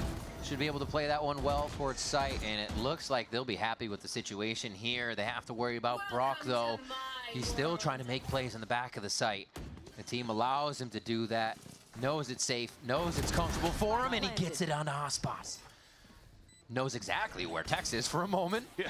So that's going to fizzle out as he doesn't enter the smoke right away. Beautiful. Verno's been doing that across the series for them, catching these lurker flanks to come back across. What? Somehow he's still in sight. He still hasn't been identified, just living next to the Viper wall, and eventually takes it out. Brock doing work right now. They're going to know exactly where one is. They just have to identify where Zekin is here after the darts come through. Brock is on it, but he gets taken down finally, and Zekin's able to clear out Kiko. Really methodical movements on the defense, but MIBR was able to work around it. Yeah, it's just now 2 rounds from MIBR that they're just really jiggling and running that clock down and forcing the hand of Energy, the pressure of working against the time on that retake. Great punish to take over the elbow side first, but it looked almost doable at some point when this pit came down with this spray right here from Brock. But look at how Zekin continues to bob and weave, tuck in, come out, just bait that push forward from Brock. So they could double swing in the end and do full pressure and take down their opponents. That forces now the first time out for the side of Energy, where finally it feels like Bonkar had enough. Yeah, I mean, look at this. The Bash brothers up there, Aspas and Zekin, 6-6, 7-3. Mata is 6-5, and Kiko is 1-6. And I said that was a big mentality change. It was Kiko sliding in and just obliterating people, pulling the rug out from under him. It looked silly how comfortable he felt in the way he was doing it. So to have the operator there and kind of flex a different way to think it would shut down MIBR, they were more than happy to make the fast play work towards B and stay away from it. Jonah P was mentioning here at the beginning of this game where almost a way to play almost an easy mode is to play that double duelist, right? You could really try to smother sites, to take sites, to really disrupt here the defense on the attack side, and it seems to work pretty decently for MIBR. They're almost pulling it to the finish line for the side of Energy, though, in these post-plant scenarios where it gets so close. Yeah. Because it comes down to that 1v1. I think that was 2 1v1s that he lost at the very beginning at the pistol round in that 3rd round, and then just previously now a 2v2 that came down to the wire that was won here by MIBR. So it's just a matter of cleaning up some small things here to work those funnies for the retake of Energy that they could keep this game close. Not able to follow right away on the drone. Not really wanting too much off of this as well, as they are stopped in their tracks for the time being. Just waiting for the right position to retake or someone to get some info across the map. Yeah, they're just moving quick now, trying to be more proactive for energy. Yeah. 4-player stack. They see that they stopped the first push. You're already droning at the minute mark, but look at the inserts that you currently have on middle. So right now, this still allows here for MIBR to or brute force their way through, or just cancel out and cut the rotates. That's and brute forcing the way through works. Second person that's died there, just like that in the last few rounds. MIBR continues to clear that. Now Brock wondering how many have made it in. Zekin sits between the pillars, between the pyramids, trying to get some effect down, but it's Zekin on both sides of the site getting work done. I mean, that's the issue of losing mid control for the side of energy. You saw that Mata felt that pressure on the split later on, and he just got backstabbed there by Zekin, who's looking for that ace now, but it's stolen by Mazzino. Again, from great mid lurks from both Tex and Mazzino. So Energy's game plan was, okay, we're going to try to fight toe-to-toe against MIBR with the fast tempo that they've been playing with the first hits that they have. But then this time we changed the tempo for MIBR, and just a false sense of paranoia of not getting mid-control for Energy really just played in their own heads. They all got backstabbed. They must have slept with that VOD on in their bedrooms of Energy playing Breeze defense. This is absurd from MIBR right now, especially after what we saw in the first game, the mental reset for game 2, and MIBR isn't even skipping a beat as we now head into the long haul of game 3. Heading towards B. Looks like they're going to focus on it. We had a 7-1 scoreline for Energy on the map of Abyss. Now a 7-1 on this half for MIBR. Exactly. Strong attack sign, and Aspas, at least at the beginning of this round, is low on HP, but still a player advantage for the side of MIBR with Scuba, who's died at a spot where he got a highlight reel just last week. So as we talked as much about Bonkar studying their opponents and really working out a strong game plan to anti-strat or find the tendencies against their opponents, Fraud does the same thing here for MIBR. This is a 7-1 round where Verno or Aspas decide, hey, it's also an outlaw round again in the econ. So they're just in numerous ways stacking their advantages, keeping money in their hands. And this one as well, a split, they would lose a lot per round. Everybody going down here, they're getting a lot more people through to that next round. And it brings back to that win con that we mentioned for MIBR versus Envy. It's Aspas on the snipes on the attack side. And it took 3 maps for them to finally pull that through because it was part of their game plan and it works. Until potentially now. Kiko gets on point though. Yeah, he found his aim here. Now is the slide coming through, but Mazzino is very accurate with it. They've lost quite a bit though, and a great delay here by Brock. Both are just a shot away from going down. This would be incredible if MIB are able to pull this off. Aspas once looks behind him for a moment, and then he'll be looking forward here to help Mazzino. Yeah, he was afraid of a flank, so now a 3 versus 1. Ooh. Last player standing. They want to seal the deal. I mean, the damage could have been called through by those who have gone down already, but NRG is not messing around here. It's going to be a defuse, smart play with Dimensional Drift, and they should be able to find Aspas at the last moment. Maybe leave him alive with his Outlaw. They need to stay alive for Energy. They can't chase. He had like 2 players at 200 credits left. Those that died were like 100 left. They needed to keep those weapons, so I respect that. Dimensional Drift, guarantee the round. Absolutely. You were trailing behind by 6 before. The push finally affects them there too. They get a little bit out of trying to take this mid area. It really hasn't paid off for them, but folds over into a win for that last round. Let's go. Aspas changing back to a rifle this round, so potentially upping the tempo with some mid control. Zekin going with the same pathing as before. This time, there's still the Dimensional Drift, but it's not being used, so they'll just leverage Zekin to find out where the last player is at. The stun. Almost. Scuba's able to find him, though. Very nice control over the Viper wall there, but the swarm here by MIBR is still too much. Tax with the aim onto Brock, and now they search for Ethan, who's on his rotation over it. It looks like NRG might be gaining a footing in these rounds, and then MIBR does something like this. Almost seems like a little bit of a miscomm on the side of Energy. They did great to trade things off at the very beginning, but then you have Kiko coming through with the overdrive to trying to open up that site behind Ethan that's lagging behind, so far behind on a rotate after a Dimensional Drift. Sorry, a Cosmic Divide. So So it just allowed here MIBR to go for a 3-player swing against Kiko, and now Ethan has to clutch a 1v3. Getting these moments where you want to be a part of the play that helps stop everything, and you almost forget about the state of the game sometimes. Mazzino cleans that one up, 9-6 for him, and 8-2 overall in the score here for MIBR. They still keep this Cosmic Divide on the attack side from that previous round. A bit of lurks as well. I mean, they're just finding everything from sight hits to lurk kills. Nice! MIBR, it's a whole different story from that first look of Abyss. Yeah. And Zekin as well on these last plays, selflessly going in, allowing still the other duelists to sit in the back, hit those shots, find the snipes. The round there for NRG was stopped in their favor. But yeah, Zekin's just being very selfless right now on this Yoru, but also making plays when he can. 11-5 there at the top of the scoreboard. Yeah, and just based off recency bias of how things have been going here for NRG on Breeze in the past, to see that Bonkar has to use both of his timeouts on defense. Yeah. Might pose a problem once they start the attack side, a side that they not necessarily struggled, but they had to use multiple rounds to learn how C9 did their playstyle on that map. And if you don't have any more timeouts to work with on the second half, and MIBR is pulling a whole different playstyle than Furia does with this comp, and Energy has nothing to work with, so this is the most important timeout right now for Energy to stay in this game and give themselves a chance to be one step away from being the first seed qualifying into Masters Santiago for the Americas.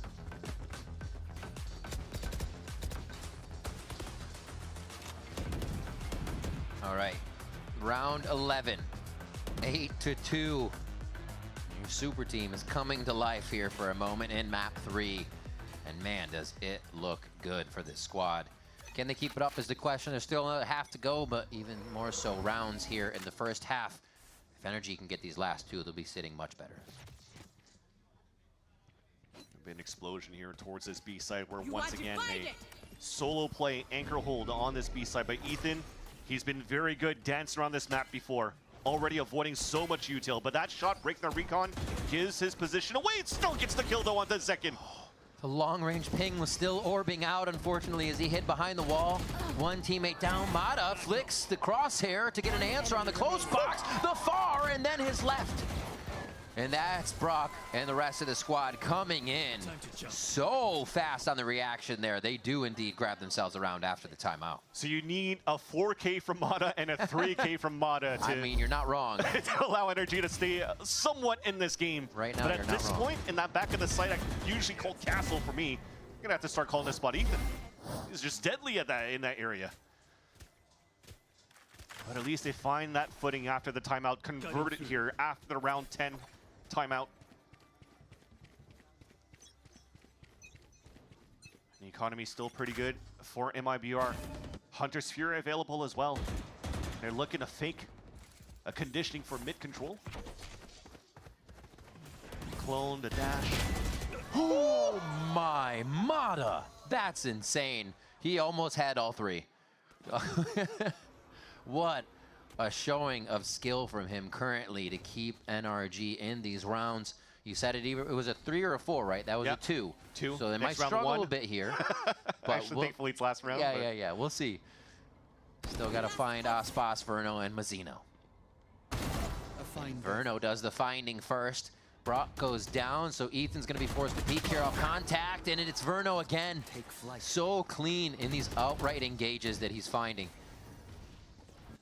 And the drone actually saw Kiko towards that back of the spawn, and Scuba thought that he had a timing off that flank, but it looks like MIBR flipped that map, flipped the site, contained themselves within the back of Ethan.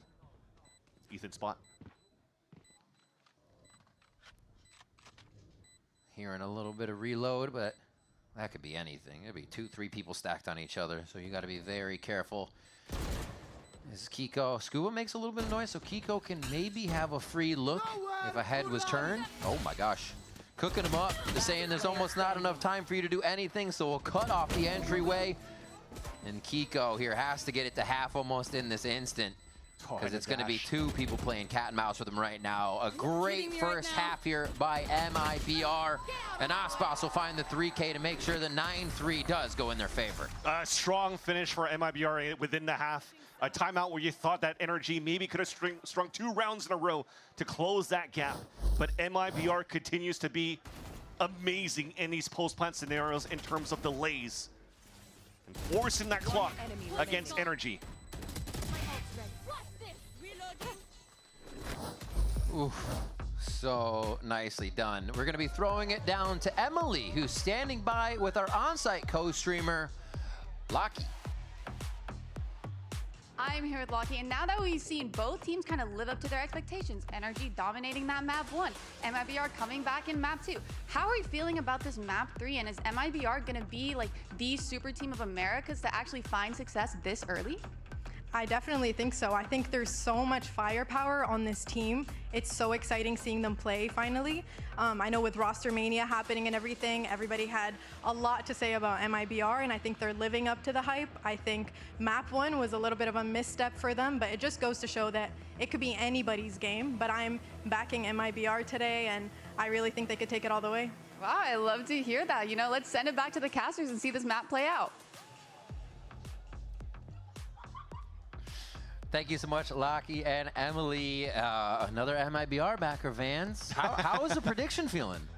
I mean, it should still be okay. It should still be okay. I think I see your crystal ball cracking. Well, it's already cracked. That's why it was taped in the first place. But that said, I mean, it's Energy on the attack side too, and I guess the sweet spot right now, if you want to have some hopes in the copium on Energy's camp, if you're an Energy's fan, right, is that the timeouts and the ways that they were hitting towards the A site were just A sites. So they still have openings where if they want to start to work defaulting towards middle, towards B site, we don't really have that look yet that could be studied on the side of MIBR. So I think with what, if I'm thinking of the mental game, try to work towards the A site first, just start conditioning that as well, since you already did that so many times before against Cloud9, and then activate from there. So this is a very important pistol round for them to take if they want to choose that same type of plow hit towards that A site. If it lands on their side, it gives them stronger hope right now to really work the map in the long run. Yeah. Can it be a pistol round for NRG here? They need it. Yeah, they're going to rush it. Or at least, like you said, condition if they're going to sound like they hit it fast with 5 stampeding feet and then cut, right? But it looks like a walk up here, as much as they can to contact. Yeah, still looking to be an 8 finish at the beginning, though. So Viper Wall, Clone. Right now, they could be fairly quick and put all their bodies on that site so that after the plant, you might have Kiko's Wall for them to rotate if they want to, but they're flipping that site again. This is what they did against C9. They had 3 push out under the bridge. This time, they're only keeping backside safe because Vic was able to take out 3 in that game. Here we have the double door push. A quick trade on both sides. Who's going to light up the feed first? And MIBR comes across the board. But not before Mata finds 1 more kill. Sheriffs versus the Ghost. There's a lot of firepower from MIBR if they can stack it together here. And there's one of them. Second is tearing the head off of Kiko. They push in, they try to flood and get Mata and the rest of the team to show where they're hiding. Mata still playing that ring around the rosy. Is it enough though? Aspas finds him on the other side. And now Scuba. A god in the Sheriff clutch. 1 and almost a second. The spike's not even at the half right now. Scuba's got 1 more shot. Aspas is gonna find it. Fast beep is already there, and Scuba does it again. Both of them running out of bullets. Aspas is struggling, pulling out his knife, and then Scuba's just out in the open reloading. You knew he was gonna be chaos when it came down to a 5v5 retake in the end. And it was a dangerous position for Ethan to play at that mid double doors, as it's 3 players swing against him. Thankfully, he gets 1, and then Scuba is forced in a position when he has to try to clutch again. And thankfully, he does so by the saving grace of no remaining bullets for, most importantly, Aspas there. Because at least our spikes down on that side, and Energy gets that very important pistol round that he needed. You love to see it. Brutal rounds, taking everything from everyone. It's necessary to get through for the W. 3 towards B here to start them off. Is the action going to start right away? Does Energy say we're going even faster now that we have guns? But they don't disrespect. They keep it safe here. Yeah, it's interesting. They made a lot of noise towards that mid side, maybe trying to fake that they were moving up towards middle to push towards that spawn, but I thought it was going to be around when they wanted to disrespect MIBR, but they're slowing things down and looking for the question mark at that minute mark. Who's going to push through? Scuba's going to spot one, but only one. Dink dink. Zekin with his MIBR classic. Sentinels, buddy. There on the kill, but oh my god, Kiko! Doesn't need a buddy on that entry, just flies straight through with 2 Vandal slides. Aspas looking for shots, knows he has to peek again to at least see what's going on because he'll just get pushed out. Right there. Kiko's low though. And already Zekin's there on that backstab, dropping down towards that window. The gap's closed as soon as the smoke, or the spike gets planted, sorry. No weapons really within range to grab at this point. And nothing given up by Scuba on the other side of the map. And a quick cleanup by Ethan. Always good for the control on his spray, and they get through this one. So a nice 2 rounds. We said that was kind of imperative that we saw NRG grabbing the pistol rounds, and some of them have been going to the wayside, and it's paid off for sure as they put their foot down here on the next round too. Yeah, and if the story continues throughout this series, NRG's been quite good in terms of converting their bonus rounds as well. Keeping 3 players alive on that previous round, they could still go for a really good buy. 4 Vandals. A Marshall going into the bonus and still having enough money to work within the next round on the attack side. And that's what we were talking about before. Winning a pistol round on the A side, now it's time for them to work B, work middle, and it's a high position by Aspas to mow down 2 to start. Trying to play a quick contact jump, thinking only one person would really be watching, but that was not the case. And it's funny that hasn't been checked because that's basically how Koalanu plays it for Fludia on top with a jet. Crazy stuff. I mean, Mazzino was right there with the gravity well and smoke too to make it even more difficult for anyone to follow up on that jump through. And NRG on a round. Pretty gunned up here. They have to come out with a miracle now at this point. They've wasted a lot of util and also given the hand of what they were doing after they were pushed back on the B side hit. So faking a presence on top mid, but now they just have to group up and hoping that they find the timing on how they want to walk back here for the A main control. Yeah, after that drone though, that's already the call. You have to push it. Wait, he's pushing with the spike. Oh, scene. Yeah, that it's kind of, you're in a fog of war for a moment, you know? You're trying to make a play, you forget what's happening.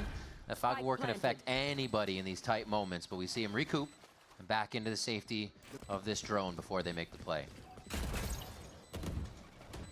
That plan still forces NRG to play inside that site. Ooh, little chip damage, not too much there. Oh my gosh, they swing together so well. And they know they're covered once they do so. Kind of Zekin pausing on that smoke though, knowing the aim is there. They wait for the roundabout to come in from Tex, and 9-5 now as the bonus goes to MIBR. Yeah, you're starting to feel the jitters on the side of MIBR too. So yeah, not only are you staying within that site, but you were still in a position to try to trade off against each other based off the info or the contact that you get. And Kiko actually turned away from the angle that he was watching when he heard the fake TP, so just audio cues is making them react in the wrong way. And MIBR capitalizes on the flood right after that as soon as Kiko falls. So MIBR, they stop the bleeding early. No bonus round conversion for NRG. So once again, changing that story in this 3rd map. Giving a lot of chance here for MIBR to prove that they are that super team that was built throughout the offseason.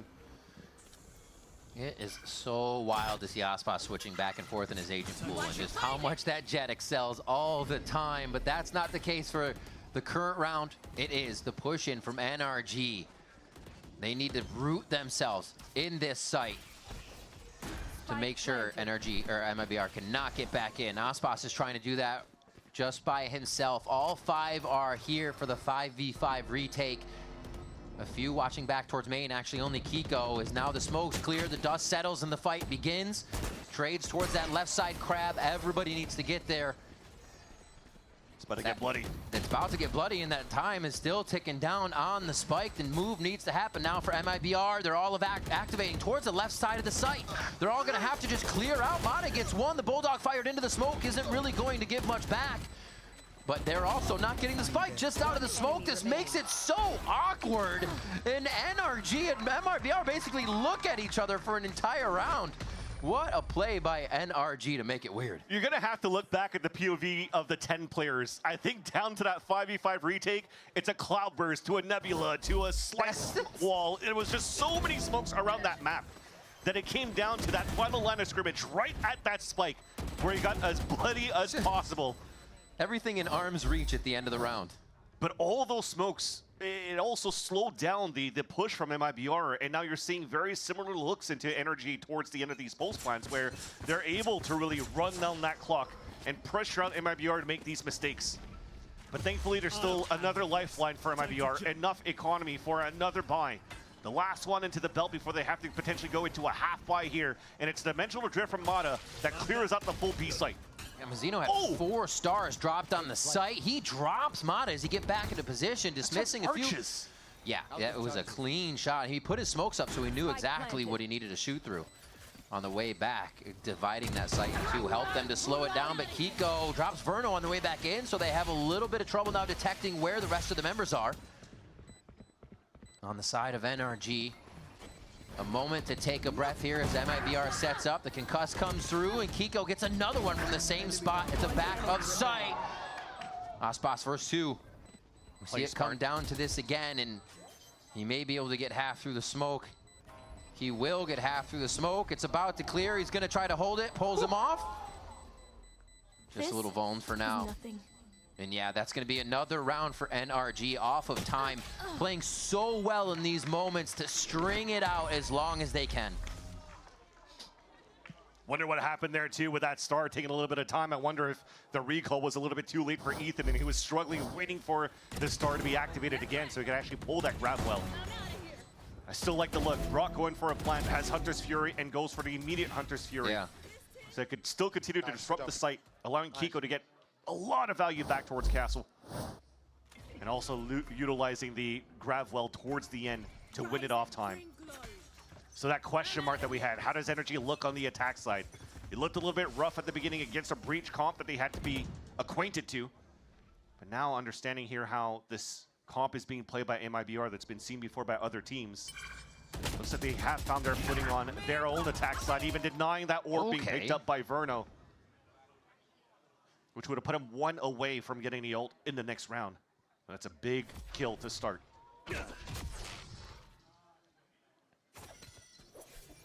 Setting back up towards the B side. A little bit of sound over towards what Tex heard, but I think he can call that they have to go towards that mid side or at least start leaning. Another B hit comes in slowly for NRG on this one. And now once Kiko's present, they start to use that fast lane to get themselves into position. It makes it look so tough to defend, honestly, in this situation. Okay, I was wondering. You just see the mini-map smothering red coins over Zekin's blue, and I was like, okay, they're going to see him eventually, right? I mean, if Ethan keeps playing these spots and bobbing and weaving in those angles, they have to check those when they play their own attack side too, so very nicely done. Aspas even just trying to die to Spike. He's being his best DJ. I guess so. Honestly, that's the only thing I can do when I pick this up. Shh, I just want to listen to his song. I'm sorry.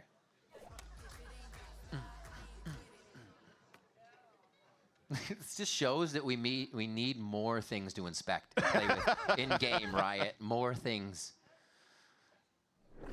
There you go. Dyna Spike in the end, so very clean in terms of how he plays that disadvantage position for Aspas, but this is now NRG closing that gap. 10-8 right now. NRG definitely having a talk at that halftime. Guys, the pressure is on for them, bro. Pressure is on. That the pressure's on for them.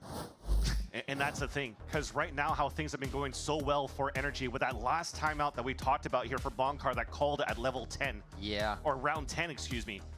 That now was so important because now it forces MIBR to throw their own timeout, and now Bonkar has the opportunity to talk to his team again.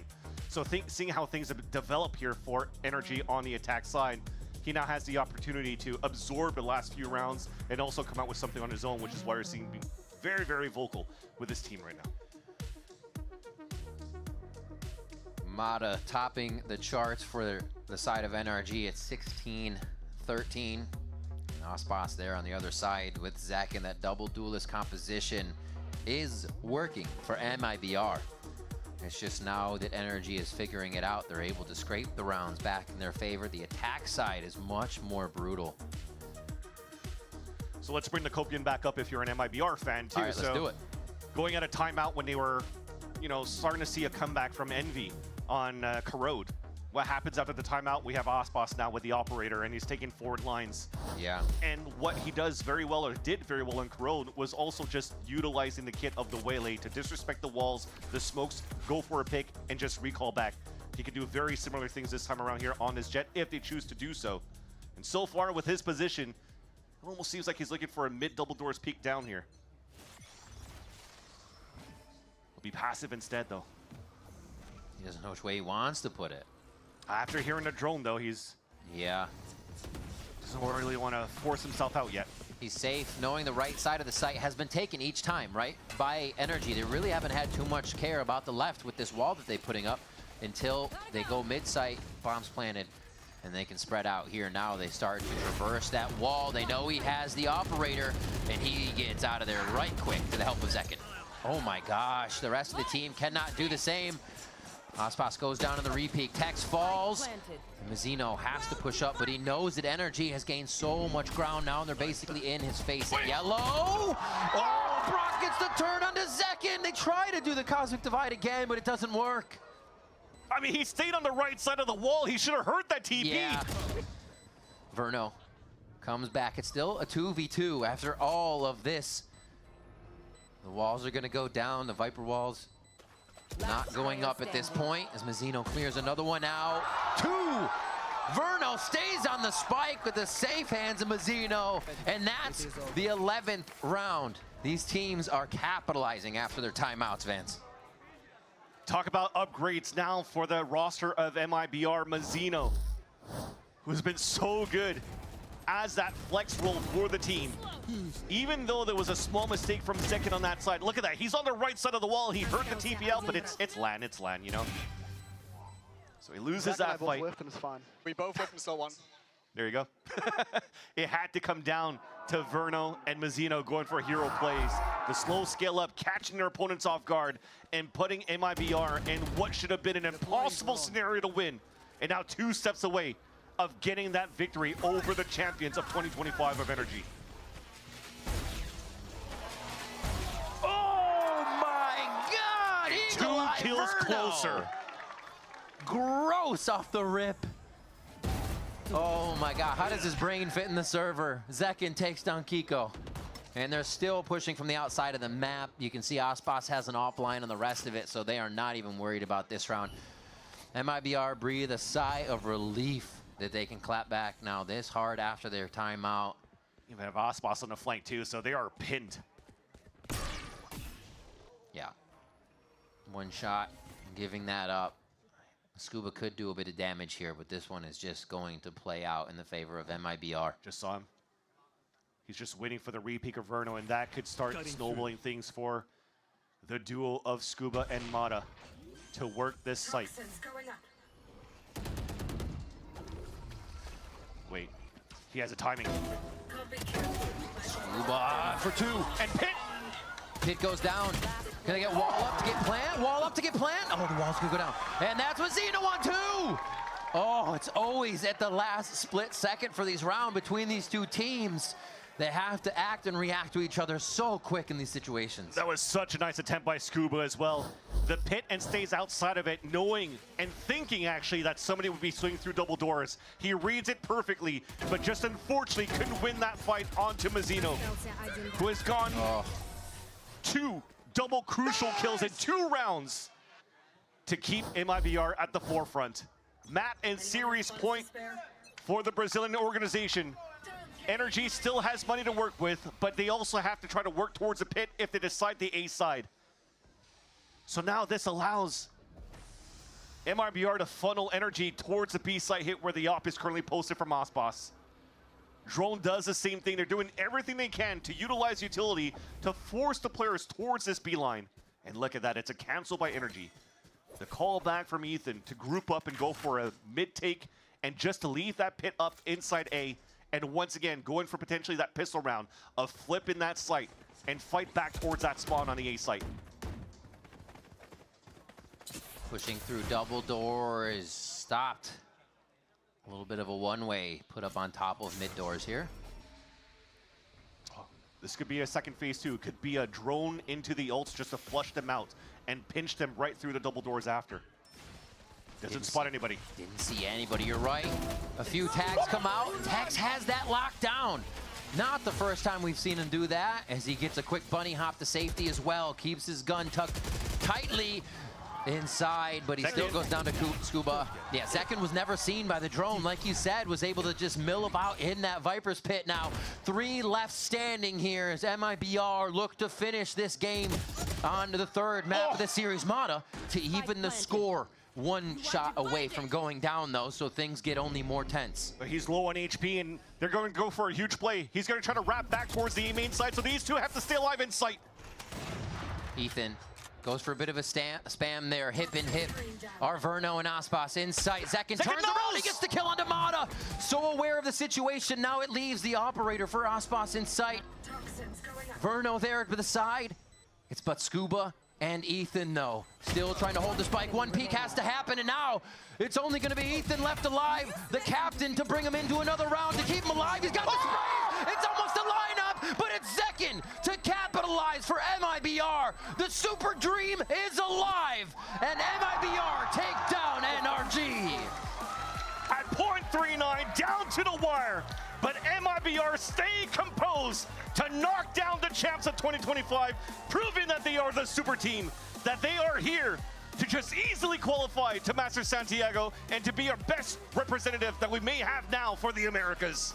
We saw just about everything from this new squad, Vansili. The tough map 1, the reset for map 2, which was a battle back and forth all the way to what, 10-10, even more, and then just the absolute dominance and showing of a clinical MIBR who came to play on map 3. And that shows a lot, though. Even though we had the, I love that little handshake between Bonkart and Verno in the end. But even though you have new players coming into this roster, there's still so much veterancy and experience around it. It's no rookies coming into the stage like a Shenem and Cortezia. They didn't have to work back towards square one to get some people back into the system. When, again, we talk about Tex and Mazina rejoining forces with Aspas, where Verno already had the experience in the past in the previous season with Aspas. And then you have Zekin. I mean, that is just explainable in itself. A superstar that's going to fit into any type of system, and now they're able to topple down energy. The double duelist question is answered. Will it still flow with the team? Is there any ego to worry about? No, there's not. We saw the selfless play, we saw the team play, and we also saw Verno calling an amazing series from his position with the squad around him. Like the team said, he knows the ult, he knows the game. That's not something you get worried about at all, because there's always ults in the game. There's always things to play around, and he's got a lock on it. And Breeze was one of those maps in the end where if the macro doesn't work, at least you have the firepower to really prove your point, and that is firepower across the system for MIBR. Again, think about 2 rounds that came down to like 1v1s, and then a 2v2 that came into their side that they were able to capitalize and keep such a strong lead to kick things off there for MIBR. Absolutely. All right, with that game over, let's send it down to Emily on stage for the Verizon post-match interview with Verno.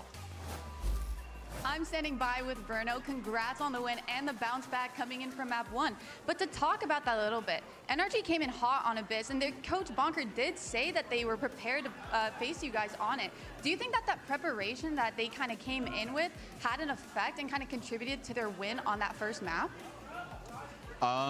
Yeah, they had full like antes in preparation on how we played, and we had nothing on them, and they ran like a new comp with the Sova Tejo and the Viper, so they snowballed early, and we weren't able to bring the game back on Abyss. But yeah, had they not have had that footage, do you think that you could have made it a 2-0? Yeah, I think when you're facing a comp like that, it's pretty hard the first time to be able to just adapt on the fly. Like, you really don't know what's like gonna happen a lot of the time. Yeah, it could have gone anyway if we had the information. Yeah, that makes sense. And there's been super high expectations for this roster literally since the announcement. Do you feel like now that you've taken down the reigning champs that you've kind of met those expectations or even like exceeding them now? Yeah, I think we've been playing without a lot of time of practice, so it hasn't been too easy like in preparation, but I think we've been able to show a good form despite that. Yeah, that makes sense. And going up to this next best of 3, whoever wins, you will be facing for that first spot in the 2026 Masters. Who are you looking to kind of go against? I mean, I think the main thing, I mean, I don't know who's going to win, but I think the main thing is that we focus on ourselves and use the time, more time that we have now to improve more as a team and fully prepare for the game. Yeah, so who are you kind of hoping for? G2, Furia? Any preferences? No preference. Okay, well, thank you so much. Congrats on the win. And yeah, good job.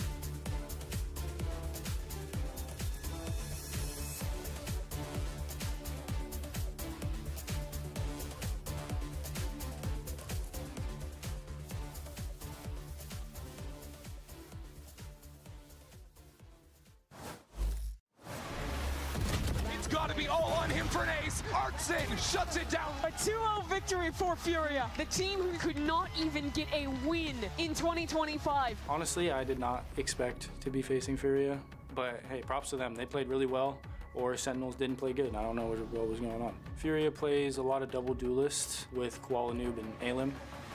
Spike down. Koala, so good up the rope. Well, Noob's gonna go crazy. I will dash in for him. I'll maybe get the entry or two. G2 is the same. They have the same structure of everything. But now they have the big boy Andre. He's a pillar. He will not let go of that angle, whatever. You try to get him off and he's just right there. He never moves. Sometimes he moves. Like you get like, oh, Andre could be there. It's a little scary. They're gonna have fast pace. They're gonna try and catch us off guard. They're looking really good, honestly. But I think the audience will expect a 2-0 against Furia, just because it's G2 versus Furia. Like, it's gotta go that way.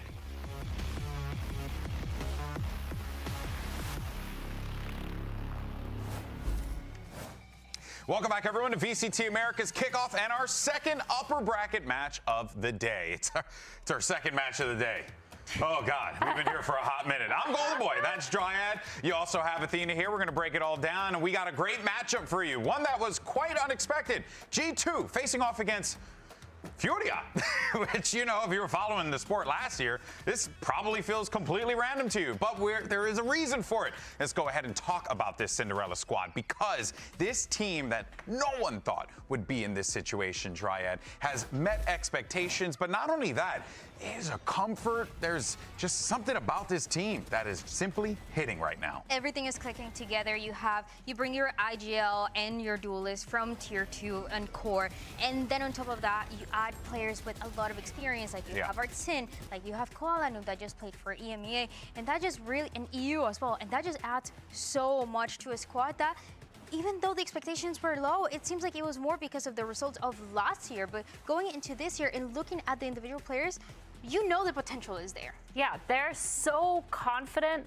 Their fragging power is there. The way they peak together, their teamwork, their synergy, it just feels like everything is going right for them, especially with that double duelist combo, Alim and Koala. They're both just playing really well together. I think versus Sen, that was probably the most confidence-boosting game that we've seen from them. Just peaking, winning their ones every single time. It was really fun to watch. Yeah, and one thing definitely that throws me off is that, you know, there are a lot of Brazilian Valorant fans that would love to see full Brazilian squad, especially when it comes to a prolific Brazilian org like Furia. But it is really cool to see these players who kind of were in a bit of like a last chance saloon type of situation, really try and like figure it out. I mean, granted, EU, Arts, these guys are nasty, but they were all like figuring out where to go, and then they end up in Furia of all places. Crazy how this worked. It's insane. It's just a mix that you would have never put together, honestly. Only these Furia players, can make this this happen. team, like, yeah, all of it. It's truly something else here. But here's the thing, though, right? This was a huge moment for the team, picking up those big wins, but specifically for Koala Noob. We showed a lot of emotion on the Brazilian broadcast following the match. Let's check it out. You know, I was always like, even in tier 2 on M80, when we were destroying, you know, I've always been a player who's been like super underrated. It's okay, bro. It's okay, man. You crushed it. You deserve it. And even on Navi, like, you know, I had a rough season with them. It's okay, man. Yeah, you deserve to be here. You deserve the moment.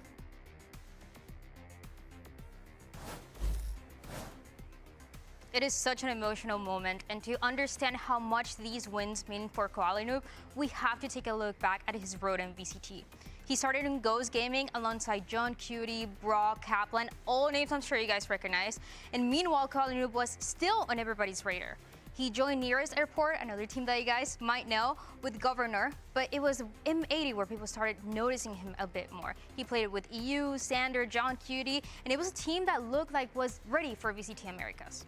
In 2023, Koala and M80 were one match away from winning Ascension and making it to Tier 1, but they were denied that grand final by their nemesis, the Guard. Despite the loss, he stayed with M80, but watch as history repeat itself in 2024 when 2G lifted the trophy in the grand final and Koala Noob once again got second. In 2025, the call to come up to Tier 1 finally came, but it was from EMEA's Navi. And after flexing roles and struggling to make headway into a new region, he was cut from the roster after Stage 1. But at the end of 2025, the phone rang again, and it was Furia. Today, Koala Noob gets a chance to face his past demons head-on and take on the old guard core that denied him in 2023. But this time, with a squad that nobody saw coming. Ain't that the truth? Ain't that the truth, man? No one saw this coming at all. And Koala Noob, Athena, has been unbelievable. This guy really is not just the, you know, the skill anchor for the team. He's the emotional anchor for this team as well. Yeah, for sure. Like, every single team that we've talked about so far has a rock, and it's pretty evident that Koala is probably one of, if not the rock for the team, just because emotionally he's so good at keeping it calm, keeping it a little bit hype. Yeah, super vocal and super aggressive too with what he wants to do. He knows as a duelist player he wants to take which fights, and he kind of pulls everyone around with him to make sure they're going together and getting that map control. That is why that rivalry was so good those years ago with the Garden M80, because you always had Koala Noob being so annoying with the operator, which he continued to do against Sentinels, and also just be that very confident, very excited duelist that knew that not only he could rely on the team, but he could rely on himself to win those rounds. And also, too, let's not forget, right, that was, what, 23, you said? Yeah. That's 3 years ago. These players have improved and grown so much since then. I think that is by far the coolest bit there. But let's go ahead and hear from the man himself. Emily had an opportunity to catch up with Koala Noob earlier on. Let's take a listen. Koala, the last time you faced the core of G2 was back in like 2023 Ascension Grand Finals. Do you kind of view this match as like a shot at revenge for yourself? Yeah, I mean, they were the main reason why my journey to Tier 1 got delayed. I love all the guys on that roster, of course, but like they improved a lot. They made a lot of tournaments, but I've also improved, and I want to remind them why I used to destroy them in regular season. I love the confidence. Best of luck today. That's what it's all about, baby. Love hearing that confidence from Koala Noob. We'll see him take to the server a little later on today, but let's move on to his opponent, G2 Esports. This is a squad that had to slug it out with 100 Thieves in order to get here. And Athena, you know, continuing to struggle and corrode, but on top of that, too, we're just seeing a G2 team that's, you know, just still trying to find that mojo, I think. Yeah, they played 100 Thieves on their best map, Bind, and then they followed them into Corrode, which also looks like 100 Thieves' best map, but they just struggled a little bit. I felt like we saw not as much confidence as we normally like to see. A lot of these set plays that they tend to fall back on, they struggled to kind of find. It felt like we weren't seeing the normal G2 that we usually see a little bit, trying to farm those orbs, set up strats and executes based on that. And it just felt like there was a little bit of a struggle, but still they pushed through to the end. They're definitely trying to find themselves, and they were able to punish as well some of the mistakes that 100 Thieves were making early on. Like, for example, when Baby was getting those kills with the operator, with 100 Thieves just kind of swinging those angles on the defense.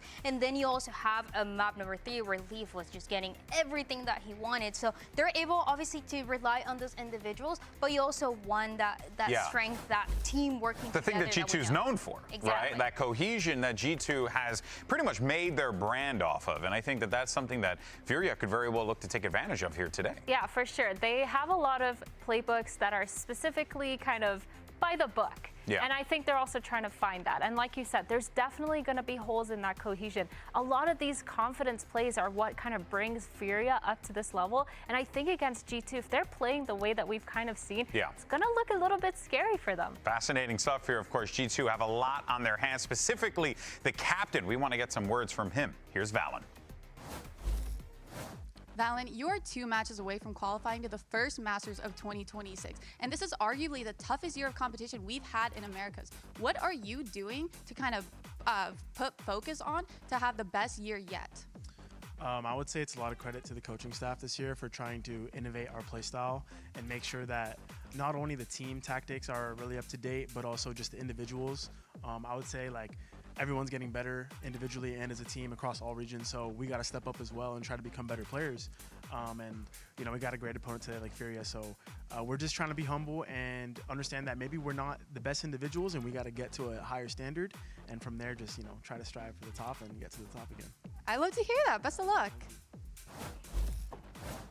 I think it's an interesting take there, right? We were just praising the individuals as like a big part of this. I mean, one individual in particular, the guy next to Valen in the picture there, Leaf, is someone who you certainly want to have on your side. We were just talking about the guy in that map 3, excuse me, absolutely having every single moment he wanted there, Dan. You know that Leaf is always going to show up, but the way that he did on that last map of Split to close it out was so impressive. We've seen him pop off on the Duelist, on that Sentinel, and now on the Breach as well, on Split that they were also playing in the off-season. That just adds an extra layer. When you're playing that Breach, you are always supporting your team. You're always kind of following up what that call is going to be. So the fact that he was closing out those rounds, that he was getting that ace, those multi-kills constantly, is so impressive. I think too, with Breach, you're so susceptible to being predictable, especially with your stuns within that beginning of the round. But what I did like from Leaf that we saw is he did a lot of these mid-round calls himself. You could see on his player cam, he was super vocal, kind of saying like, I'm going to stun heaven, I'm going to stun heaven, peek, peek, peek.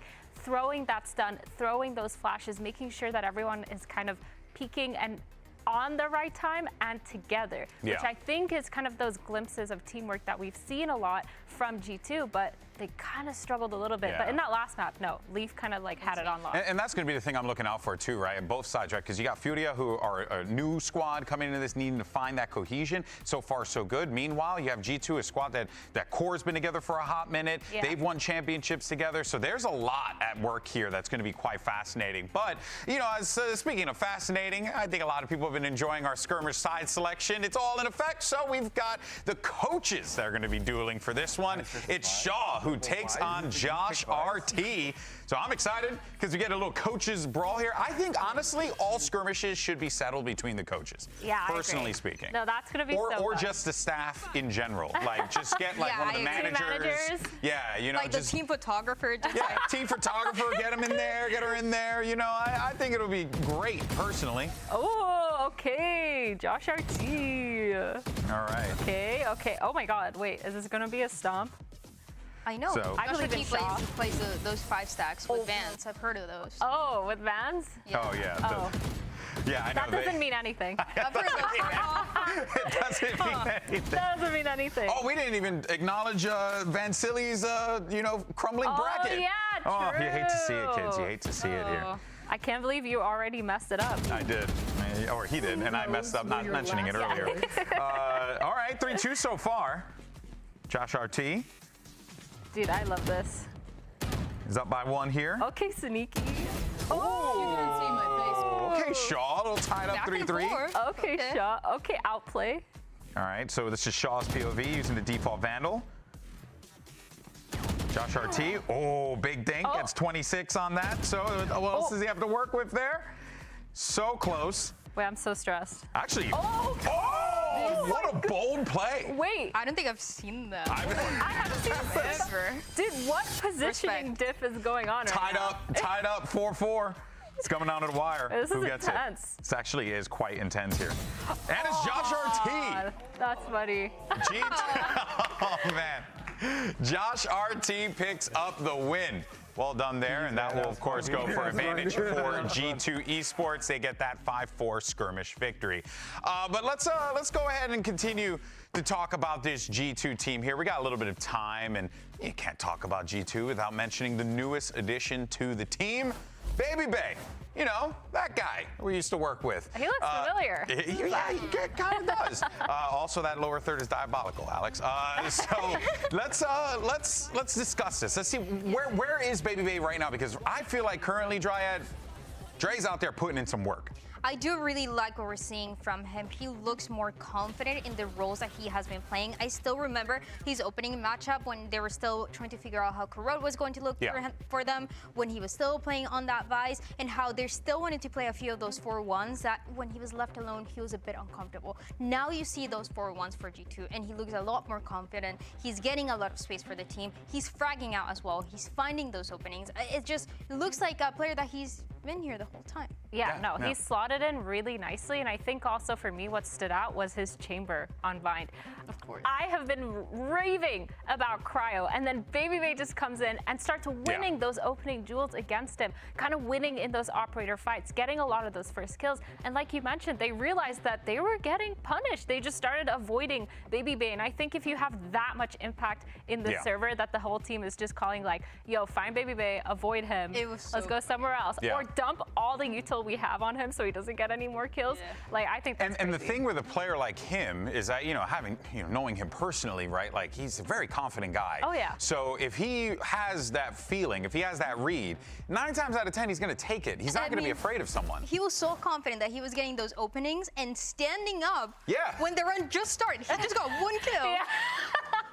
I mean, to be fair, though, listen, when I competed in COD back in the day, I got 1 pick in S&D, and I got up and I started yelling at people. So you just got to do what you got to do. Joke's on you guys. I would get 0 kills, but just because we won the round, I would stand up and yell. There you go, sister. That's what's up. Teams are on the stage ready to go here, so we should be jumping into the action in just a bit. You can see the team capsules. Pick them up. Make sure you go out there and support your favorite squad. Give them some love. Supports the teams, the players, the business that they put forward for us here today, and as well for Furia también. So make sure you go out there, do that, support your squads. And man, I wish we had thrown up the prediction graphic, because I was just thinking, what did you guys I actually don't know. I tend to default G2, and I've been doing that for the last 4 years. It's kind of hard to pick against them. I mean, they win Americas every time, so I don't blame you. But I will be very honest with you. This was the first time that I got my Google Doc link and I'm picking my predictions, and I'm like, oh, you hesitated. Maybe I go for Furia because of what we saw in that Sentinels game. I mean, it was an absolute domination. Of course, here's the series layout. You got Abyss, Bind, and if necessary, we'll be going over to Split. What do we make of this one, girls? That map of Abyss is interesting. We saw it in that opening match of Furia when they played against Crew. Yeah. But this was just kind of the test. People were still not really taking Furia seriously. Obviously not taking Crew seriously because they were playing with this Academy team. And then we started realizing that, hey, actually the strats that Furia were introducing to this map and also throughout the series were really, really good. So I'm excited to see it again against maybe a little bit of a tougher opponent with more experience here. For sure. I think it makes sense too when you're playing against a team like G2 that they're kind of known to be slow, methodical, farm those orbs. You might kind of have an advantage trying to go for those early picks like Koala. We talked a lot about him trying to do that, and we saw a lot of that during that Abyss and during all their maps, honestly, where he's just pushing down mains, doesn't really need any crazy assistance, but everyone is gone. VALORANT looks different. But everyone is gone. Yeah, here are your agents now. We're going to get to see Alan back on that waylay there. So, you know, get to see him kind of have a little bit of impact in this game, right? Koala Noob, we've been focusing a lot on him too, right? The support of Omen. Looking to see what he does there. What you got here, Myrna? Oh, no, I was just, the player cams are crazy. Oh my God, that was wild. They're ready to go. Yeah, VALORANT. They're ready to go. Look at him. Wait. Look at him. Yeah. Wait, Bree? I like what we're cooking here. Okay. You like it? Really? All right, I explain. like it. I like this double duelist. I mean, obviously, we haven't seen this map yet. We were kind of wondering what G2 were going to bring. Double duelist with a baby bay that we know Joshua T wants to position more to play this operator, so he's going to be able to continue to do this. And on top of that, Jaggy mode that, yeah, we've seen a lot of the Waylay, we've seen a lot of this other duelist, but bringing it back to the Jet, that it seems like is making a little bit of a comeback. I think it's pretty. Why do you think Jet's making a comeback? Is it just because it's over-reliable, or is there something else that we're missing here? Yeah, if you want to op and you want to get out of situations, like But for those who may not know, why not opt for a chamber then in that instance? Why not opt for, like, you know, what would be the purpose there? I think for Jet, you're less likely to get punished if you are the first kill. Yeah. Whereas with Chamber, he is technically still a Sentinel. Yeah. So you never want to play double Senti comp. Of so course. if you punish your Chamber, that's kind of the site technically left open because Okay. you no longer have that trip. He's supposed to be anchoring and he's not going to really be doing that anymore. Yeah. Whereas with Jet, if you're playing on that stronger side or the weaker side, you can be aggressive. If you get picked off, it's not that big of a deal. You should have still a Sentinel on the other side of the map or with you kind of holding it down, and you should have like some sort of backup with the initiator. So it's just kind of like pros and cons. Like the Chamber is really good at getting one and getting out, but if you get punished, it's kind of GG. Yeah. Yeah. No, it makes sense. Great breakdown on that one as well. We'll see whether or not this plays through. I think when you look at the experience, Dan, on the team, you do have to side with G2 in this one just because of the experience that's there. But man, there really is something about this Furia team that if G2's not careful, could very well catch them off guard. Absolutely, and that was what was happening when they were going against each other all the time. You had this Koala noob that was always confident. Once they get some economy going, you know he's going to be having that operator, whether it's the attack or defense set, or even when he's playing that Omen in a map like this one. It just feels like it's a guy that you can rely on, while on top of that, you have an limb that works together. And I also think, too, you have a guy who has a point to prove as well out there, right? Yeah. You heard him in that interview with Emily. He wants to go out there and show them why he's been dominating them for so many years. Yeah. That was what he said. I actually love that. I think that kind of plays into having a little bit more anger emotion, which is really fun when you're playing because you could totally channel that into the way that you're playing, focusing, tunnel visioning, but in a good way, nothing too crazy. But yeah, I'm really keeping my eyes out for this Alim Koala noob duo. We even heard in that tape earlier where Alim was like, yeah, I just run in, kind of run around, sometimes get a few entries, sometimes not, just set up Koala noob. Like, you love to hear that. Every single kind of team has to have that kind of selfless duelist player that I really love if they are running the double duelist. And I feel like that kind of strategy just works so well with this team. And it's something that we haven't seen in a while, but obviously there was a time where we're seeing a lot of these duelists playing Omen on Icebox, for example. True. And Koala noob was one of those that were introducing that idea from early on because he was still able to be so aggressive on it. So that is kind of why he's still so comfortable playing it. He's been playing it for years, and now on top of that, you have that support of Alan that continues to be, I feel like, such an underrated duelist. He was incredible when we saw him playing for Core. He almost made Ascension, and you have that supportive team of two players that like to be super aggressive and can, you know, set you up for success with a G2 that could be maybe a little bit more confident, because we heard Trent saying, I was not expecting to face Furia. Yeah, I think I am a little bit worried though about the solo duelist from Furia because of the breach. I think that's my only kind of if because it's like the second that they get delayed, those choke points are kind of really hard to capitalize on when you have a team comp like that where it's only the Waylay going in. So. No, well, folks, as you can tell, a little bit of a delay on the stage there. We're going to be getting this one sorted in just a few. Should be good to go. But earlier on, we had an opportunity to catch up with Alan about the energy that Kuala Lumpur brings in the server. Let's hear what he has to say.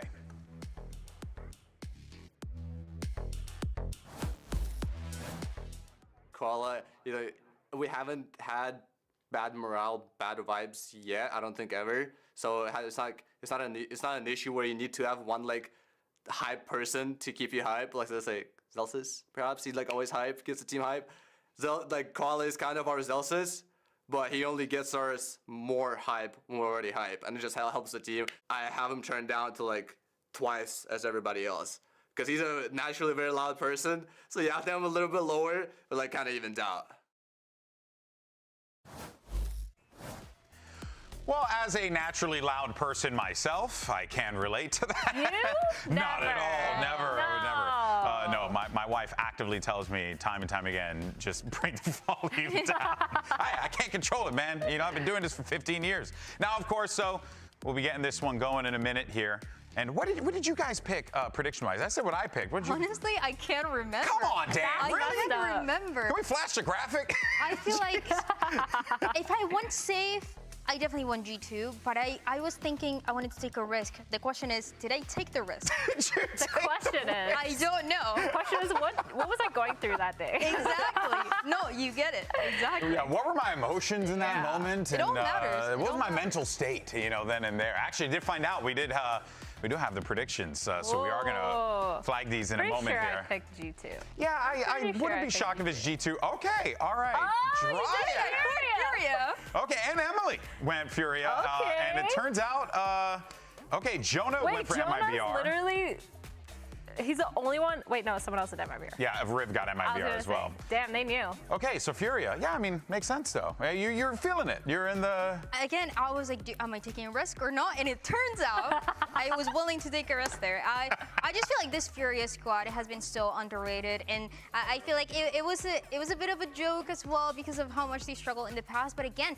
you cannot underestimate how good these players individually are. EU has always been one of the best initiators that we've had in Americas, even if 100 Thieves was not finding success. Kuala Lumpur, again, with the operator, how good he's been. These two players that we just talked about, Alim and Nerve, in Tier 2, I feel like they just had more potential, but a lot of the teams were really stacked. And I mean, you have so many layers of things that you can talk about for Furia with the experience that they've had that I just feel like, they can definitely do it. And the community, well, they disagree with you, Dan. Yeah. They said, not Jan, Dan. They disagree. They said, they said 62%, I believe, we're on the G2 train. That kind of makes sense. But I will say, though, it is crazy that, if this was like last year or the year before and we ran that poll, it would have been like 85, 15. Like maybe some of the Brazilian fans come up for their compadres, but like, no. This is actually a much different situation here. That being said, though, I do feel like there is a conversation to be had about just the fact that you're going into this with a Kuala Lumpur who knows these players, right? Has faced off against them. You have a G2 with a ton of VOD, ton of tape on them. There is this possibility where Furia comes into this game with so much prep work that perhaps G2 just simply is not prepared for. True.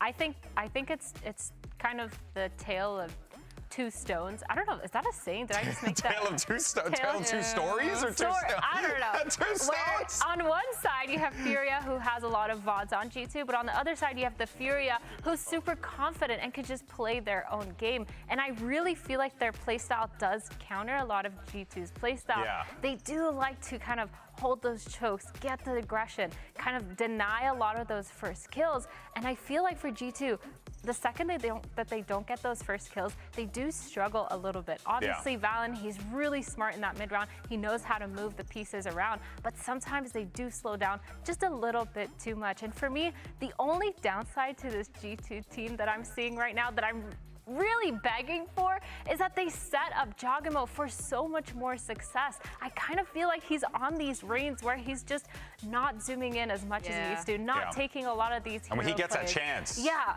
it's so hard to stop him, you know? Like, remember when Neon came out and he was just insane, literally the first person to master her mechanics Waylay and was too. insane. Yeah. Waylay too. I would love to see him on Waylay, just full sending it, abusing those mechanics, kind of confusing the hell out of the other team. while Unleash he's the getting on dog. the side. That's what we're saying. That's what I'm Unleash saying. the dog. All right, folks. As you can tell, we still have this delay on stage. We're hoping to get this thing sorted in just a few. But for now, though, we're going to take a break. And when we return, hopefully, we'll be back into the action. We'll see you then, folks.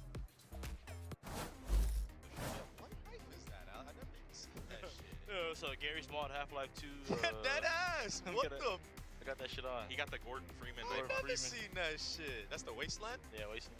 I didn't even know they had a knife. I didn't That know shit's either. Sick. That is actually Find all insane. the guns. Já busca o segura-bate. Artezinho, Spike Guevara. Transfer maravilhoso. Pit is another thing to play around and pulls back in the side. Leafer's got it. All in his control as that pit falls as well. The opportunity! Oh! Of a lifetime!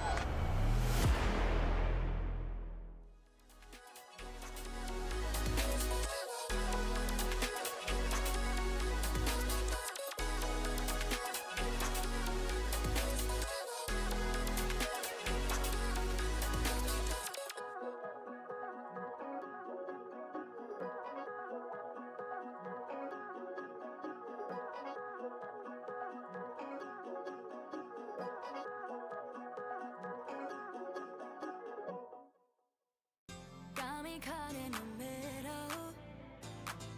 I don't know where I stand. 'Cause you're mixing the signals, and it's out of my hands. We fight and you put my head in your chest. I cry the next thing we're getting undressed. Last night's the last time you're getting my bed. Where do we go? Is it over? I need you close, only closure. I gotta know if you want me right here by my side. Where do we go?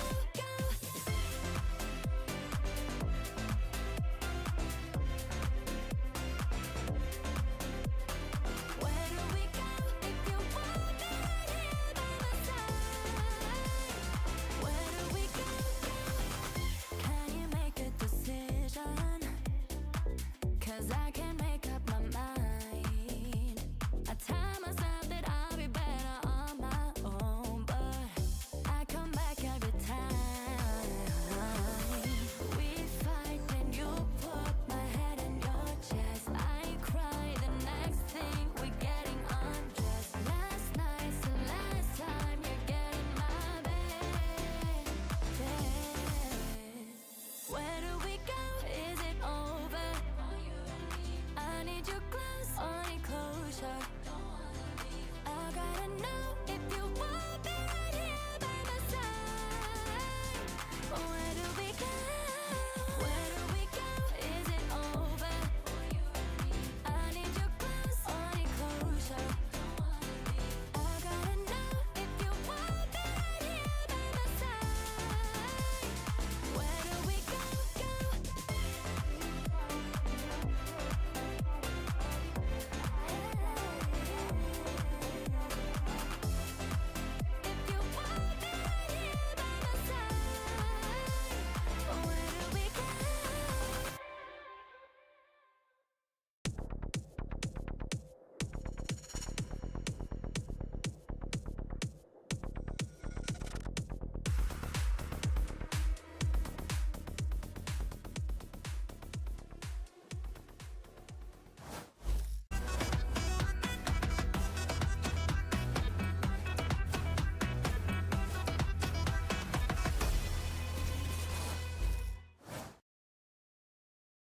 Baby Bay definitely just brings in so much energy. He's the oldest guy, but he still just has so much energy and so much fire to play the game and grind the game. And it's kind of just like, wow, this guy's this old, still putting up numbers too, shooting. He's faster than probably the whole scene, honestly, with the op. So he's still really good, and he just keeps the energy up. So everyone kind of bounces off him. We're all getting hyped up too because he's bringing energy to all of us. So it's kind of just a different feeling. Well, you know what? I like that. Let's keep the energy going, right? Why He's don't just we? like you, actually. Yeah. Wow. All right. You know, honestly, yes. There is a lot of similarities between me and Dre, but also, yeah, it ends there. All right. He still has hair, bastard. Now, of course, I mean, he did buzz it. He did. But it's going to grow back, though. I don't have that power. Now, the thing is, all right, we have a little bit of that delay. Okay, still going on the stage. We do apologize for that, folks. We're going to get things going. We have a great team out there that's working tirelessly to make sure that everything's sorted and ready to go. It is an audio issue, so we just want to make sure that the players have everything sorted. As you know, competitive integrity, all that good stuff. So, with that being said, though, let's have some fun. Why don't we, for a little while? And for those of you guys in the arena, you can join us as well, because we need everyone's brain power for the game. Where you at? Actually, Dan and I's brain cells just combined for this. Really? I think we're ready. That's good. I'm glad for you guys, because you need it. All right, here we go. The rules are simple. We'll see a very small portion of the map and have to guess which one it is, excuse me. And these two are going to rub those brain cells together and figure it out. Let's go ahead and get this one started. Let's bring out this first one. You got this, ladies. Come on, let's do this. Where the hell is that? Oh, I know where that is. It can be any map, right? Bind? That's Bind. Bind. Honestly, I think above yeah, Hookah. no, you're right. Above I think Hookah? so. I think so. I want to say Bind that's above Hookah. Yeah. Yeah. Or no, yeah, above Hookah. No, that's my. Yeah, it has to be Bind above Hookah. And the light and everything. I feel like I had a lineup here once. Yeah. Let's reveal. Let's reveal. Let's see what it is. Oh, that's really embarrassing. Oh, that's weird. Okay, well. How was the lineup though? I was so confident. Me just saying yes. Yeah, hoping that you were gonna be right. I'm like, yes, of course. Yeah, I swear there's like a weird satellite thing above the hookah thing. Well, guys, that was awkward. I don't know. And you throw it, it lands in the hole. That was like a thunder spawn. It's okay. Okay, the it's fine. hell is this one? I'm gonna say. Dude, these are the most vague structures. Like it can be so many. Why do I feel like it's Icebox? I was gonna say Icebox, but I would have to imagine it's Map Sweep or. No. Lock in. Look, there's snow. Where you see the snow? On the door. Snow. Lock in. Oh, wait, you're right. There's snow. Lock in. Snow. Yeah, Icebox. Surely that's snow. Surely that's not like fracture, right? That's snow or. No, that's not fracture. Someone didn't wipe that wall clean. All right, let's see what it is. Reveal it. And it is Icebox. Oh my God, genius. You gotta lock in. You right there. Yeah. That was a you big know play. me. I just know my doors. Yeah. Yeah. She's actually graphic designs her I actually had a lineup there once. Yeah, she's really. Oh wait a minute! I'm actually just getting word. We're ready to go. The game is ready to go, folks. Let's go ahead and send it over to your caster, the dynamic duo of Uber and Wyatt. Wyatt, who's winning the Royal Rumble? Great question, GB. Sleeper pick, Obafemi's debuting and winning. That's my choice. So glad you actually asked. 10 other people watching. Boy, great to be back here in the Riot Games Arena, obviously, after a week in the Juice Bar. We have such an interesting matchup because we've got the winningest America's franchise from 2025 up against the losingest franchise of 2025 in Furia. Different story this year, at least for one of these teams, though. Furia have fought their way and earned their spot to take on G2. A team that has just been thrown together with a mix of players from the offseason. Some loose ties between them, like a couple guys from the same Challengers team, Alim playing with Nerve for a bit, EU and Koala, they have a bit of history together. But look, overall, this is a wild roster that has come together. Expectations were low, and so far, I think they've blown them out of the water with some inherent chemistry that it feels like these guys have together. Yeah, for no reason in particular, really. I mean, Artazine is the core, I guess, of this team in many ways. You know, not to make a pun, but obviously, you know, seeing Nerve and Alim alongside him, you know, have also really impressed us a lot. Nerve as the absolute grinder. And then, of course, the way the rest of this team is filled out. Like, you've got to be afraid of what Koala Noob and EU can put together. We, of course, are heading into BIS in just a moment. Furia's map pick. They look really, really good. And again, their B-side anchoring, even with this interesting style composition, because Koala Noob obviously moves over to the Omen, but we've seen this from him many a time before. Yeah, this Furia team, they're going to be starting on defense, and I've been impressed with this half from them generally, across the maps that they've been playing.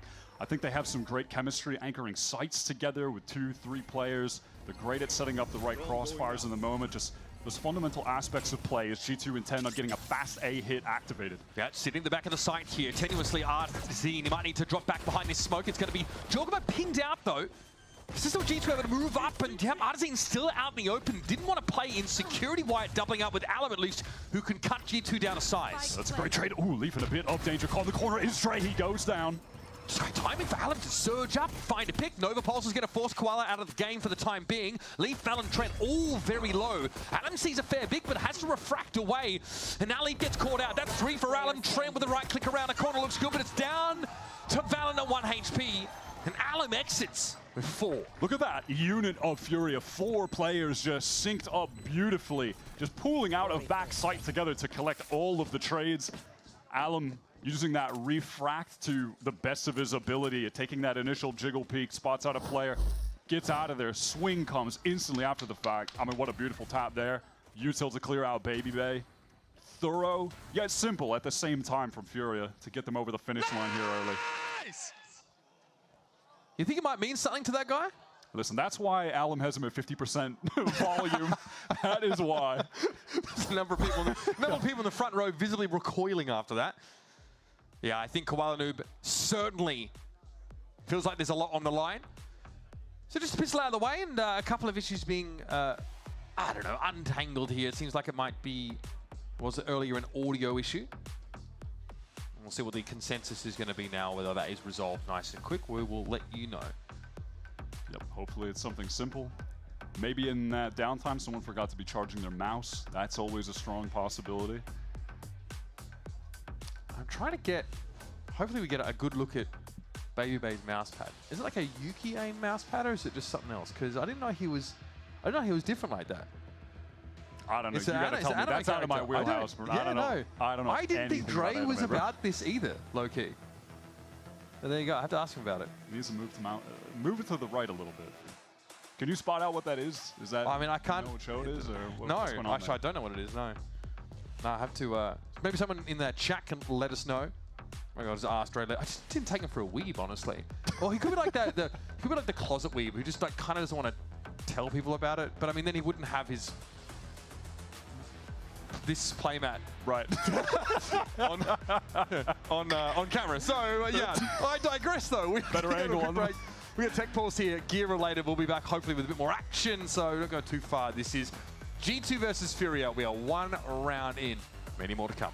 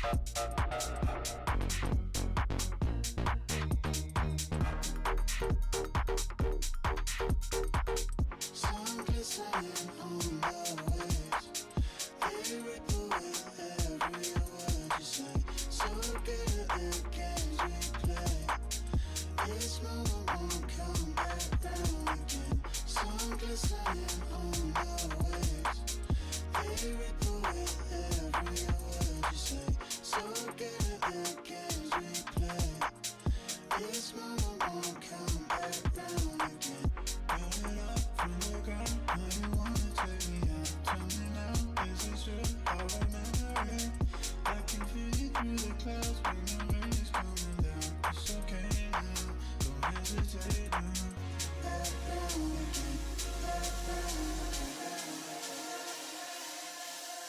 Break it down.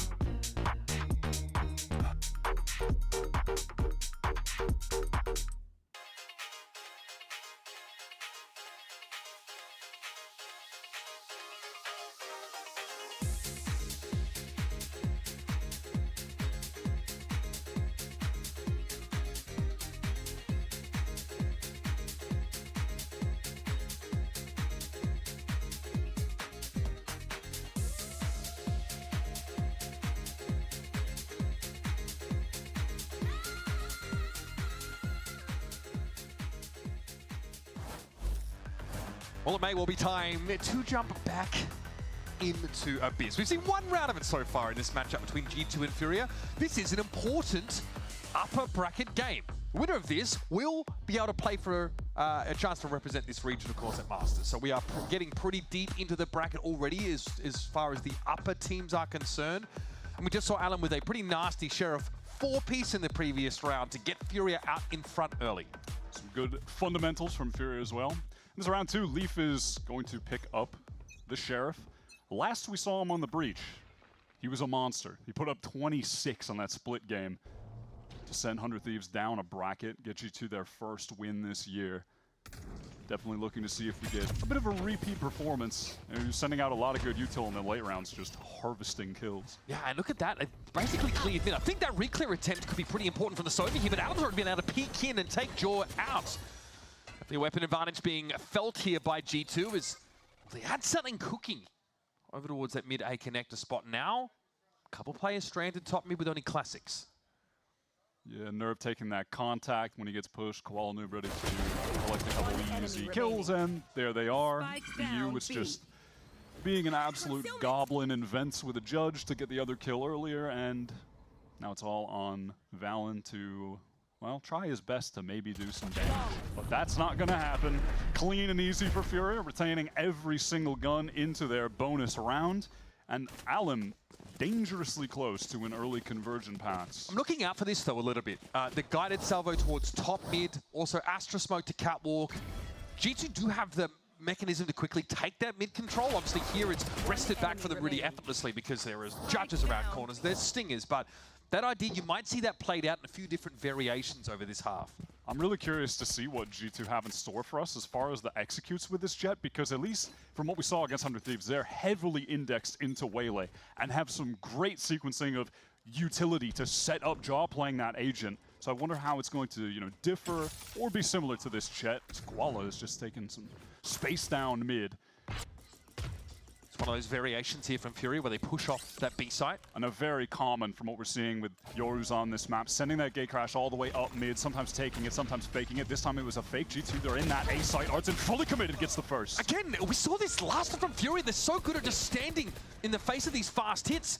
Artson with a stinger, alive at 46. And those extra smokes, it's a nebula down that EU can play off of with this double controller comp. Oh, that could have been nasty. Trent's able to find a quick double though, and this means Nerve has to play through that nebula.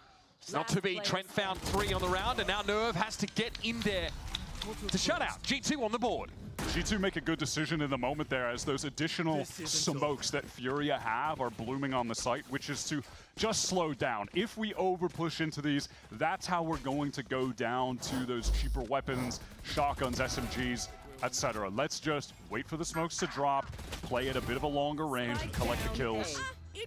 Trent is able to clean up. Let's go! Pretty much with ease on that round. Mindful of the flank pressure. Yeah. Trent has a really good intuition for the timing. He's able to be there and find himself 3 on the round. But that will be one of the counters to this double controller comp that G2 should be leaning into, as well as, when they're in the post plants, they can't afford to give up space and let Furia just smoke them off from the deep angles. some considerations for them on this attack side as Furia now on the full buy. Everybody dives down mid. Allen sticks around for a time, but unable to affect the aura, and now we've got pressure onto the B side. It's Baby Bay already with irons for upper. He's able to play from this spot. This is going to get uncomfortable for Nerve, who might feel pinched as the hit comes in onto the side. It's going to be Koala Nuke down. Now the pressure comes back from Fury. They might just flood into B before this actually gets planted. Nerve sees two coming and lines them up. Here's the conversion pass now in play as Jorg and Trent have to put this together. And EU already plucks away the duelist. That connects onto the Maul. EU has a dart as well if he wants to throw that backside just to be a nuisance for Trent, the lone G2 player. Guardian. Less HP than ideal. Oh, just spotted out, just barely by Art. Yeah, just the inch of his foot. Trent sees Alum topside and is going to be brought down. And this is what Furia have been so good at on their defense side, especially on this Abyss map. They will just flood back into to support their anchors so quickly. Even with Koala going down there, Nerve stays committed to the site, and the rest of them show up in time. Alum collects a kill, and then immediately after that, rips a great conversion path onto the remaining two players who are by that cliff. Good hold, They are so good at flooding together. Just full confidence in supporting their anchors every single time. And G2 already thrown down to an eco. Here's your 5th round. Now G2 again, like you said, have been a compromising spot in terms of the weaponry. Pretty lightly held B side. Of course, Koala Nuke can still rotate back there for Furia. It'll be the conditioning of that gate crash up mid, as we've seen this whole game so far. And look, you can see that it does push Koala off the line down the mid. But in the meantime, G2 opt to just get into this mostly vacant B site. How much does Nerve want to commit to fighting right now? And Nerve wasn't able to stop Jorgamo at all there. The jet dash got him past the guy in Salvo. But Baby Bay maybe overextended a little too much. Special delivery is going to force the Outlaw off the line, though. Kwa has to step up and simply sees Valent straight around the corner. Yeah, that is nice draw now, forced to retreat, pinged up even by the recon. Trying out in the open, yeah, just trying to get something done, but... Beautifully done. Leaf trying to hold his own, but Fury are very, very good at just being decisive when it comes to hitting those sites. It's not really that intricate. They are simply flooding in with a bit of, you know, that util behind them. But even still, the fundamentals for it, it's pretty lovely to see as this org is just making a massive turnaround already in Americas this year. But Koala with a good round 2, quad kill. But Alim will be picking up the op. You'll see both Koala and Alim, they like to op. Actually, ops to drop it. It just goes back to the rifle, but I'm sure we'll see him with that eventually. G2 really need to get started on this attack side. They absolutely have to develop a base of some of these attack side rounds. I think losing this gun round would be really crushing for them in terms of expectations on attack side Abyss. Now with this comp that G2 are running, they are loaded with some pretty devastating ults. And on this round, having both the Rolling Thunder and the Armageddon, well, that's the latter being used just to clear out this B site. Do Furia just try to get right back in, though? Yeah, look at, they always trying to catch G2 before they're fully scaled into the side wire. They're going now. They might be slowed up a little bit by this aftershock, but it's only Jorg in there. He's left us in the insert in B, and the spike is heading elsewhere. G2 very scattered around the map. In the meantime, Baby Bay working his way into this A site. That teleport gives away that there's no one else there.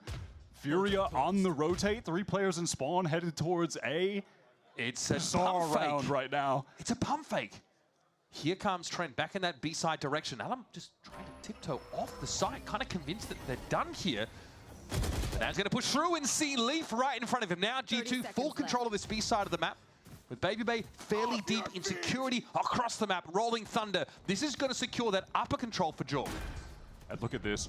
Baby Bay is on a mad long flank right now. Fury accelerate. Maybe he won't be able to catch the timing. Oh, I like that. Hug in the corner, little ping there. Jorg. Oh, swung into Nerve.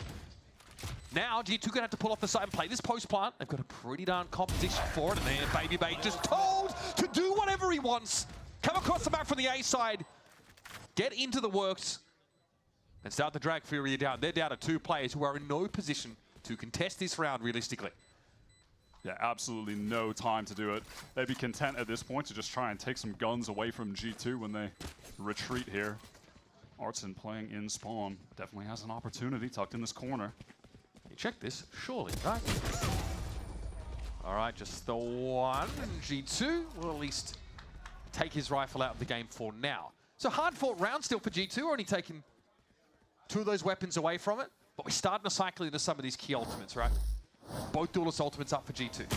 I definitely had some concerns in the mid-round with how G2 were maneuvering around the map, but it completely ended up working out in that they drew Furia out of position from being able to flood. That was the first round where it was just Alim on B, and he got curious when that smoke went down. Maybe there was a timing for him, but he's caught, and there's no one there to support because G2 and Babybay specifically were able to get everyone towards A. That was a really well-played round.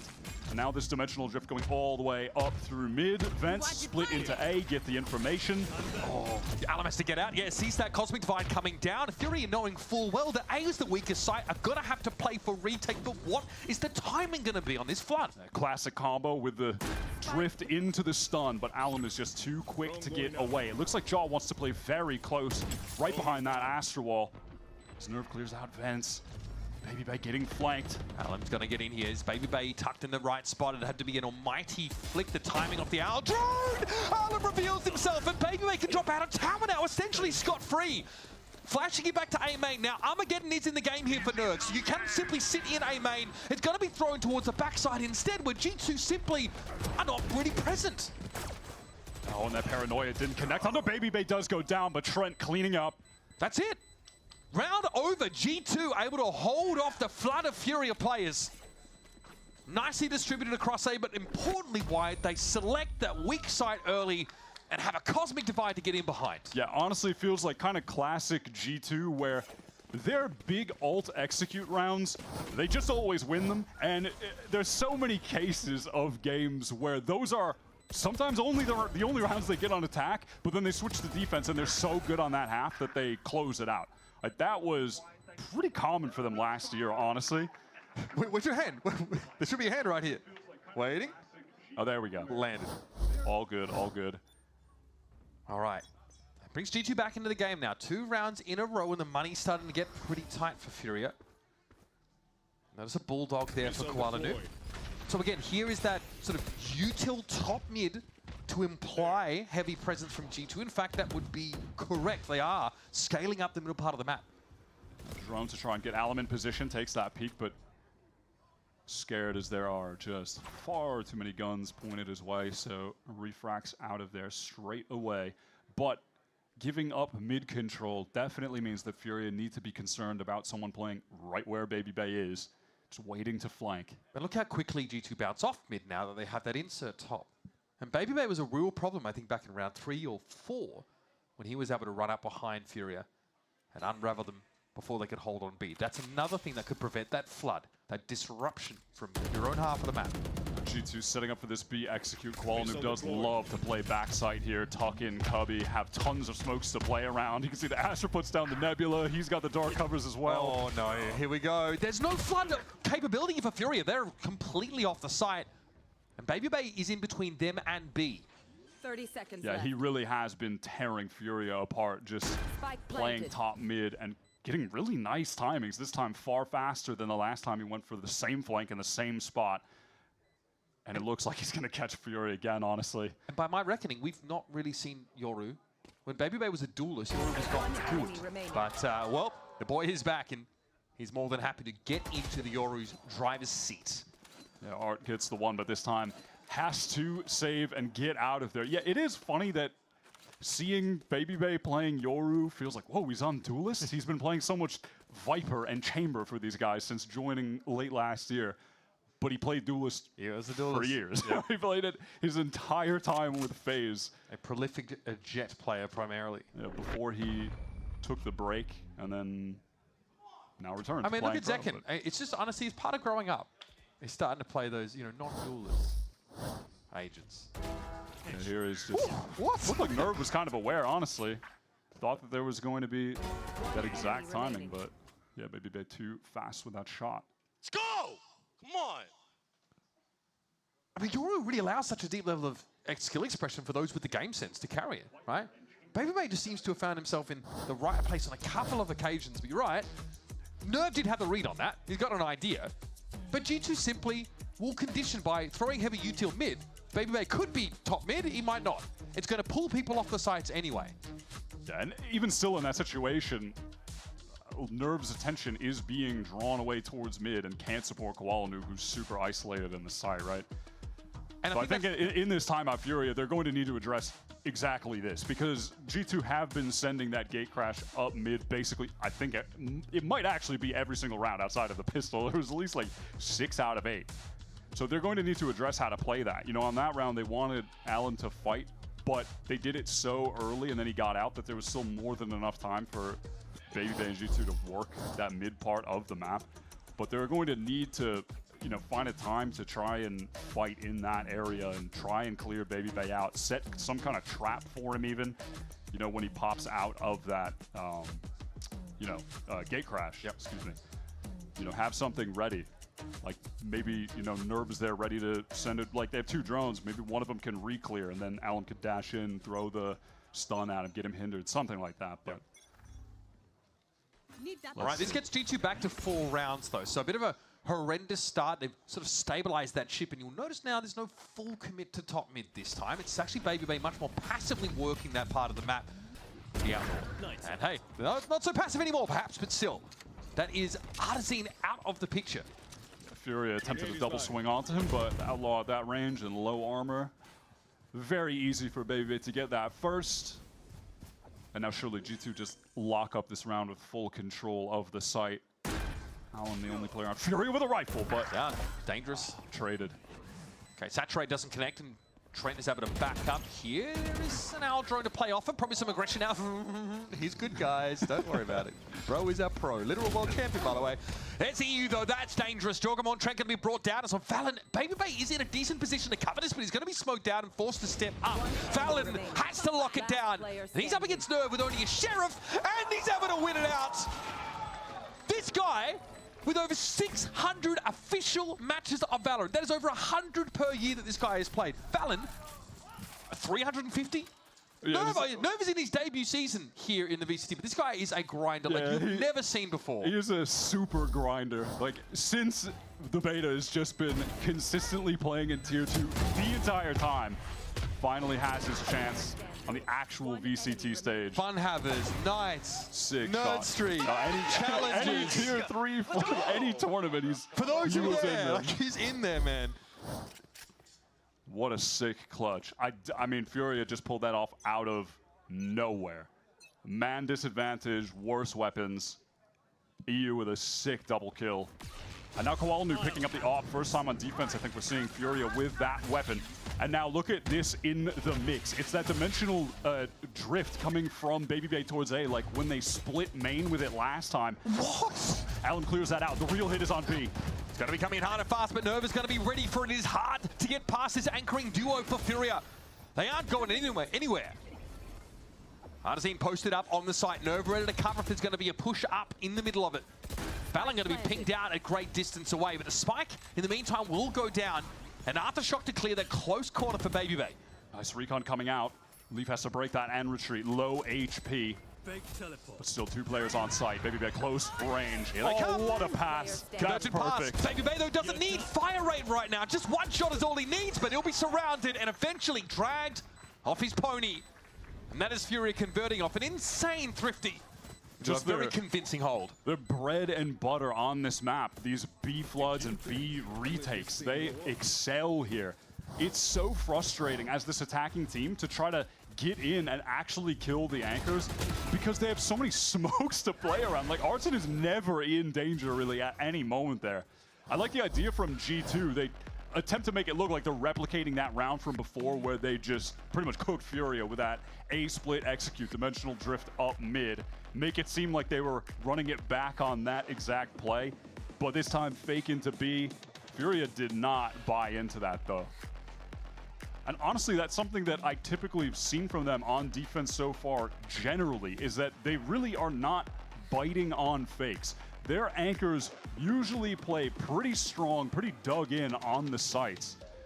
Like, I think there's 1 case of G2 in this game where they started dragging players back and forth. Yeah. But that's after they, I think, get some decent mid control. I'm already drawing one of those anchoring pairs off of their sides. Yeah, that's something that Furia have definitely been excelling with. They're not getting baited into bad rotates often. Kuala reprising the operator role as well. Something we saw from him. He used to play Omen on Icebox for M80. They would play no duelist comp, and you would see him pick up the operator more often than not there. Yeah, definitely, despite being a duelist player, pretty much his entire history as a player, Omen, the other agent that he's got a lot of experience with, a lot of actual match rounds played. Looks like G2 want to keep things simple, hit this B site, which has not been going consistently well for them. Yeah, you wonder if there's something a bit more intricate at play here, if it's just going to be a fast hit. We'll see. They can get Trent's Armageddon if they collect the orb. Looks like he's just ready to throw out that drone. What is going to be the maneuver off the back of it? Forced out of it right away, though. On account of Nerve playing on this site, that missile just gets there ASAP, and Trent has to give up the drone. Because of the mid conditioning, though, look, there's a drone re-clear from Furia in mid. So G2 has done a good job, at least, at making Furia spend util on getting info in that part of the map, and it split them down the middle. Now G2 have that player advantage as they hit into this site, and Nerve is just going to get sprayed down through the smoky and upper. Artazine might suffer a similar fate sooner rather than later, as that aftershock starts to test his position. It looks like G2 want to force the issue. That's Baby swinging, but he's alone. Leaf wasn't actually playing with him. It's a flash that comes late. That little micro play gets disconnected, and Baby fully punished on account of it. When the Schmeeg hit you a little too hard from 5 years ago, I guess. Here's Valor though in a good spot and has found a timing at least. Koala Noob is going to be undone, but here's the push now. Flood timing for Fury as they hit this B side, and Artazine covers EU perfectly. His Armageddon will be easy enough to circumvent, but Trent is at a 1v2. Yeah, he takes that timing to get into sight, play Cubby, get closer. Can he outfox these two sharp senses from Furia? EU goes down first, but Artazine draws a bead on Trent and gets Furia their 7th round on defense, no less. Through absolute brute force. Wait a minute. No, we're good, we're good, we're good. I've been hurt too many times before, man. No, just brute force from G2 trying to get wins on this B site. It's not happening. You know, outside of, there were those couple rounds where Baby got the really good flank timings coming through mid, and they tried to do that in a bit of a different way with Val in there. But things began to fall apart when there was that disconnected play from Leaf and Baby. He just ends up sending it in alone and going down. I trolled. Thank you, Art. Thank you, I trolled. All good. He saved you. Art has looked really good on this team so far. Let's see what G2 can do on this final round. Playing a 3-1-1 to open things. They do have a Cosmic Divide that could be activated here at some point from VALORANT.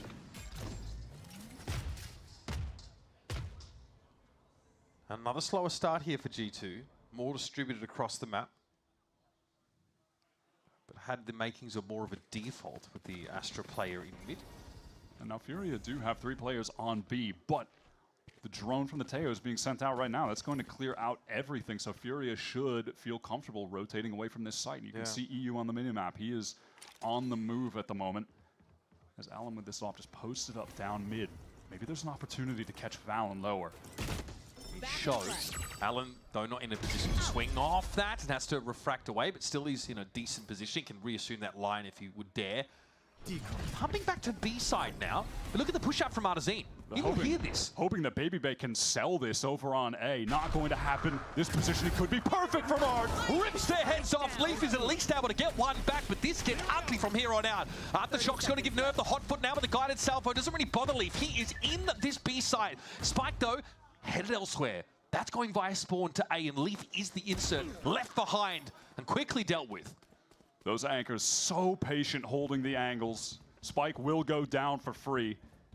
This is essentially, feels like do or die for Baby. He will win them the round if he can make the play.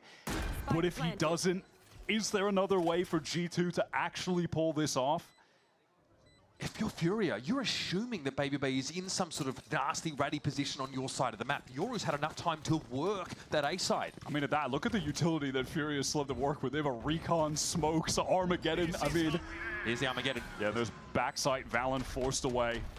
Recon killer is close. Oh, needed more than that, but essentially that's a solo challenge for Baby as Valen was forced away by this Armageddon, and now he is simply speculating as to where the diffuser is. Inu steps up. and sends him packing. Fully overwhelmed. G2 definitely played some cool rounds out there. Some of the fakes that they had thrown, Baby Bay's good flanks up mid, but ultimately they tried to hard force B execs so much, and Furia's retakes and flood play there is pretty phenomenal.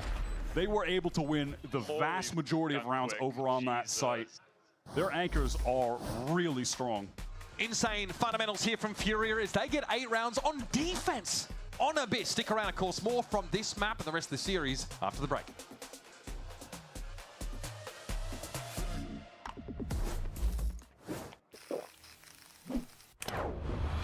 Red Bull gives you wings.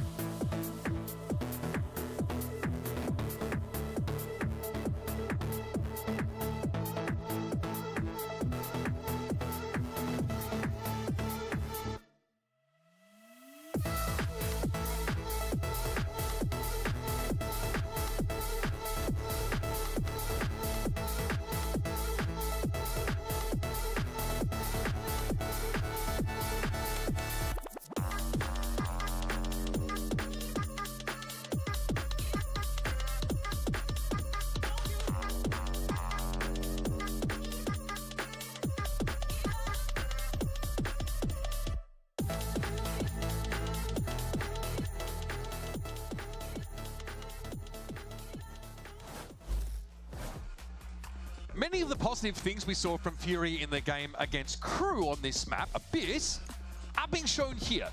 Really stalwart anchoring, and like you mentioned, fantastic fundamentals. They're not letting themselves be too easily dragged around the map by G2, who have been consistently trying to sell fakes on that attack side. It's an attack side though for G2. 4 rounds. That might just not be enough. I'm excited to see Furia play out this attack half with their double controller comp.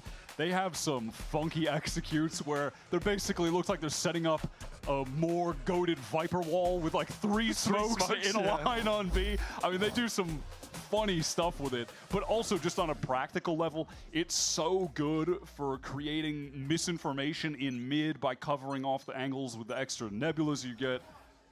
Let's see how this plays out.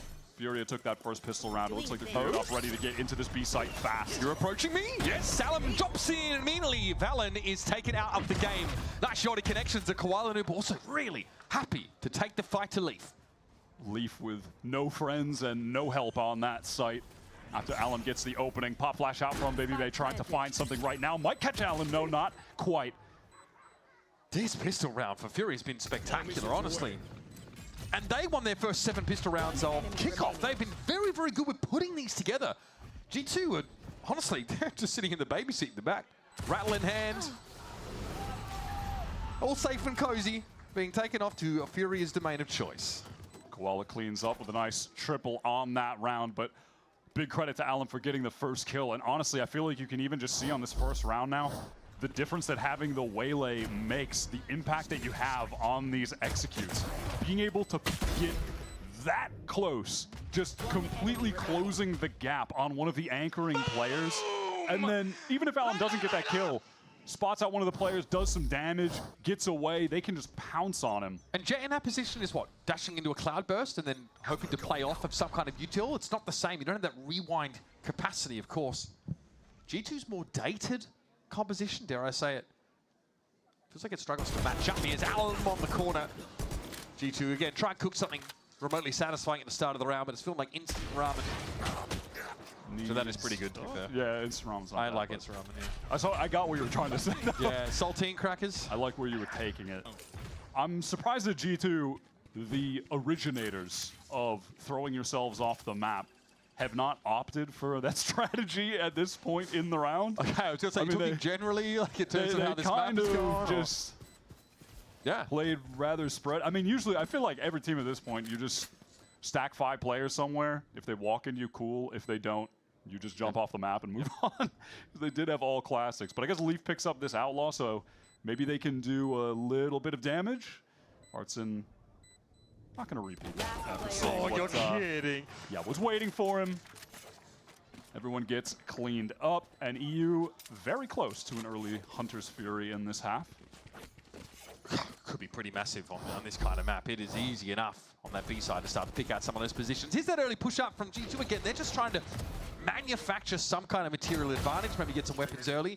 Furia, though, they have a cohesion and fundamentals that really belie how long they've been together. It's like everyone's had the same amount of time in the offseason, give or take. These guys have done so much with it. Yeah, it really does feel like there's just something inherent with these guys. All right, quick stun into main to try and deny Furia of any fast presence. Missiles as well, but Alum is just right on top of Jaw. Oh, buddy, on a gun round as well. That is absolutely brutal stuff. Oh my god, I mean, damage what up mid. What is he doing here, bro? Koala just walking up mid. He is in the walls. Trent is postured very close right now. How long can he get away with this for? How much time can he buy? Can he get another advantage? Yes, G2. That is perfect from Trent through the smoke. EU doesn't see it coming. And Artezine all of a sudden watches the House of Cards crumble. The deck now stacked against him. Yeah, one of those just holding the S key as well. Mouse one at the same time. Free kill. Game's easy, and Leaf in a little bit of trouble. Oh, but the flash does go off in time. Well done from Trent. And then in addition to that, credit to BabyBay, who was able to rotate to heaven very quickly and just start throwing flashes, make some noise, try and draw attention so Trent can... Koala Noob top mid. Guy will go anywhere for a frag. He'll go to EMEA. He'll go top mid. It doesn't matter, bro. This guy just wants some action. Yeah, that's crazy. Let's go. Hey, we're good, boys. We're good. That is crazy. And now, Trent, one away from his ult, so we'll see if that gets activated on this round. That's definitely something to pay attention to, the fact that EU is 1 away, Alum is 2 away, and Trent is 1 away, so perhaps late round things could get explosive, but early round is Furia with intentions of going up mid. Information on BabyBay, who's going to feel more comfortable just getting out of the mix when the recon spots him up.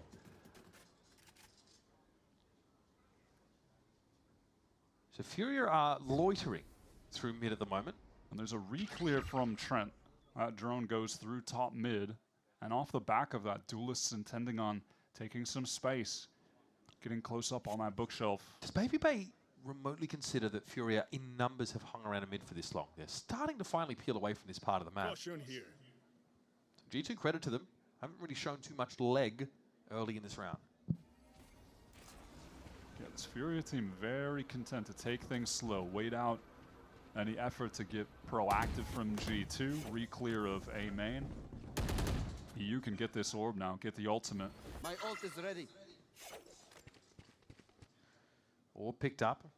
Hunter's Fury on deck, but only 33 seconds on the clock. Looked like BabyBay wanted to explore down mid, perhaps a little bit too far, but that's not going to be the case. There's a rotate from Valen. He's headed over towards A. Just lack of sound from Furia, kind of throwing G2 for a loop. The B execute is coming through. Hunter's Fury into heaven. Alum got deep into the site there as well with that light speed. EU questing, okay, finds a tag on BabyBay. That's pretty telling if it's the Yori able to catch the Hunter's Fury. They are in the site. It's up to G2 now to wrest it from their grasp. They've got that Trent util. Flashes for BabyBay. And for Leaf, they've got to make use of them though, and it's just BabyBay crushed there by Nerve, who holds his own. Alum waits for the push out now, and he tucks around the corner. Help comes eventually. Enough for Fury to trade up that engagement, and Trent gets sourced out in the open. You can just see how frustrating these smokes are to play around for G2. Koala Noob is just sat in one top site, waiting to swing out left or right. G2 don't know where he's going to come from. Alum is a little bit closer up. As soon as Jaw dashes out into the Cloudburst, all right, easy insta-saturate right into that to nullify his play. It also kind of cascades from Nerve getting a beautiful little reaction shot there with the perfect crosshair placement. Again, they just have this delegated so nicely. Come on, these boys, crossfires. Don't leave me, Toro! Good shit! When they're in a sight. This double smoke comment, I mean, you're really seeing them put on a masterclass with it. They're getting so much value out of running the two controllers. I think, I honestly, I can't really recall another team that comes to top of mind right now that I've seen be as proactive with just dispensing the smokes over and over and constantly giving them something to play around, something to hide in. Like usually we've seen teams put the emphasis on throwing them around mid to feign that there could be players walking up silently behind them, try and take space in that way. But it's just in every moment on the executes, post plants, either side when they're retaking or when they're holding it down in a situation like that on attack. They're just throwing them everywhere and playing around them. And we were trying to get back in on the sites. It's obnoxious. Round number 17 coming at you, but G2 are very quickly running out of rope. Trent has an Armageddon to play off of here, but Furia have shown themselves to be pretty darn dynamic and tough for G2 to pin down. Long enough at least to catch them in that Tejo ultimate. Furia getting active top mid. Oh, what a shot from Baby Bay. Honestly, the guy has been a workhorse in this map especially. Getting back to Duelist. Really causing problems for Furia by popping up on their side of the map. Gonna need more of that though to make this a compelling matchup. Some mid control here for Artazine. He's gonna respect that stealth drone coming his way. Gonna fall back here. Drone coming up through B. Wow, Baby Bay gets a second and Jaw up top, but with support from Leaf. That should be the nail in the coffin on this round. Not a lot to be said about it. The money's not great, but Nerve's already committed for the most part. So going to see if there's anything you can rustle up here. As G2 spent pretty low for this one. It is Alim. On his own, at least deals with Jorgamo. And he can't quite get away. The penetrative power of the Guardian cuts him to the quick. Round that basically entirely won by Baby Bay. And that hasn't been the first round for G2. That is won by a play from Baby Bay.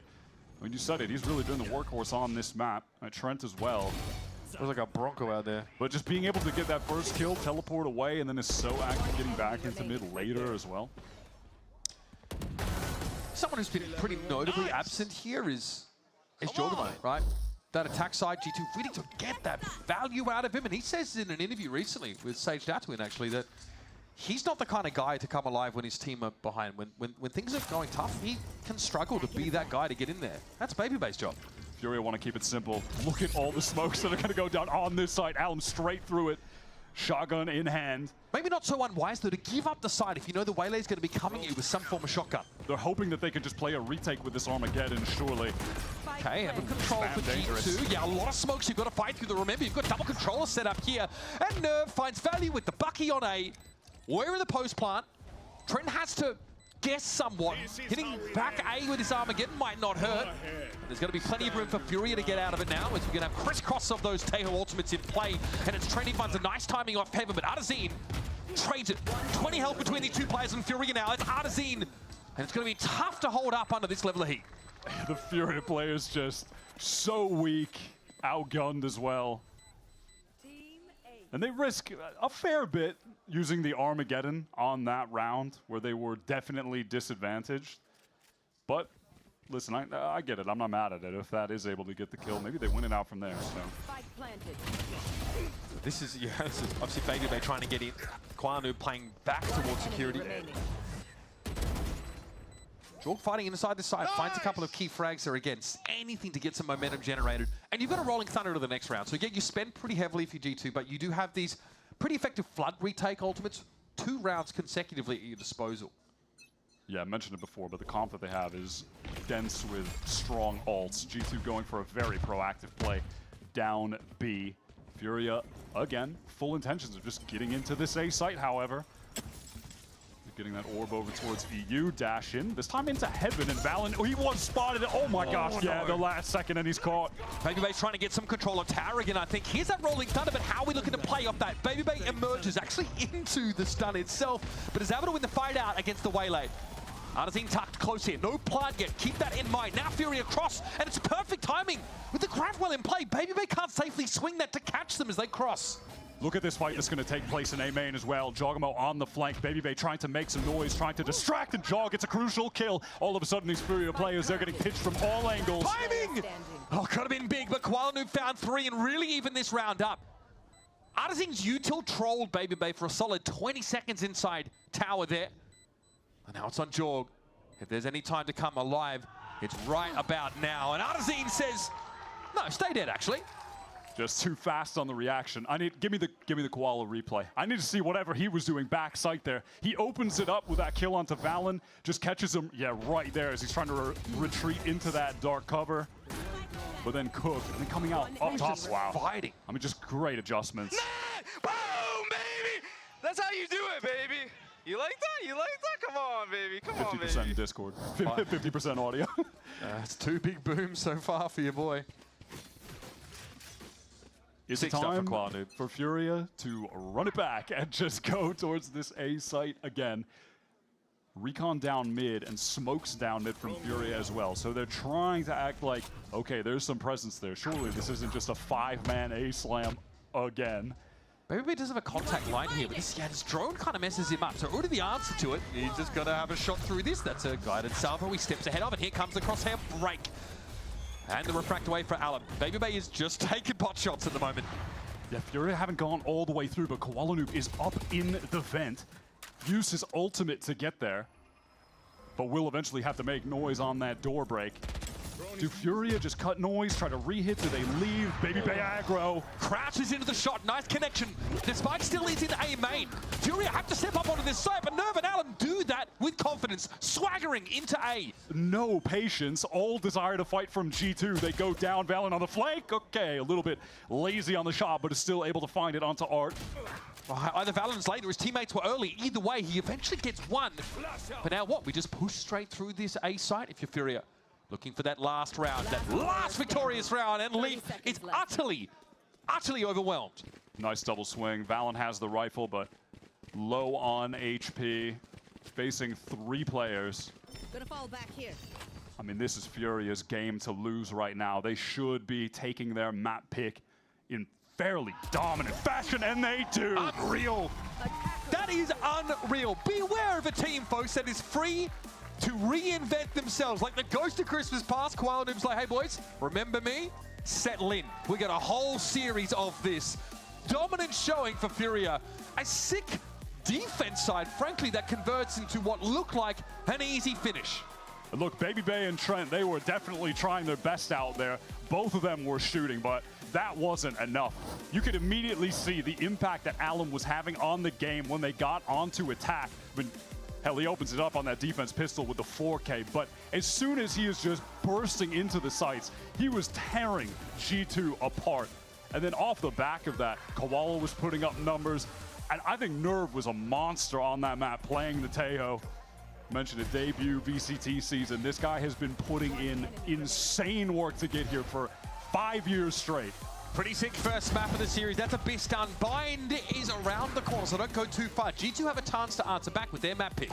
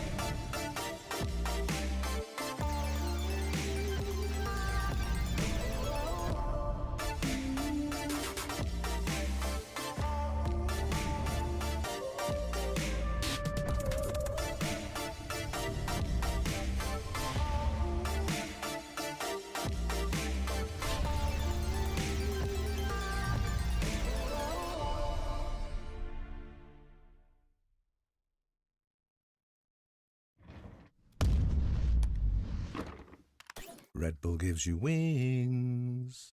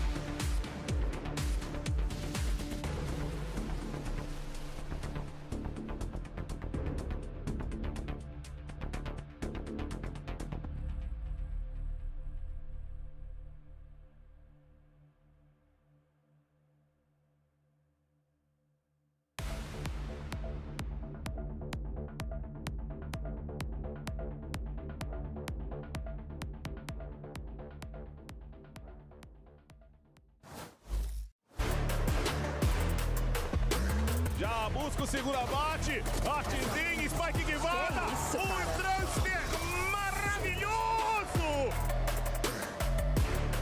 Pit is another thing to play around. Pulls back in the site, Leaper's got it. All in his control as that pit falls as well. The opportunity! Oh! Of a lifetime!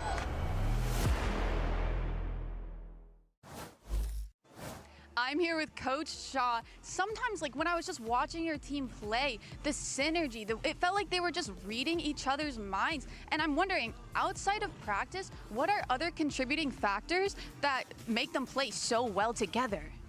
I think we are great friends, and this helped a lot develop the game. And in the game, we discuss a lot about problems in scrims, and we fix these mistakes, and you can see this on the matches. Oh, I love to hear that. Best of luck in the next map. Thank you so much. Thank you.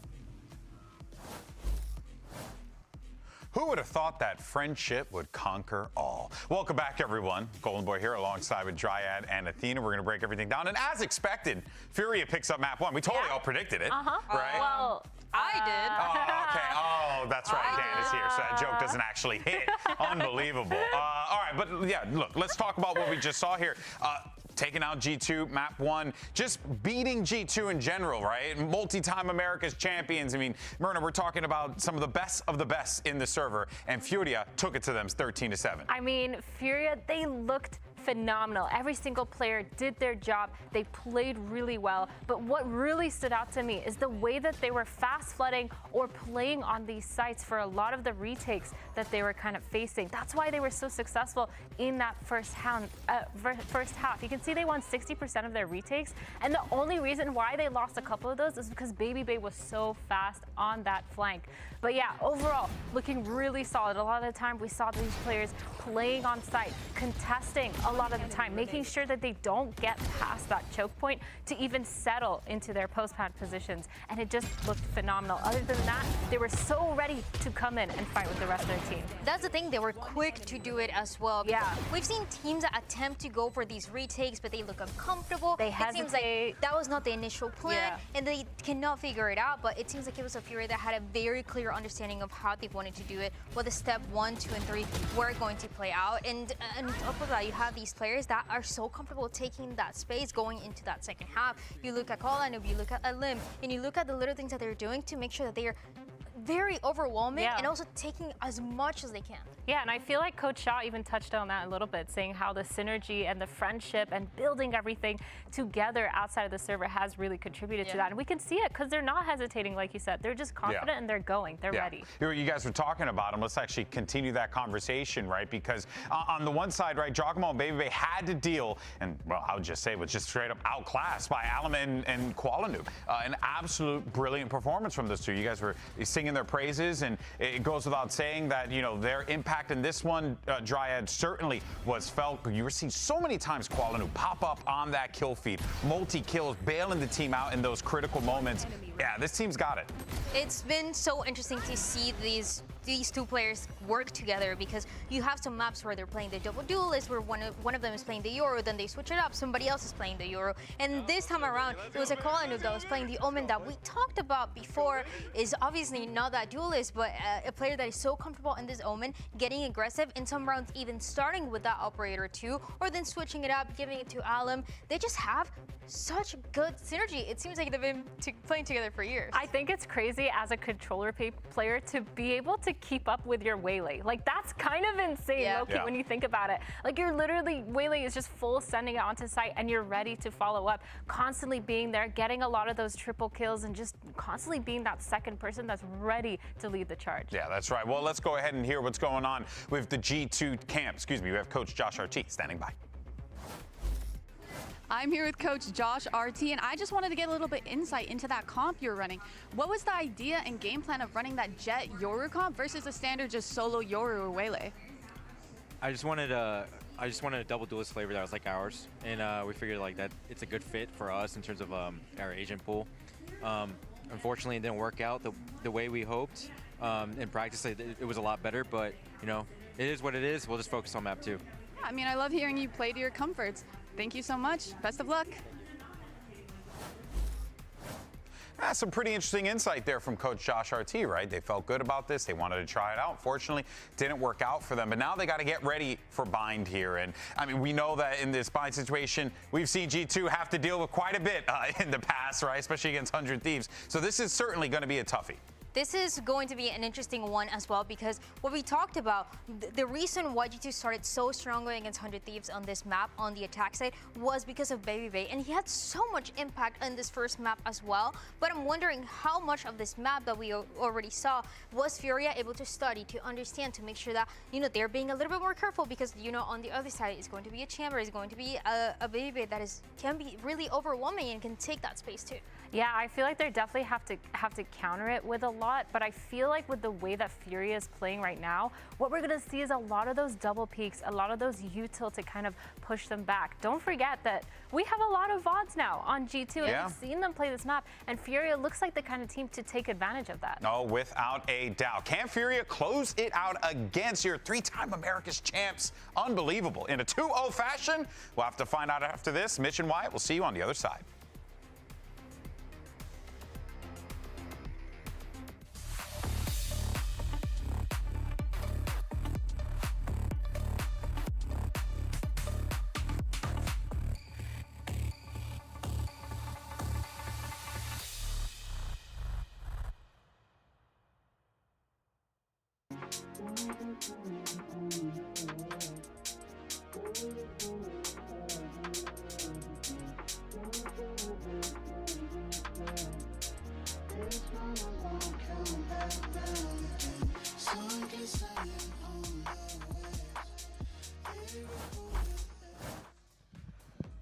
Less than auspicious start to this series for G2, I think. That Abyss performance is one they'd sooner forget. You heard from Coach Josh RT in the break. They tried to go for a composition featuring the Jet, one that fit them a bit better.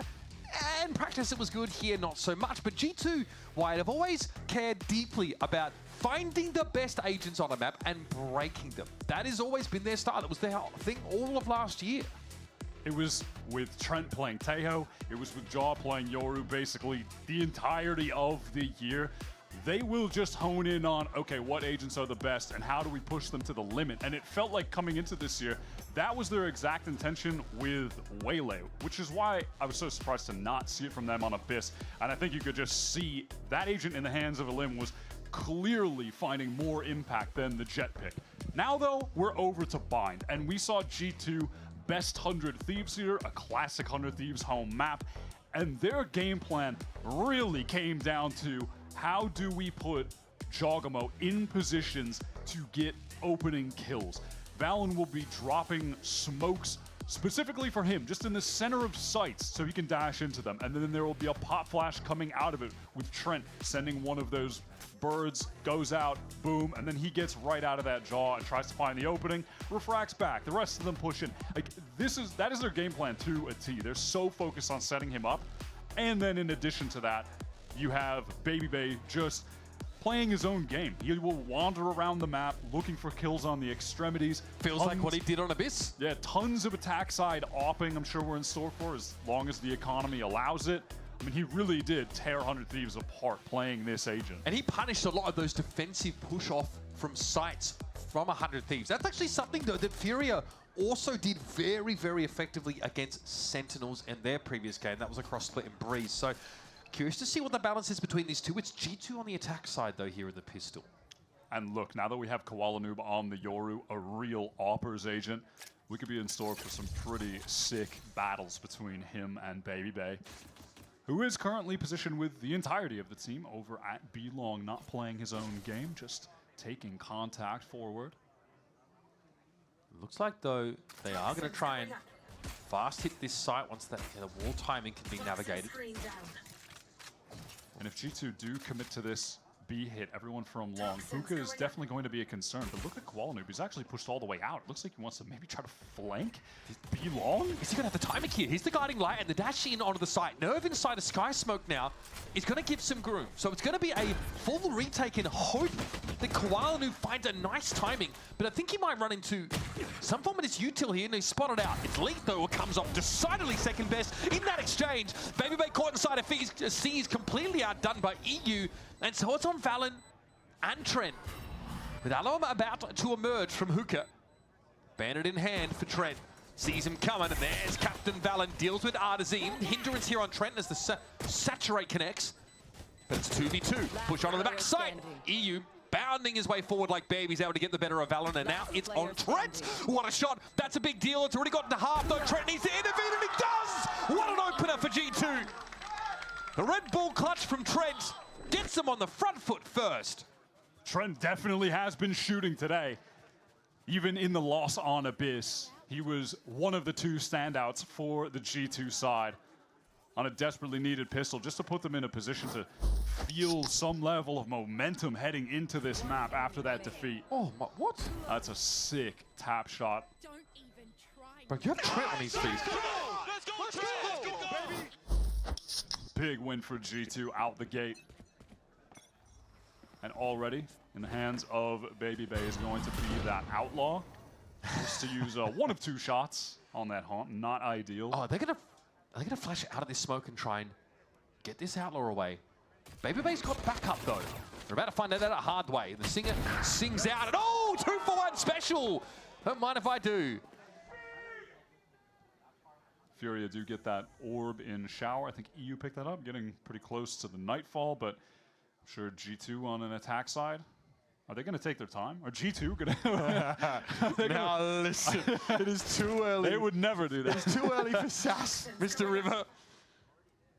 No, it has felt like G2 have increased the pace a bit, at least so far, watching them playing with this waylay. Valen did also say in that interview that he really liked the revamping of G2's comps and overall play style that they were able to, you know, sort of bring in the off-season. EU is, well, he's seen better days. Oh, we should have a double back for Baby Bay. Always looking for a second bite at the apple, and there it is.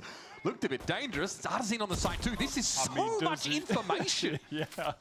I mean, and also that's... Spike planted. Wait, yeah, the outlaw gone? But... Well, yes. It won't really matter too much. We're going to see a lot of that from Baby Bay, though.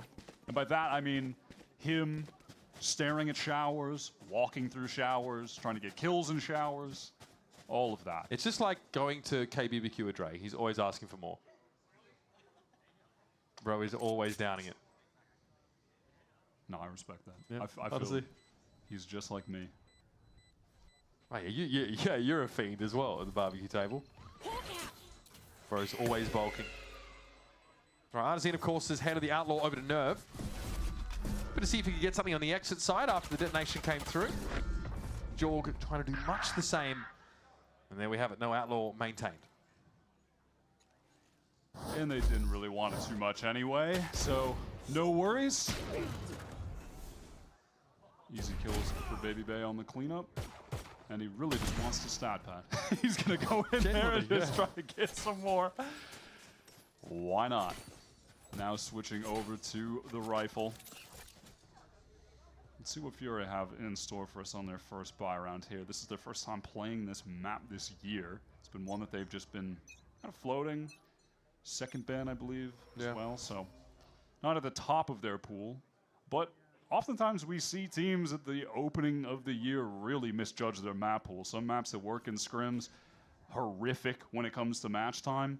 And then a map that they feel like they're okay on, suddenly it goes to the top of their pool. I mean, even with Fury, it's not like they picked Abyss or they floated it at the first series, and then they realized, wait, we're sick on this map. Let's just pick it against G2 and win. Here he is. Alum is going to hear that Trailblazer come his way. Give it a little bit of that room. Joggermo bouncing like a pinball straight down short. In we go. Thought he might have caught up there with the Saturate, but Alum was more than ready to fight him off. Going back in for more. He's going to escape, but run down by Leap. Is not able to connect. Leap gets caught out. But sharp flicks there from Artazine to catch Valen as well. Ends up being a 2-for-2. Baby Bay storming into the back of the site. Won't find anybody lying in wait. He's concerned about vents when all of Fury are coming out of shower. Swing out though, Koala Noob taking a lot of damage, but leaves Trent in another clutch effort. Oh man, on the move too. Classy finish there for EU, and the first gun round for Furio yields them their first of the game. Just some good anchoring from Arton back sight. Awkward, thought it was going to crumble when he wasn't connecting the shots onto Leaf, but after the fact was able to make that readjustment. Now, Gets Leaf on the second attempt. Dude, it's, yeah, because he's waiting for the that, swing bro. timing. That is really heads up from Artazine. That snap onto Valen was beautiful. He's really been a solid defensive player for this Furia team so far, Artson. Been playing a lot of Astra. You can see he's been really intelligent with the way that he positions himself in defensive positions. I mean, I'm remembering now how Frod on MIBR was hailing him as an upcoming prodigy. A big deal. A build-around player. We didn't see it then, but now he's come of age, come into his own. That's fast from Jaw. Thought that Saturate would have connected, but it's sidestepped ultimately. Daughter Force in effect now for Baby Bay. He's going to work solo. In showers. This is where he will be. Yep. With Just an op. Slicing the pie here. All the time. It looks like Furia were kind of expecting that, though. They had a high-low just ready to face for this pick. Yeah, matter of fact, they still do. So if Baby Bay gets... Grab well as well to throw his aim off. This is dangerous! Man, they didn't even need the Astra util on the end. Wow, that is a hard counter. That is being prepared for his playstyle after watching him against Under Thieves. Shout out Coach Shaw. Didn't find success in the skirmish, but that call was brilliant. And now EU is on the move over towards this B site.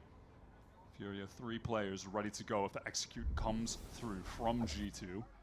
No flash, walk up, guiding light, nowhere to be found. Trent just down straight away, okay. Maybe G2 not expecting Furia to be as pushed up as they were. Valen caught out in the open by that Nightfall. With Alum in hookah, this is so dangerous for G2. Plan now coming through, trying to give Leaf some smokes to play around backside. EU is ready on the angle, but Leaf collects it. Alum's going to try and remediate this quickly though, but it's wayward, it's ham-fisted. The shots frankly go wide. Leaf now on his feet. And an unlikely salvage of the round for G2 after that weird happening for Baby Bay over at Showers. Just a split decision from Valen to throw those smokes down quickly. And because of it, Leaf was able to have something to navigate around. Wow, that snap was so sick. I mean, it's not like EU wasn't expecting him to pop out there. He just wasn't fast enough.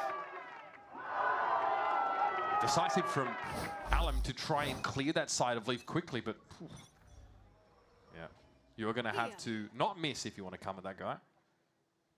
G2 have shown some serious skill on this bind attack side. Furia on an eco round now, and it's time for Baby Bay to take his time with the scoped weapon. It was a slightly awkward sight hit, though, on B that last round. They kind of just walked up through their Viper Ball, looking for a time. Let's see how concerted this is. Okay, like that. Dash onto the box. Backside still, though, being held by Furia. And that Molly will cover any push in through Vent. Maybe if G2 get a little bit too proactive, or Jaw rather, because the rest of G2 seem to be dispersing towards the B side. Could be caught, but feels like Jaw doesn't want to overplay his hand. Matter of fact, Valen is going back to him. G2 are pretty disconnected right now. Awkward. That's an awkward spray. And Valen can't help, though. He's just not set up to crossfire that. It's a good jump peek from EU, not getting caught, trying to go for the gun. Oh no, that's disastrous. Tough with the Sheriff. This now gives G2 all the room they need to get into A, but there's presence inside. Labs, it's G2, and Leaf holding it down. Situation that looked dangerous for G2, despite being at that massive weapon advantage, is ultimately just brought to safety from Leaf. Koala Noob is the ghost player here. Doesn't really have grand aspirations for this round. Happy to find what he can and get that one step closer, maybe to a dimensional drift. Have that in the next round without needing to pick up an orb. Looks like he's not inclined to go hunting. Unless it's time to try and chase through the teleport with the Bucky. As respectable as I find. No! Oh! Okay. And I do respect it. Listen, that extra orb, that is a difference maker. Leaf is waiting for it, and he notches his 4th kill of that round. He has had, I feel like most of his kills occur in the last couple of rounds. G2 get up to 4 rounds, though. That's the number that matters. Man. Is it momentum of Artazine? Yeah. If that kill goes the other way. He knew it. He's 6 out of 7. Yo, Artson is whipping so bad. Importantly, he's 6 out of 7. So he is tracking that dimensional drift, and he knew Koala would be looking for that frag. All right, now on this round, two things of note. Furia, they're playing into one of their big win cons. Koala Noob getting an AWP and setting him up to get opening kills on defense. On the other side, G2 love going for a play where Jaw uses that light speed to double dash in. They try to locate a target. He throws the saturate at them, gets them hindered, and then Valen, with his ultimate, just drops it straight on that player's head to get a kill. Okay, that poison orb is respected. Leak maybe even aware there's a minuscule gap in it. Trailblazer goes past Koala Noob. There's no catch there. As that was headed in through Hookah. Doesn't reveal the Octagon player, and Koala Noob can fall back onto B with his ult. That also reduces the option of G2 to threaten much towards A short with that wall permanently down. Here comes Jaw into that top site smoke. Exactly. The way's been paid for Jaw, but this is like a later timing from BabyB. Less aggressive on A. Jaw now over the side, sees a flash of nerve as he tries to jump away. Dimensional drift for Koala Noob, though, is going to confirm that this is the genuine article. Or is it? Because it looks like the spike has been pulled away from this side of the map. Wait, catches one on the rotate. Is Valen going to peek into this timing? Oh, no. There was a second player, but the spike is being held by Treat here. If it goes wrong for him here, the round is done. Spike is down. Koala Noob just tore the heads off them. And Jorgamo, who would love to be the spearhead, is the butt of this round's joke. Koala just on all of the right angles at all of the right times. Such a great sense for the direction that the G2 players would be headed in a very scrambled situation. Over on that A side as well, Fury had a nice little two-man play to deny BabyB, but look at that, just posted up around the cloud. That's lovely. Catches Valen in that moment, and there BabyB's attention was drawn. I think I want to keep the AWP, by the way. I know you said you wanted me to rifle a lot more, but I'm feeling it with AWP, I'm going to be honest. I mean, I'm with him. Change of plan. I mean, yeah. I'm with him. You have Koala Noob on your team. Matter of fact, they have two AWPs now. What is happening, bro? What's happening in the columns? I mean, those extremities are going to be locked down pretty nicely. Well, contact angle here for Alum inside shower. The same for Koala Noob on the other side of the map. Long. That's crazy. That's my seal of approval. Oh, Flash doesn't connect onto Alum. Oh, no. John might be in trouble. I mean, he is waylay. G2 are heavily postured for an A execute they on a round where their money is very low if they lose. Yeah, they got their Viper Bull, though, on short. They can get pretty deep down here without any adversity.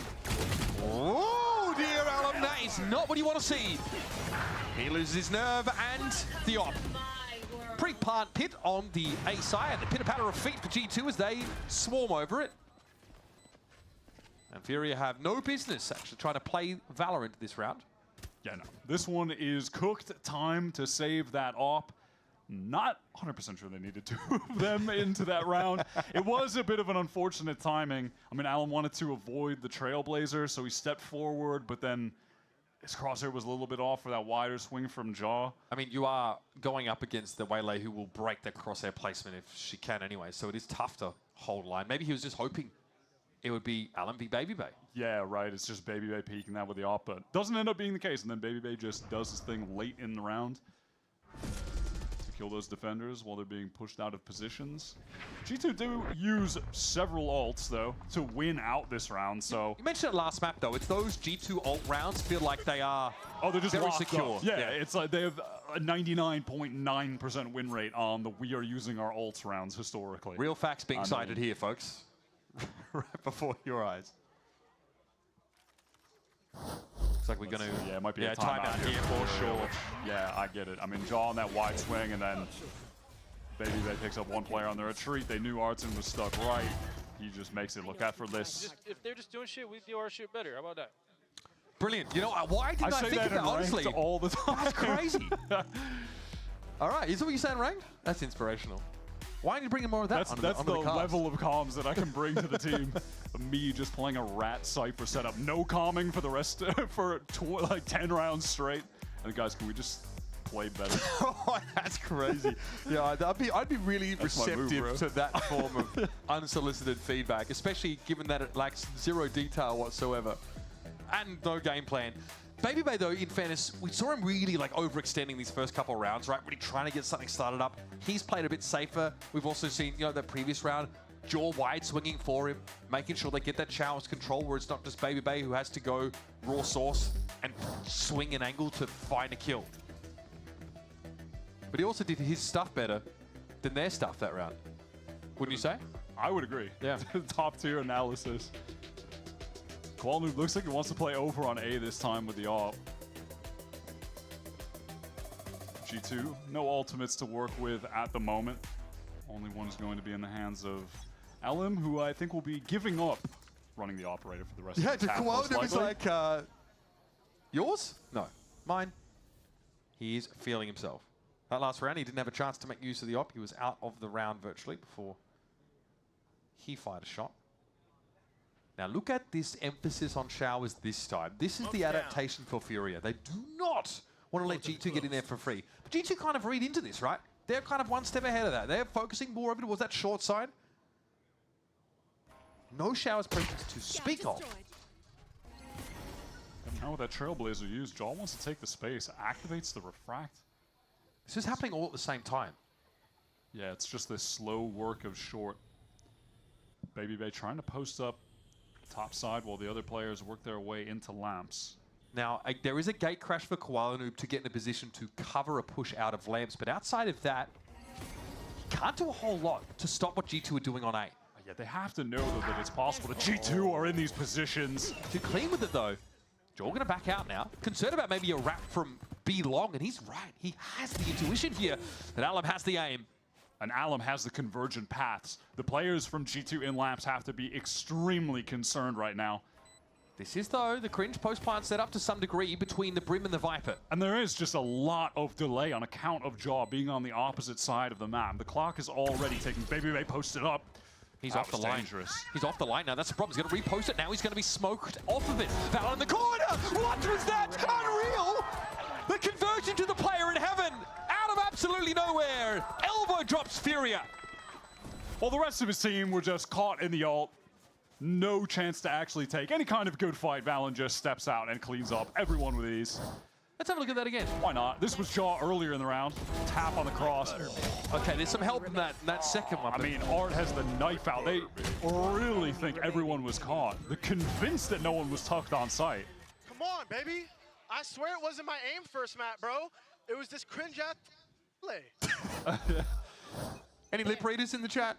I mean, yeah, that push, though, from Art was, I don't know what had them convinced that no one on the site, or that there was just no one on the site at all, but that was nice. Unfortunate. There are 3 Buckies right now for Furia. It's the state of the game. VALORANT in 2026. G2 were concerned that we might see one of these, like, you know, save or like these eco pushes out of Shower again from Furia. We did get that last time Furia sort of lost the pistol. Yeah, you always have to be concerned that there's the potential for some kind of showers crunch play on a round like this. So they really are just taking their time. Now, in fairness, Furia have 1 rifle. So Artazine is going to play that anchor deep in the A site. He's the only player that's been left back there. But there's going to be a gate crash to allow for reinforcement. It's a Marshall from Qualnoob, though. Not the strongest of reinforcements that will be arriving in heaven. Artazine opts to make a play for lamps here. Rotate back for EU. Oh, hey! It's pretty good with headshots, though, isn't it? Qualnoob's picked up Leap already. There's one, but even still, Furious have to close the gap with 3 Buckies, and Jaw has a convergent paths anyhow. I mean, this should still be a G2 round. There is a flank from Nerve, but again, he has to close the gap with the Bucky. Who's watching Shower? No one's watching Shower right now. Valorant is his back turn. He's looking over towards Vents, and here they come. As Artazine, the sole rifle in the round, sinks out. And now it's a 5v3. It's a bit towards short. Nerve with the classic. Yeah, it's happening, baby. Jaw does his best, but his best ain't good enough. It's on Trent in a 1v4, and those valuable weapons are being scooped on up, but Trent has other plans. Nerve low with the spike defused on the other side.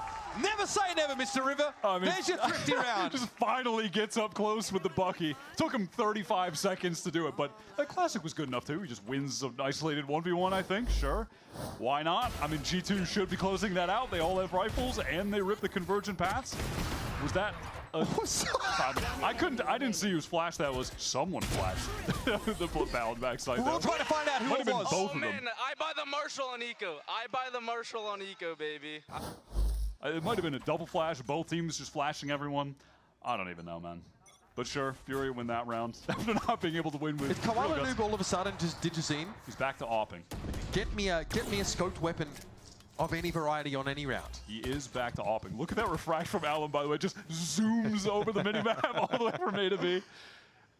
That's crazy. And in the meantime, Koala kind of shows himself with the op and then gets away to A. It's a fun way to adjust the positions on the map with the agents that can just teleport. And there was a gate crash towards the B side. He could have even cancelled that and headed back there. Koala Noob is getting more proactive with that op than he has on previous rounds, I'll tell you that. He's pushed down short. In the meantime, Nerf is going for this spam down B long, forced to retreat as G2 move forward with the utility. A lot of spend of util though, just for this Octagon control. Oh, I like this timing on the pit now. After some of that util is used, Alum getting up close with the shorty, Nerve playing in there as well. Baby Bay inside the Viper's pit. And, you know, suddenly we've arrived at a situation where G2, who looked like they had some real intentions of trying to work a B long, have to go elsewhere. They don't actually have a Trailblazer from Trent.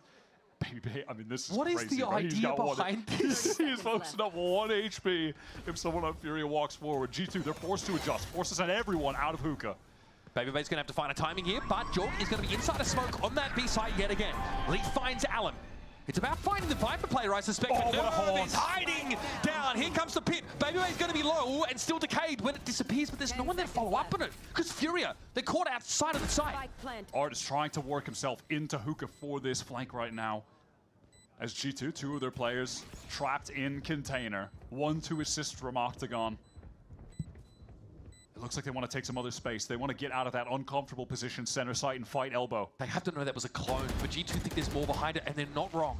It's EU. Tries for a seize. Valen should be clear of that. Yeah, Artazine down. Koala Noob's up, though, starting to chime out. He flashes his way in. Baby Bay ducks into the nebula for a time, but Valen's in trouble. Now it's Baby Bay to face the music, and Koala Noob still feeling it, still shooting. Gives Furia their 4th. Look at that, just baiting him out with the tap on the spike. And with the op, that's so awkward for Baby Bay. Forced to get out of there and then has to scope in. G2 were just feeling so congested on that site. You could see them feeling that they needed to maneuver elsewhere. But then EU just really works them in that elbow fight, finding the kill, then delaying. Comes back, wins this 1v1 against Val, and that's nice. Nice! Let's go, Johnny. Come on, man. Let's go, Toro. Good job. Good job. Okay. Timeout going to be called here for the last couple of rounds of this half. G2, as you can see, are able to buy up to a degree. That's the conversation, I'm sure, right now. Only Seekers at their disposal. Whereas Furia are flush, and we've got a dimensional drift as well for Koala Noob. Last time we saw it, he drifts over towards Fountain and just has this crazy flank timing that unravels G2 on that round. This half felt like it was going to be, honestly, we were heading towards a blowout for G2, but it's that crazy eco round win and then into a nice mid-round play from Nerve with that pit into a good post plant that's gotten them 2 in a row. And now Furia have a shot to get to 5 with a G2 that are not going to have an optimal buy in this next round. They're just going to buy what they can and then have some cash for the next. We'll see though. Yeah, it's just those Seekers to potentially play with. I want to see where Koala Noob is going to position himself on this one. The op is definitely heating up for him. I'm sorry, does EU have an op as well? Where they're running it back on the double op, except this time it's the fade op. Yeah, again, they just want to have a player on either extremity playing contact. Just for the Baby Bay walk up. I mean, Baby Bay loves to walk up with the op on attack. Actually, I mean, I was getting trolled. I thought that G2 had way less money than they did. They've got more than enough. Yeah, they're for a okay. full buy. I think they'd bought and maybe switched, but they're fine. I said the same thing. Yeah, I think they trolled us because they took their pistols out. Oh. we got cooked. Well, EU's forced out of there. So how's that? I mean, when the actual sight exec comes in, I have concerns for Furia when there's a Waylay jumping on EU's head. Well, that and he's been denied the best contact angle on A already because of that Trailblazer connecting. Yep, so Shower's taken, aside from the fact that Arzen is on a very tight angle to try to take a shot and get away. I've got your trail. Do it. Seekers over the top. Baby Bay getting up top, but EU's ready. Speaking of contact angles, EU was more than happy to hold that one, and he sees Baby Bay come at him.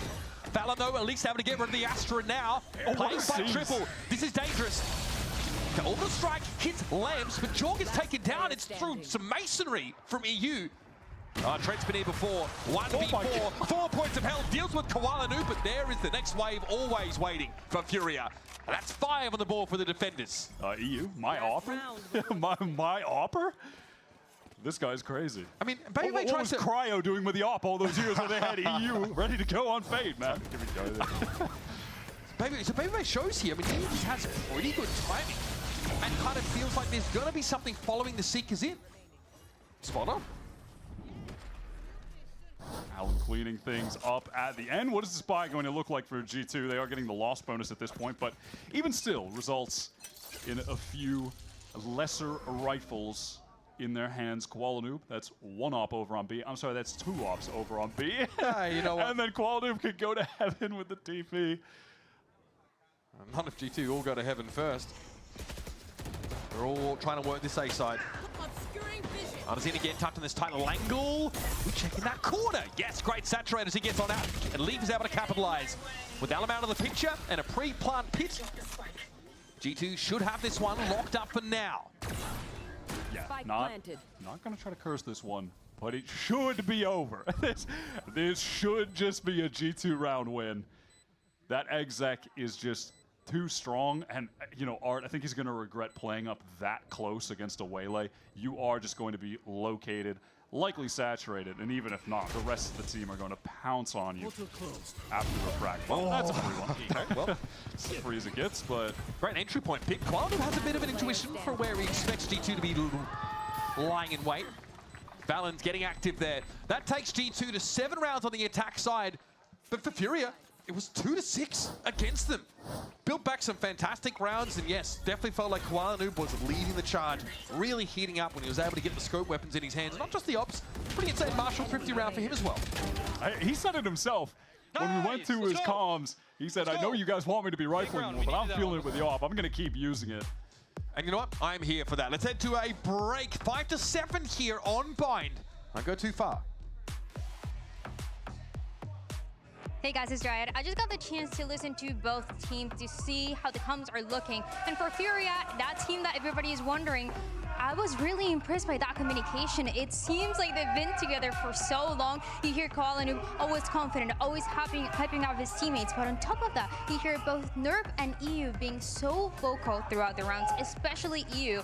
That was the one that was catching my attention the most. Constantly making sure that the team is relaxed, they're not stressing too much when things are going wrong, focusing on what that next round is going to be, reminding everybody to be playing those protocols, just keeping it simple and making sure that that way they were going to come back in the last couple rounds that we saw from them. On the other side for G2, you can expect a lot of coordination, a lot of clean comes from them, especially from Valen. And even when they're going into that timeout, Josh RT asking Valen, how are you feeling? How are the comms? And just like that, organizing it, making sure that everybody's playing their roles in the way that they're supposed to. You see an early round where Baby Bay is setting up for some lanes, and the rest of the team kind of reminding, let's remember everybody, we're setting up Baby Bay for this kind of play. Let's remember, we're going to take showers. Little things like that that really play into how the whole team wants to play together. Last thing that I have to say, something that caught my attention, Shaw, when he was taking that break, was talking a lot towards Sin in Portuguese. So when you're wondering how that communication and how Brazilian that Fury team is feeling, is still definitely very Brazilian. This is all I have. I'll send it back to you guys. Thank you very much, Dryad. I think it's pretty evident to see G2 trying to work around Baby Bay a little bit, right? Jorg helping him out, double stacking showers, looking to take control against some of those setups that were designed to counter his raw swing on Chamber. Fury as well, though. The gears are turning. Such a good first map, showing great signs. A pistol win for them here, and their pistols have been really good in kickoff so far. They're off to the races. Definitely. I will say, it felt like Furia had a better read on how to play against Baby Bay's attack opping than when we saw him just tearing apart 100 Thieves the last time those two teams matched up in G2's first game. But another one attack, I definitely have my eyes on Alan because he went crazy when they switched over to attack side on Abyss. His entries with the shorty were nuts. Pistol rounds and on gun rounds, he was getting entries with this gun, and he's going to try his best to do that right now. He was leaping the victim. Nope, right onto Jaw. Do you ever expect the loop around immediately into hookah? Jaw apparently didn't. That was way too fast. Leap trying to get out here, flashing through. Gets out onto the site here in G2. This was something they've run many, many times before. Simple flood behind this flash, and there's EU, found his second. This could be big, but VALORANT and Baby are still healthy. And the Headhunter will be sated. Love to see that proactivity from G2. Furia, clearly, we could see from their point of views, they were not expecting the flood to come at that pace.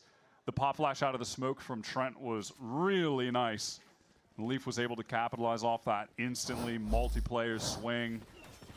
I mean, this was a crazy first kill. Allen is just a demon in those spots, but yeah, it was Koala getting fully flashed up there. He was trying to get close, but did not expect them to be you in. like that play? I ran out before the flash. Still worked, though. Still worked. That looked a lot like what Furia were able to do to G2 on Abyss. Hold up. We've got the Furia force coming through right now. They don't want to give G2 any momentum. This could be costly, though, for them if things go wrong. And Allen, he's got the Bucky, and he bought full armor with it. Demon buy. And they just want to run it back.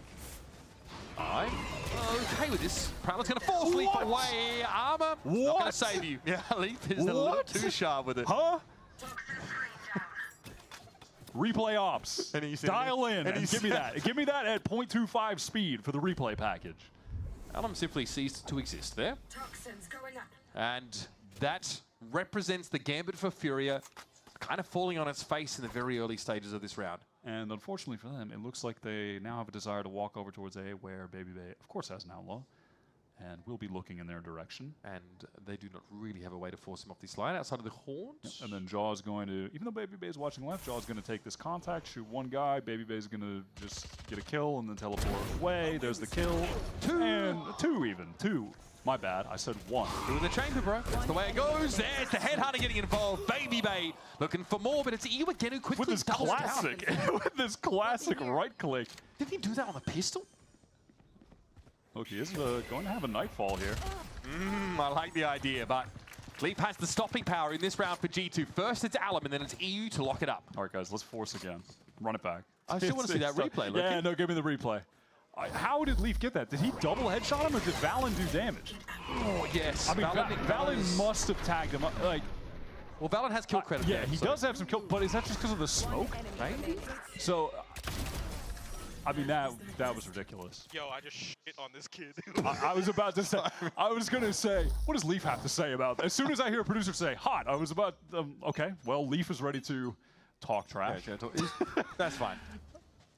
You're always going to feel very good after having that level of stopping power on the enemy duelist while they're gambling with a force buy. Okay, but if we're Furia, what if we go B again and have Alum with a shotgun ready to dash in? Yep. They're buying down to have enough for guns next round. Here we go. Alum in, and then Alum straight on out. Artesine very low as he is Alum. Valen should be able to work the site. Spectre, very well apportioned weapon for situations such as these. Jog ran straight into the Bucky, and there's EU again, finding another of these frags out of nowhere. Now, the numbers favor Furia. I mean, we're getting silly, man. Two people in container! Okay. Baby Bay has a good approximate idea. Trent's got the weapon for this. Should be easy enough for the judge. Well, it's up to Baby Bay with an outlaw. What game are we playing, man? One bullet in the chamber, by the way, and Fury are about to put in many. I suspect. Yep. Another thrifty for you guys, or virtually. As Fury are buying Buckies, Spectres, Stingers, you name it, it still works out. Ridiculous. I mean, it felt like it was only a match. Like, one of these forces were eventually going to pay off with the force B-hit rush. I mean, Leaf maybe regretting jumping out of there with the judge. That was interesting. And then he goes down and things kind of fall apart from there, and then they retrieve the judge, and a little bit chaotic. So obviously, Nerve to... Okay, Nerve's going to be able to get himself a rifle. That's fine. There's a Spectre being handed around. Artesine's going to carry it. So yeah, there's implications for that sort of risky force behavior from Furia. Oh, and by the way, EU has just been absolutely chilling with this Nightfall still that he got rounds ago, and is still the only ult available to any player in the server right now. So opportunity for that to be the catalyst of a Furia round win, where G2 have pennies in the bank if they lose. Yeah, Bucky and Judge for G2. I mean, they could be going into the Gremlin setup in Hookah right now if Furia unfortunately decide that they want to be in that area of the map, with the Trip going to ping and then Leaf jumping up with the Judge. Oh, what? What? Okay. That's a big one for Valen to win out. And of course, he's long gone from Shower. Long gone. Get a bit of healing from the sky. I mean, Furia are posted up for exactly just that kind of play, and it doesn't get punished. Here comes Allen going forward. Oh no, he hinders himself, so he's got to get the hell out of there. Okay, so now Furia trying to fight for this front side control, but Inu's actually gone straight through the smokes before Furia actually hit the front side at all. Here's the Bucky though for Jorg, and it's a legendary skin in the hands of a legendary player. EU dealt with in the Nerve. We'll come back in from... I don't think Nerve can get to the spike. Yeah, no. Sadly. The amount of time left? No. I think he'll be saving that. Pretty important round for G2 though, who are really starting to try and build towards a map win. Why that round, oh, their economy was teetering. Yeah, not Nerve just staring at the chamber TP. What are the odds that Dre takes that? Well, we know it's 0, but yeah, unfortunately, the timing with that Nightfall was a little bit off, and G2 were fighting forward in the smokes. This was a crucial moment, though, where a patient Furia were waiting for a push exactly like that, but it goes completely unpunished. All right, it's going to be a timeout here for Furia. What a weird half. The pistol round doesn't go their way. They force up 2 rounds consecutively. They win this. They win that second force round. Then, well, they have a decent buy, and G2's money isn't great either. They're on a couple of shotguns, but it's a Nightfall that comes down when G2 are already running at them. Like, Jorg is already in their face. He's able to really control that space quite nicely, get up onto the front of the site. So now it's back to the drawing board for Coach Shaw. Wouldn't be surprised if we see some shotguns in this round. That would be the least surprising thing, actually, if Furia pick those up and rush a site. Probably be. But we will find out. Also, just gotta say on a side note, this just seems to be the map where Valen goes crazy as an individual. Yeah. Like, if you remember on the run late last year in the final stage of Americas before he was Champions, like dropping 28 he was going to 34. crazy. Yeah, just playing Brim on this map. These are just, they're his angles. It was just a mid-rounding from him I thought was, you know, it's always been, you know, a feature of Valen's gameplay. 17-7 right now, 17 rounds. Baby Bear with the Tour de Force does not need to buy. We'll see with the fully stocked Headhunter. And that ultimate at his disposal. We're pretty good against what might end up being Furia running up with shotguns. Let's see. Baby Bay and Shower, iconic duo. Man's got to get clean. We had Valen also start the round close by him, just in case there was something fast coming. Yeah, Furia, they have no desire to go towards Shower, and I get it. I really do. They did not want to peek into the angle that there's a 70% chance that Baby Bay has chosen that, even though there are 4 lanes on the map. G2, though, on account of Baby Bay having that positioning, are comfortable with sitting 3 players in this B site. G2 do not want to sit off the side against this, and what is that? Allen's gotten into the side as well. Inside these smokes, with the Bucky, Koala's found his second. Trent is really playing off the site at the moment. He avoids that flash, and there's going to be a multi-swing, but he had just the weapon for it! And the godly ace from Trent! Did he finally get it? Remember the joke? That he never got an ace? The Baby Bay got one before him? I think we just saw history. I think that was actually a historic moment in Valorant that we just witnessed. I had to double check. I needed to wait for the graphic. That was an ace, right? From Trent. Can we get one of those little information pop-ups on the screen, please? Finally did it! Oh, he did it! All right, that's the confirmation. Never scrap the graphic. We don't need it. That's it. Well, we know. Scrap the graphic. We know what happened. That is sick. All right, Trent gets his ace, man. That was also an upgraded version of the similar play on Abyss. This time he killed them all, though. And not just 4 of them. He actually did it. Well, with that being said, there's no way G2 loses Yeah, this how map did now. they lose this map after that? Fury, though, have other plans. Okay, They're well. pretty quick on into this A side, but Shower's control still persists for the defenders. Yeah, I mean, at this point, might as well just smoke it off and ignore it and fight everyone else forward. Just pay no attention to Baby Bay. If you don't acknowledge his existence, he can't hurt you. But VALORANT can't playing for a back triple, just swinging onto everyone. So hardy. It's so hard to get him off these parts of the map, and Baby Bay at extremely close range is able to find Nerve, but there's a timing that he's got to be aware of here. EU cuts him down. Yeah, he really does find his moment. Look at these Seekers on the flank, by the way, going out short as Leaf peeks out. Journeyman cabbages getting across the map. All in the hands of EU. There's a double swing here, EU. Danger abounds, and G2 will move to map point. Feels like this one might be done and dusted, though. On this round, Furia have 3 significant ultimates to play with, both of their dual assaults and a Cosmic Divide. So, you'd imagine that this game should continue for at least another one. But man, G2 really are making it look easy on this map. Understood why they've now decided to pick into it as something at the top of their pool. Honestly, I'm really looking forward to Split as the next map here too, Wyatt. That's where we see the breach from G2. Looks like we're going to get a clash at B-Long, deep flash, and a full push from G2 to close out this game. Trying to make a play to Hookah at the same time. There was going to be EU going down first. Leaf caught by Artazine.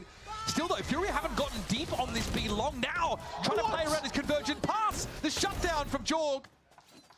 Baby Bay and Trent also able to slow this one up. Now, so it's Artazine and Nerve. With poor weaponry, limited prospects, and an orbital strike nipping at the heels. This just feels like one of those games where no matter what you do, the other team, they're just invincible. They are. It's one of those games where the opposition are just the best players you've ever seen in your life, because it's not like they did anything wrong. They dimensional drift, locate the player, convergent paths, Qualnoob gets out of it, but he gets one tapped. I mean, what can you do? Sometimes the other team, they just don't miss. Cosmic Divide is about to expire, and so there needs to be a Nebula inside Vents. He's trying to get silly. I like this spot, however, might be a little telegraphed, this one. Does anybody look down? They do not know. Joe spotted him. Spidey senses clearly tingling, and there you have it, folks. Bind wrapped up in a neat little bow by G2, and they're going to take this series all the way.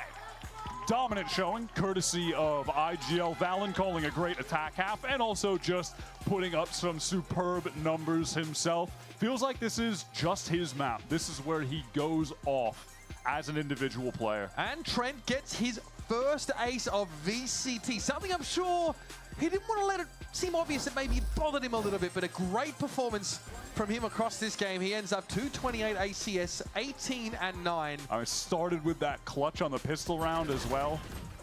What a round to win off the back of a map lost just to get that instant momentum. So Leaf will ever see a bit more of him in this game as well. 256 ACS. It's a captain's map though once again. Valen leads the way for G2. Some fantastic positioning, mid-round calls, you name it. He had it in spades. Look, Alum said before this game that the vibes on this Furia team are just naturally amazing. Let's see if this new squad have the resolve to bounce back against America's best team historically on American soil on a third map. Split it's going to be. We'll see you in a second. Who's next?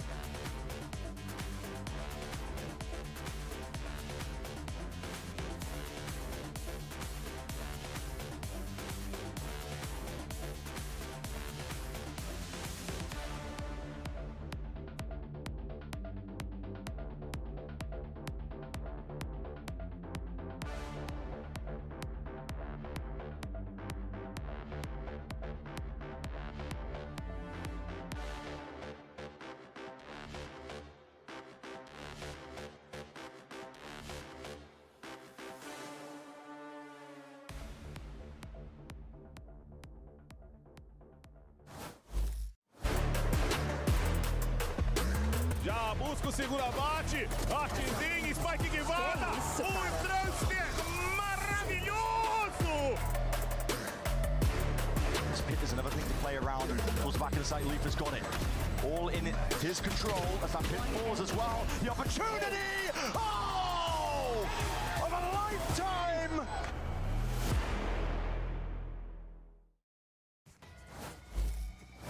Welcome back, everyone, as we get ready for Map 3. G2 Esports answers back and manages to take down Furia Unbind 13-6.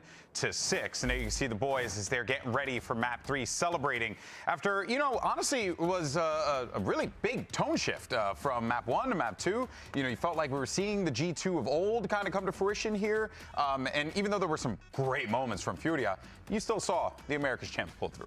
And even from that first half to the second half, we saw a big difference where it seems like in that first half towards the last couple of rounds, you saw Furia that was coming back, that was figuring out in the way that they were setting up Koala Noob and the way that he was going to find those openings. But as we go into that second, there's just no chance. Yeah, it felt like G2, they really had a solid kind of understanding of how they wanted to play that map.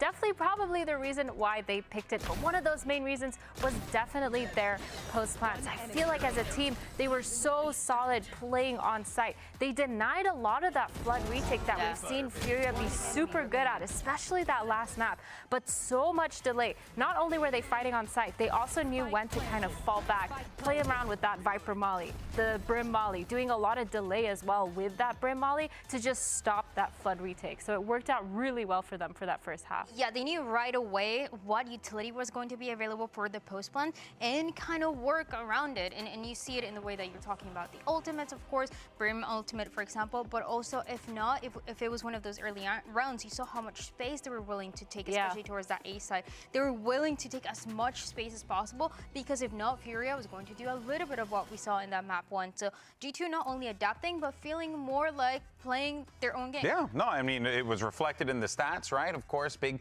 success. What is that? 7 out of 10, I believe, on the post plants there. So yeah, just like very well executed game plan here by G2. Does exactly what the doctor ordered. But now we move forward here, right? We go to split, and this is where we've been seeing some ideas. We've been seeing people throw some things out there. I'm really curious, like what's going to happen because we saw, VALORANT, for example, really step it up. I mean, look at the difference in stats here. I mean, Athena, it's like night and day, pretty much. These stats are like quite literally insane. I think he should play What a Brim swing. a lot. I know. I think a lot of it contributed as well to the post plans, to knowing exactly how they're going to set up, constantly putting himself in those positions to kind of be getting 2 or 3 frags at a time. He was always really solid, and after he used his util, he wasn't scared to fight, which I felt like before on Abyss, it was kind of like they were never ready to fight. They weren't really in the correct position to go for it. And that is obviously very uncharacteristic, not only for G2, but for VALORANT. That seems to always be ready and always good for the skills. We always talk about him and how good he's at fragging on top of those IGL calls. So I mean, he was joking about it in one of those rounds of that map number 1. That wasn't me. That wasn't me. That wasn't me. This is more like him. Yeah, and hey, you know what? I think the proof is obviously within the statistics there, but he's not the only one that has been performing well for G2 because we also had Leaf, who's had some big moments as well. And I mean, Athena, Leaf, we constantly praise his output for the team, no matter what role he's playing. But it does feel like whenever this guy gets activated in the server, as we always note, it's always going to be a problem for the other team, as we saw. I feel like especially in this bind game, we saw a lot of these 4-1 defaults on their attack side, and he was usually the one. They did switch it up a couple times, but he got a lot of those really good timings to open up pressure on the other side of the map, as well as getting on site, making sure he's playing really kind of, I want to say ratty is the best way to describe it, just being really annoying as that Viper. That's what you have to do, right? You have to harass your opponent. 100%. The util has been there, kind of sneaking in through those corners has been there, and just getting a lot of this map control that you kind of don't expect to see at certain times. He's been giggling the whole time. He literally has been giggling the whole He's time. giggling as he's in the back of your base, just destroying everything. It's sabotage of the highest order. Yeah, I think too he was a really big contributor to the post plants as well with those Viper mollies and the delay. It just everything kind of worked out really well for them. Yeah, Which is really impressive as well because you see him play this 4-1 where he's kind of playing by himself and getting value completely by himself. But then you see, for example, in that map of split that we're going to see, last time that they played it, it was the opposite. opposite, where you have Baby playing this completely by himself, and you have Leaf that has to play with the team, has to play a completely different playstyle. Yeah, now we go to Split. As you mentioned, Dan, this is going to be the final battleground here. And, you know, look, I think that for Furia fans or fans of this new team, right, you know, you were probably hoping you were going to see this 2-0. But I think something that I believe Mitch and Wyatt were talking about was now we're going to see, you know, the metal. We're going to see this team start to get tested. Folks, the question on everyone's mind is whether or not Furia can do the unthinkable. Make top 2. A spot in the upper bracket final is on the line. You don't want to miss it. We'll see you on the other side.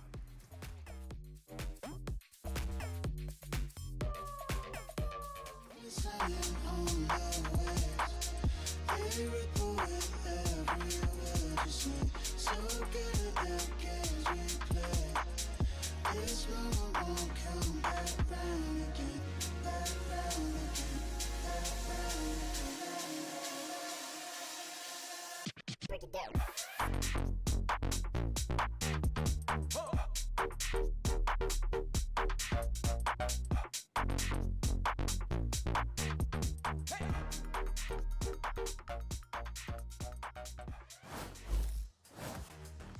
And a side map in this series is going to be Split.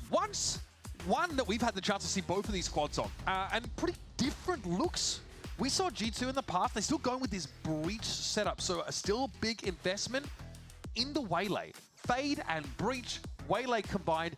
Furia looked very, very good against Sentinels on this particular map. That was a really one-sided game, at 13-5 if I'm not mistaken. Their defense play from Furia in that game, I thought was pretty superb. They were constantly putting Koala Noob in positions to get easy op kills, exploit the comp that Sen were playing. But more than that, what I was so impressed with walking away from it is a point that we were making on Abyss. Their fundamental play, the way that their site anchors work off of each other, their understanding of where to position, to play for each other, to set up good crossfires, it just was always flowing so effortlessly. Now they're going to be starting on the attack side here. G2 historically just a dominant force when it comes to playing defense in VALORANT. All of last year, they were just a nightmare for any team to play against when it came to their setups, the discipline that they have, how good they are in retakes. This comp that G2 are running is insanely util dense. Having the breach and the fade to set up Jaw, it's a lot to deal with. It's certainly something worth looking out for, but it'll be G2 starting on the defense side. Furia, Koala Noob this time. Saw him in the previous game, of course. He had that up to hand on a couple of occasions. I think Furia were able to work to some degree that double duelist look, but ultimately G2 looked very, very solid there. The fact that, you know, Baby Bay's able to get some of his own action started up on the chamber now, it'll be a different role for him on that Viper. We're looking out for Lee Trent to run it back, some more of these multi-kill, these clutch scenarios. And again, this is a pretty important map because we're getting to the pointy end already of this upper bracket, right? Next one's the upper finals, the qualification game for whoever wins this match. Yeah, it seems like a good time to remind, just like to take a step back, survey the situation, and remember that Furia are on the cusp of qualifying to the first Masters of this year. If they beat G2, they are but one game away from pulling that off. With extra chances still in the back pocket. I said, by the way, Furia, Mitch. I said it before, this team has been free to reinvent themselves, and their chemistry is unreal. But G2 have got years and years and years in the server as a unit. Now look, the setup here for Furia, it is simple. You have Koala Noob drawing some attention from G2, teleport back to B main where the execute's going to come through, and of course it is Allen. Of course he does have a shorty, does have to get out in that situation. Yeah, look where the positioning is for Valor. He's very far back, not to be caught out by the double dash in. Leaf able to find one, can they play off of that? Despite the snakebite being in the way of G2, they can still trade for Leaf's kill, but they will be caught out of the sight. This spot for Baby is going to be crucial on this pistol, and he's playing it pretty safely, pretty conservative. Just crouching, tucking his head so he doesn't get taken down. Listen, if I'm G2, I'm worried right now about the existence of EU. This guy has been a pistol round phenom in this series. Just jumping around with the classics. It doesn't matter. Right now he's got the Sheriff though. Just the tap of the spike for EU. Look at Baby Bay. He has worked his way from heaven trying to get into B main. And the fact that Furia are just delaying getting the spike down is allowing him time. Yeah, possibly. Yeah, Nerv has been looking for it. He's been trying to bait the rap, and it comes. Baby Bay may have walked into a trap there. Haunt is back up for EU as well. That's going to go out. Force Jaw to break, swings out, but that's 3 players ready to face him. This is more time for VALORANT to step up, and now this the inserted player on the site is the Yoru. Koala Noob ready to stand and deliver, but a shot catches his shot. Turns out it was the head. Fair enough. Jaw gets it to half. He's going to have to get off of it now and fights! Here comes Nerv. 3 on the round. Furia on the board. Yeah, he is back after having a crazy performance on Abyss, some struggles on Bind, but heats up immediately. Furia have been a solid pistol round team, as you mentioned prior. And they really just do a great job here of fighting together. I mean, Arc gets exposed in the open, but EU is there ready to just get an easy kill with one of those players vulnerable from the snake bite. This double swing is nice to close the round out. Yeah, we just kill guys and they make mistakes every time. We're fine. Again, the game is just so simple. That's a new one for me. Is that one for you? I'm writing that down. I'll be saying that in ranked. Woe betide anybody who gets queued up with Wyatt and gets the most insightful thoughts on why you're losing your ranked games. Now Furia just playing spread 1-3-1 to open up this round. Valen Goblin mode in the smoke with his shorty. Koala Noob is just going to relax on that angle. At least Furia know they don't have to worry about Vent at the moment. Oh my goodness. Well, that was pretty fortuitous timing for Alan. Baby Base simply walked out.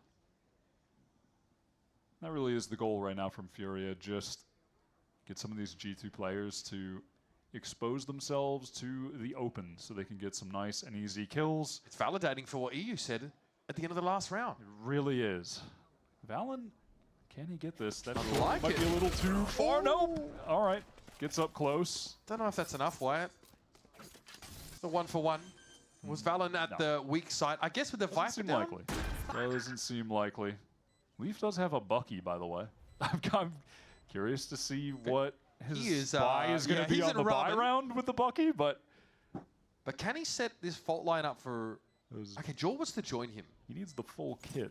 Oh, listen, I'm getting ahead of myself. Maybe he'll get some kills here on the exit. I don't hate this angle. If he's expecting something... Yeah, I think this is going to be a setup for Jaw. Okay, maybe a contain. EU does have the haunt. Surely he's going to throw it. But also, they just don't even need to actually get out of here. They can play in the corner. I mean, Prowler's top box. They know, and the C's. Oh, okay.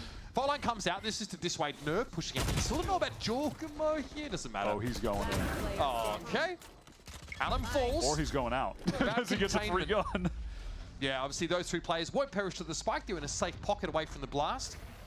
Honestly, that was handled quite well from Furia. They had a lot of extraneous utility they're able to use to make sure there's not some weird, funky fault line play that G2 throw at them. Unfortunately, though, they did lose the best gun that they had. That was the only small little thing at the end there, sadly. EU still with that Outlaw in his scoped weapons era. Furia, they are just 5 outside of A, ready to go. No one particularly close to an ult on this round. Probably won't be in play unless EU goes crazy. It is a weird little bonus. Now G2, they have control of B main with the smoke down from Val, and he's peeking that pretty aggressively. And they are in a position where they can get to this A site, get to that heaven side very fast.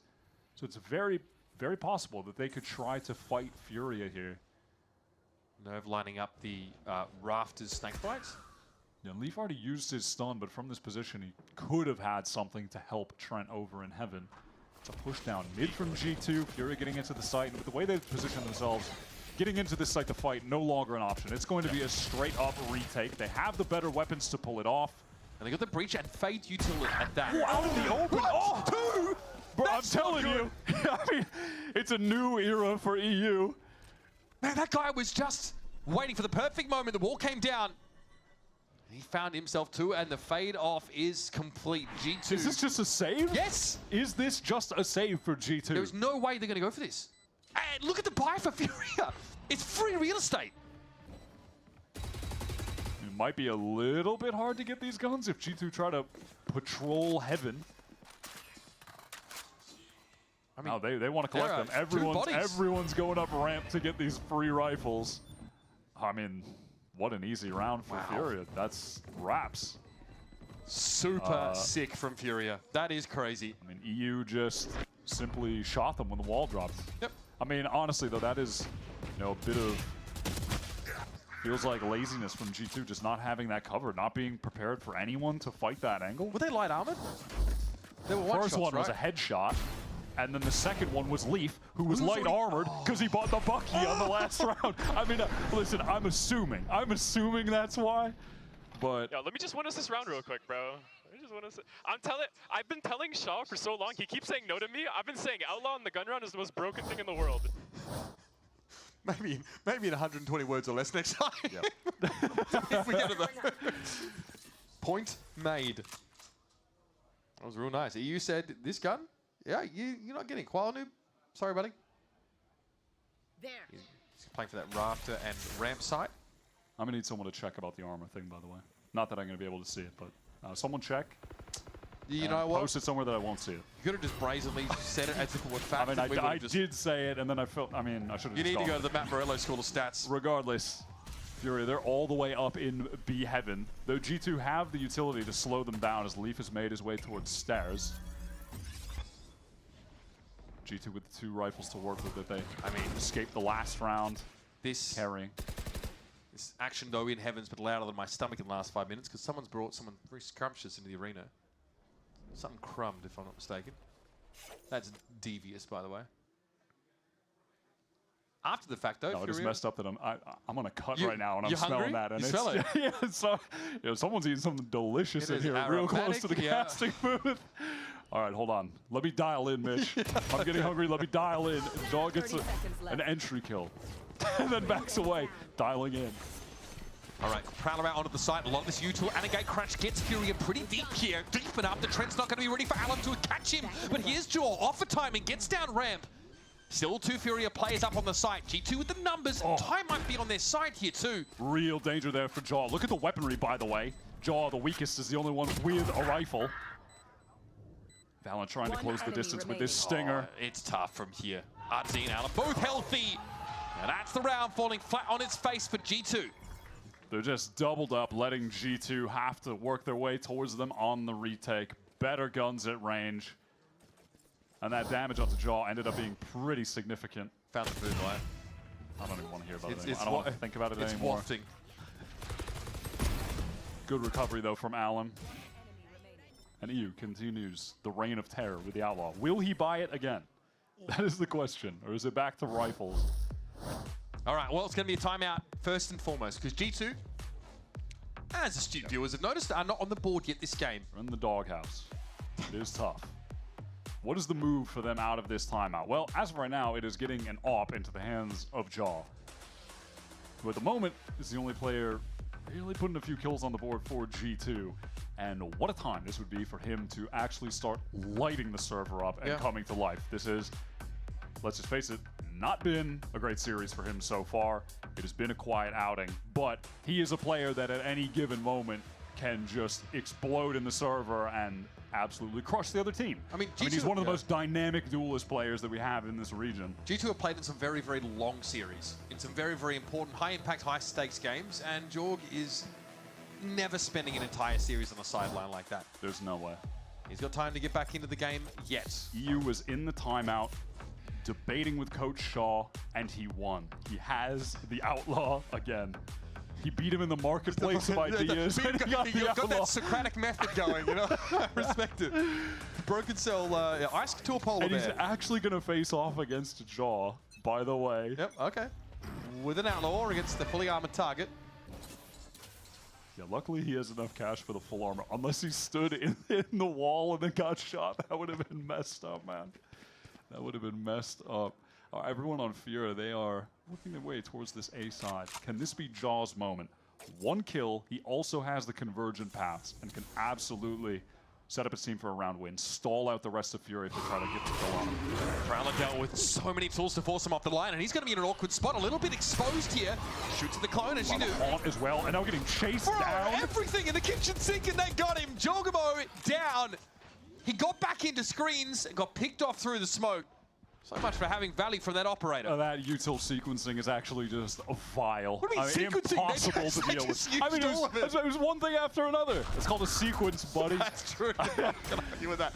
All right. Oh, little combo, but yeah, Art is able to sidestep that. Alan fighting forward into the Nightfall. Okay, Paranoido is going to be slowed up. G2 can't play off that as quickly as they would have liked, and Arzine is tucked here on this corner. Valen, Baby Bay, both decayed down. Yeah, both at 1 HP at the moment, and Alan, I mean, he's just shot in the foot. It doesn't even matter. He was so weak. Baby Bay gets a trade up of a weapon, but Arzine was sitting and waiting for them.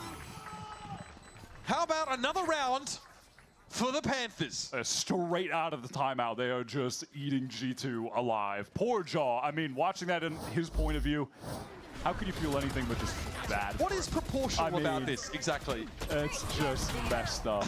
It's just messed up, man. They had to violate the Geneva Convention to get to him that round. Nice little transfer from Artson. What are they doing? What are they doing? He's running, bro. He's what are they running. You are a util tsunami threatening to break upon his small thatched hovel. Valen trying to just do anything he can to get some kills. Okay, well, he gets one. That was someone, I think, just took their util out while he swung out, so gets the best timing imaginable. Love that from Valen. He was ready to fight again. Steps back an extra meter or so. Alan lit up the concrete, though. Just destroyed it.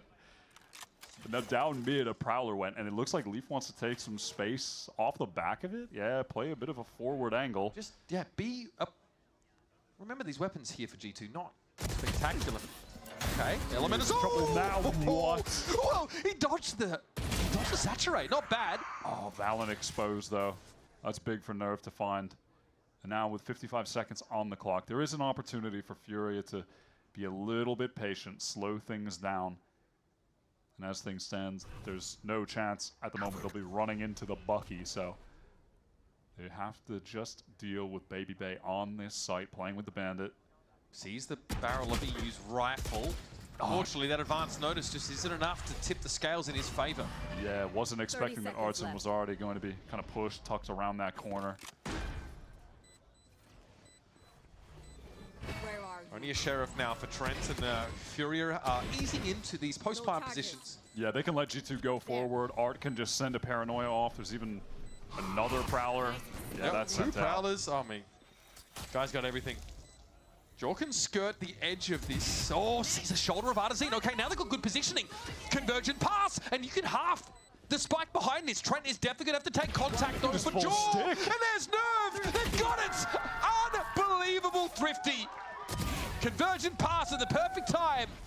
That hindrance takes Furia out of the round. Furia just gave up so much space wanting to play off of their utility.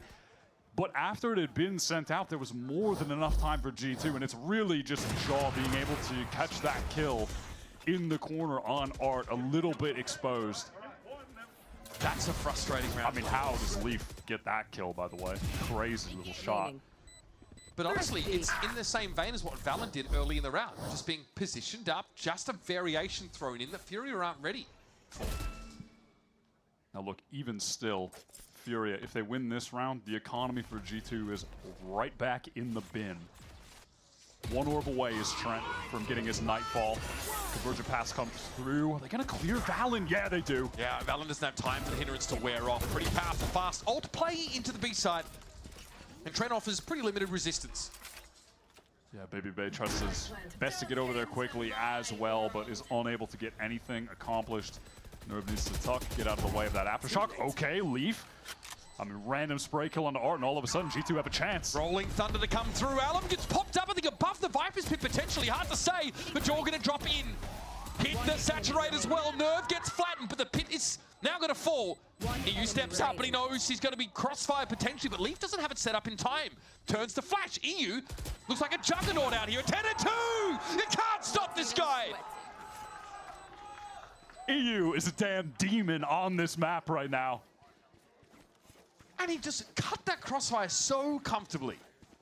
11 kills, 2 deaths. Look at the way he was just mogging Leaf. He was just staring at that angle. He knew the flash was coming. Turn, goes right back, and is just standing there. Yo, I was so locked in, bro. I'm just waiting for this guy to swing me. I mean, we could see it. Yep. We could see it. He was dialed. Nasty, nasty little flash turn. Probably got to be a timeout here for G2 if I were a betting man, which I'm not, but I mean, hey, it's paper money.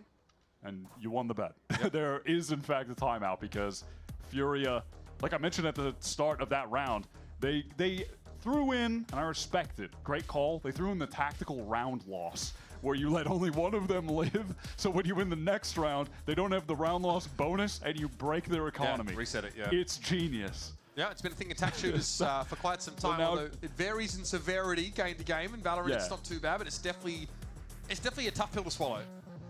And in doing so, like Fury do invest some pretty big ults, right? It's a conversion paths off the rip for them. They're going straight in. Viper's Pit also deployed by Nerve.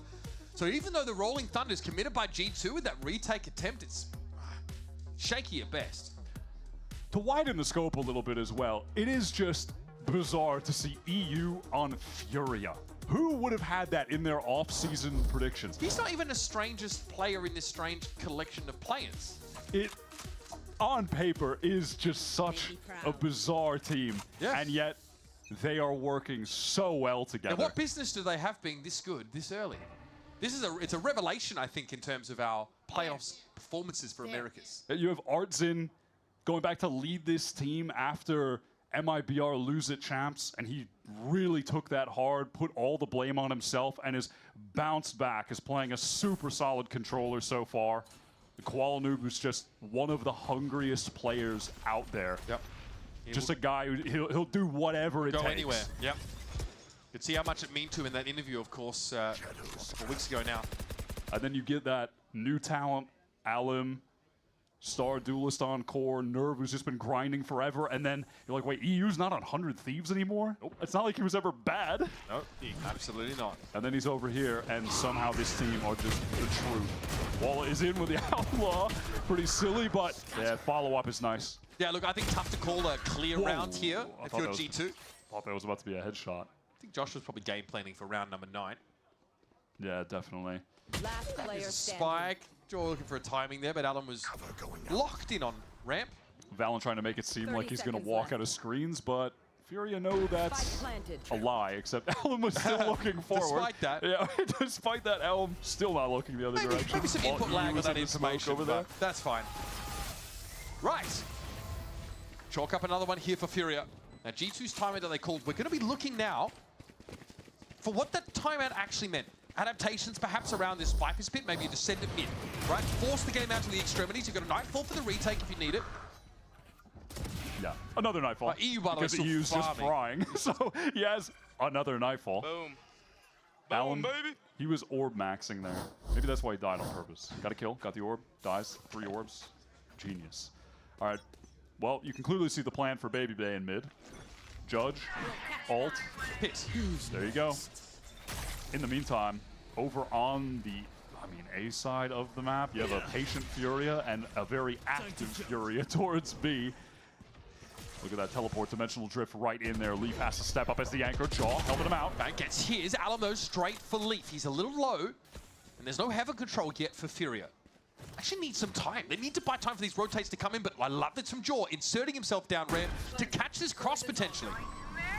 Nightfall comes out from G2.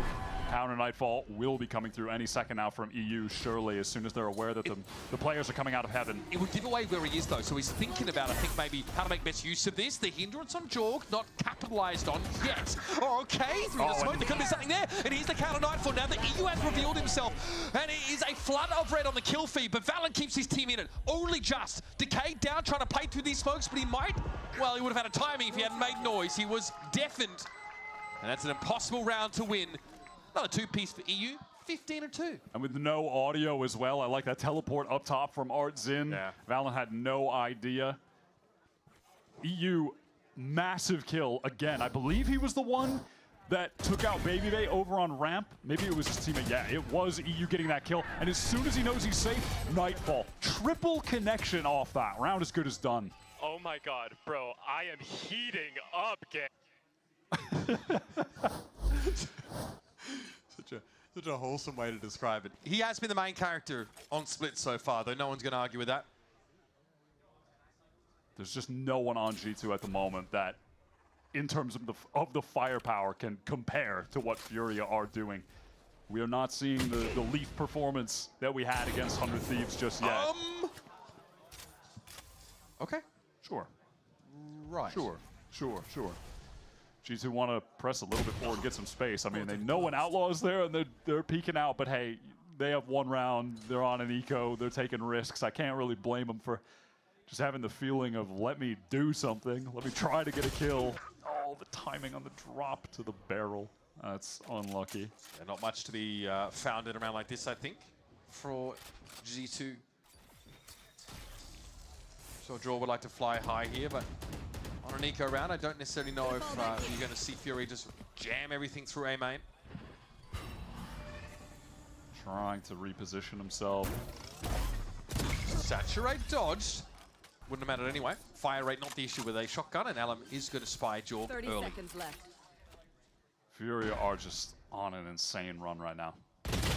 Nerve holding on the flank. Valen going to get this one rifle. Alum ready to lock things down though. They weak. First shot is good. Koala Noob on that trade. This is Furia up 9-1 against G2. Map 3 to get into this upper bracket final with a shot of making it to Masters. It is, yeah. Sometimes madness. Fact stranger than fiction. This is the G2 team that are unbeatable regionally. They won it all of last year. No one could stop them. And the fact that Furia, this new team, might be able to do it right now in this fashion is unbelievable. But you can't count G2 out just yet. They can get right back into this game. Time to jump. They are a team that made a lot of comebacks last year too. Yeah. That was their bread and butter. Okay. Good Just some opener. taps from Josh, sure. Yep, one smoke kill deserves another. Koala Noob now dying by the same sword he lived by in the previous. EU, by the way. Weapon check? Outlaw. Still outlaw. Armor check on G2? Full for everyone. Yep. Aura check at maximum for EU. Can Artisan find this kill? No. That peak Okay, is double slow. sweep. Yeah, nice from Baby Bay. Doubling his kills for the map. Love to see that. Jorg trying to get in there, just throws in the saturate. There's a flawless round coming up for G2. Not a moment too soon. Felt like they had a real desire to win out a dominant round. Like they got to beat them when those last two players were at, and they just flooded them.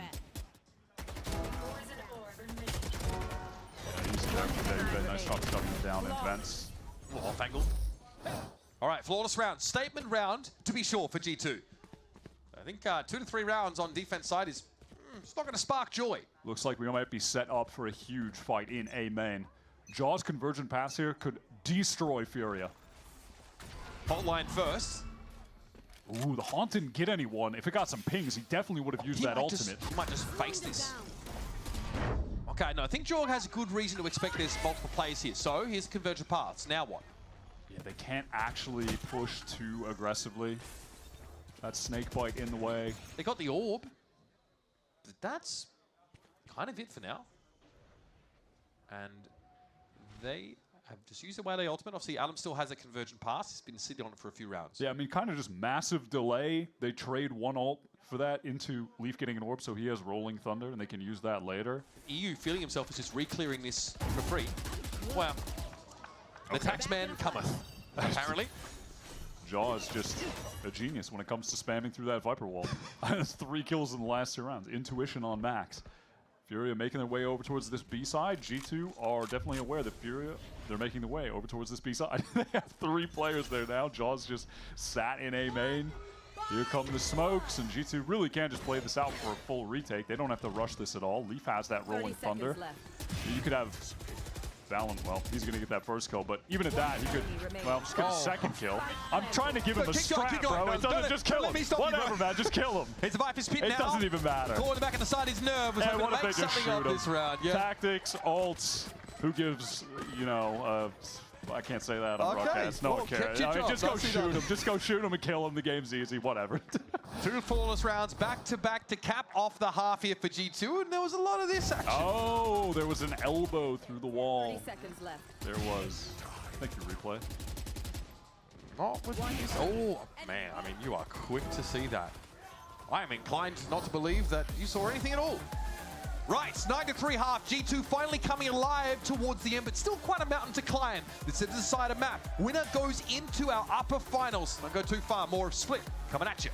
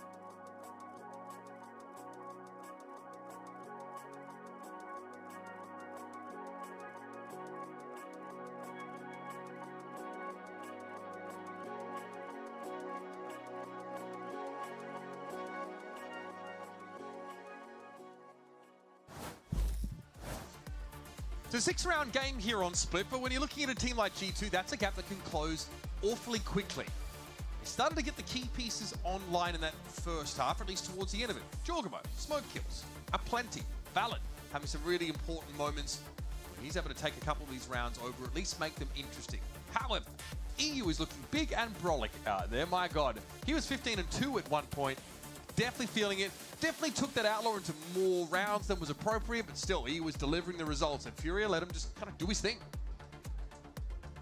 You can't count out G2 on this attack side. Their executes are pretty incredible. Having the double initiator to set up Jaw is devastating if you're trying to anchor the sites. I think a lot of this is going to come down to Furia being able to circumvent that util and then getting some good floods of their own and some good big set retakes. Now, we saw they had that on, in spades on Abyss. We'll see if they can recreate that here to close out the game. This would be a big pistol round for G2 to take. Chasing the fault line, Furia hastily try and get to the low ground here, and they've shut down this first thrust pretty effectively on the pistol. That's what I mean. They're able to dodge that util coming into sight, just fight out of heaven. Nerve, a bit of an awkward timing, outpaces his players and screens. Wow, damage from Allen is significant, and Art's an easy swing. Trent sitting on a... Wow, wow. Not the appropriate weapon for that. Frenzy out in the open. I like that out the gate from Furia. There wasn't any pressure coming towards heaven from G2. It was a direct line getting into that site.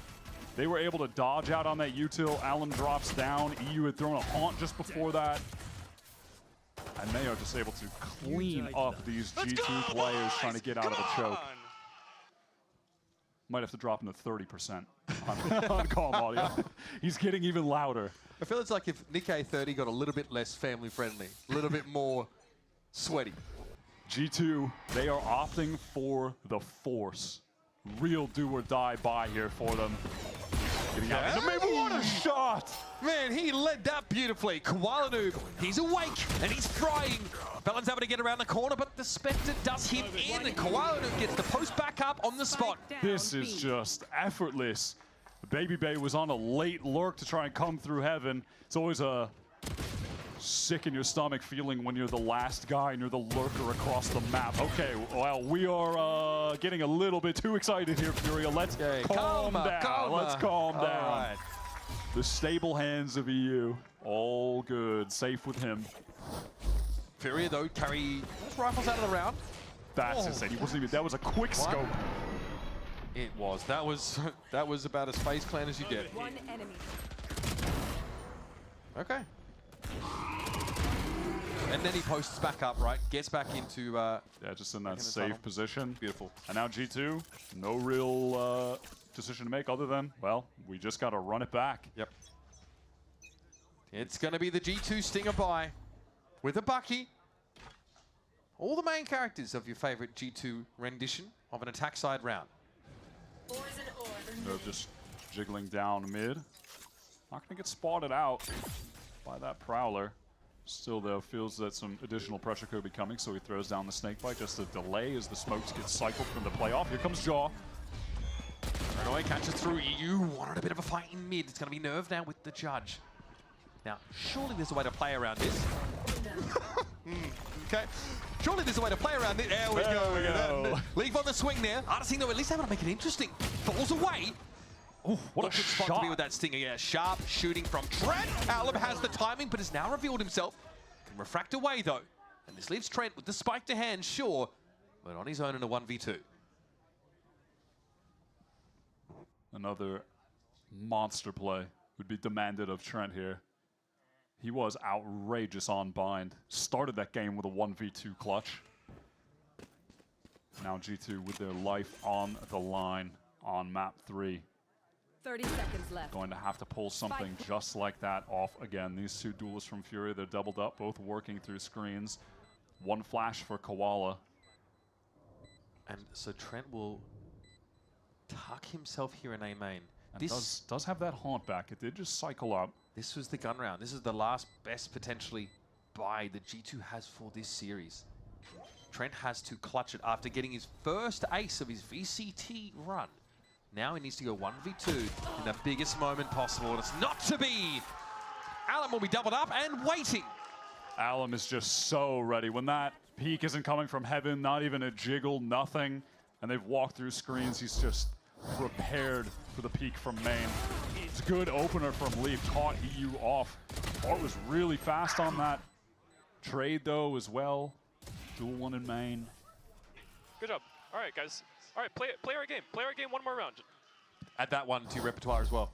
That could be good. When you're Play winning, our game, yep. that's a classic. Yep, like that one.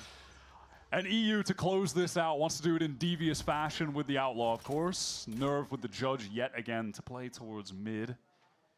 The Outlaw against 3 half-armor targets could be pretty good. Oh, Alum pops up, sees Baby Bay playing passively. That's information gained. Nerve's going to try and fall back here in towards Heaven again with the Judge. And oh, buddy, Furia just don't seem to care. No respect. Baby Bay gets pushed on the extremity of the map. And now some Heaven control will be attempted. There's the Saturate. And Jorgamo will vaporize in a burst of color. And Leaf just doesn't even want to test Alum further. It's 2 versus 5. Just Leaf remaining. One little Leaf against the full fury of the Panthers. A flawless round to close it out. This Furia team is something else. Koala New Man, this guy will go anywhere to play the game he loves, and there might just be a spot for him and this team at the top. So far in Americas, they are out in front, and they got themselves into the upper final. 1 game left to win for Furia to be the first team qualified to Masters.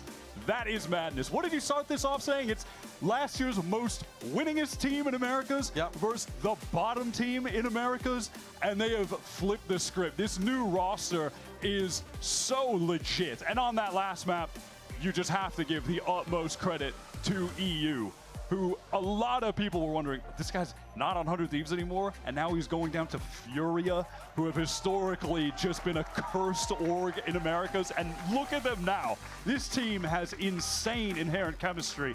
They look fantastic. And it's a 2-1 series, but the maps that Furia win, it's a 13-7 on Abyss, 13-3 on Split. The floated map, of course, but G2 look lackluster, sluggish, and frankly, Furia just had this head of steam, really, I think, helped by the fact that EU is popping off early on in that game, dominating, gets an Outlaw in his hands really early on, is punishing a lot of this contact play from G2, but really left them in his wake, in his dust, man. He was an absolute monster on this 3rd map, unstoppable. It really did begin there. That Outlaw 2-piece on the bonus round.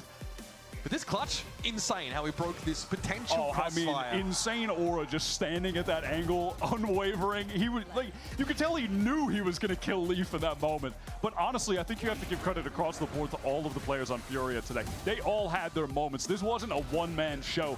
Back on map 1, Nerve played an outstanding Tejo. Artson had great anchoring rounds throughout. Alum's entries on the Waylay. I mean, how many first bloods did he get with a shotgun? Just dashing in. Like, they all did their job. Koala, of course, when he picks up that off on defense, is so good. Like, they all had their moments, and they all worked together as a unit as well. This team is just so legit and a real pleasant surprise. And I feel like the rest of us watching this Furia team are just kind of trying to catch up to what they're capable of. We don't even know where to set the ceiling for this squad. The most unlikely collection of players to come together. And just to add water, they are a force to be reckoned with here in Kickoff. Now, yeah, it's early in the year, but these guys are one game away from an international, a global event.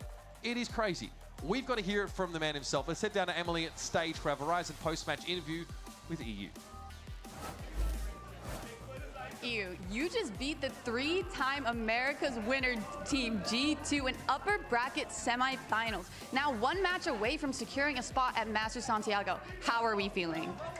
Feeling pretty good, honestly, like on top of the world. And feels good to win that series, especially the way that it happened. So yeah, just overall feeling good. You'd love to hear that. And I spoke with your coach earlier and asked about how you guys kind of play so well together. And he simply put, like, you guys are just all friends. I want to know, like, what else has been kind of contributing to that success that you've been finding in this upper bracket? Because you guys have been thriving.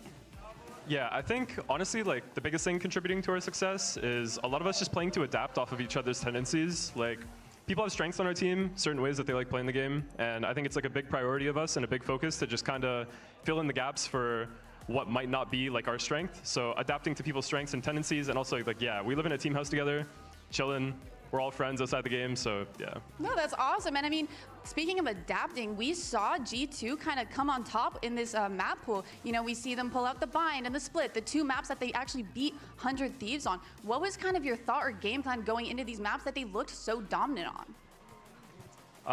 Honestly, I think like our split might be like the best split in the world, so we're pretty confident on split, but Abyss is like, bro, we have Koala Noob. This guy will literally out-op everybody, and his op's pretty insane. So anytime there's like an Abyss or like a Breeze or something like that, game plan going into it, we have the best opper. Let him play his game. Split, good map for us. We're chilling. Yeah, love to hear that. And one more thing, when just watching you guys play, you guys are always so vocal. We hear you from the crowd. How do you kind of manage having like a super vocal team and not letting that get too hectic when you're playing? I came from 100 Thieves, and I think everybody remembers like the 100 Thieves comms. So honestly, like our team being vocal, it doesn't even really compare. Like it's not too vocal for me or like too hectic for me or anything. It just feels normal. That's good to hear. And one big thing I want to ask you, arguably the most important thing, on Bind, we saw you, Koala, and Alan both whip out an operator. Who's the best op on your team? Oh, easy Koala. Like really? Koala, yeah, no doubt? No, Koala's the best opper in the world. Easy Koala. Well, thank you so much for yapping with me. It's been fun. Congrats on the win. Well deserved. And as for you all at home, thank you all for watching. Same time, same place. See you all back here tomorrow.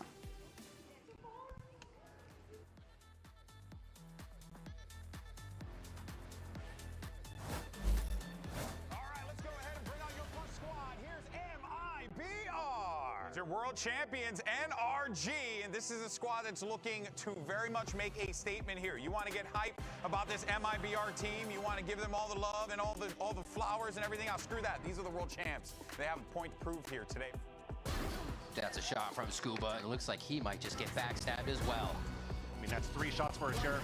All of them hit him. Silly? Let's see, Brock's going to be the sentry for him to search. Scuba with the shot. The backup Mono! And it's the ace for Scuba to start it off. About to be a party at the backside. Inferno comes up huge with the sheriff. Ospas answers as well, and it leaves Kiko to try and do what he may. Ooh, flawless.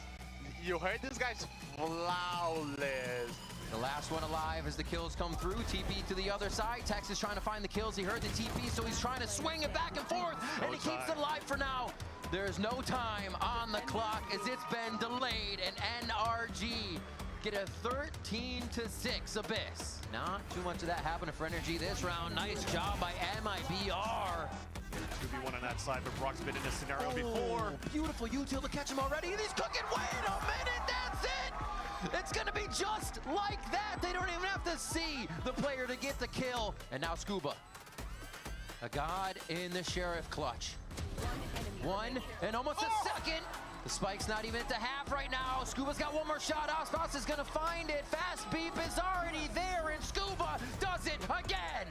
And now it's only gonna be Ethan left alive, the captain, to bring him into another round to keep him alive. He's got the spray. It's almost a lineup, but it's second to capitalize for MIBR. The super dream is alive, and MIBR take down NRG.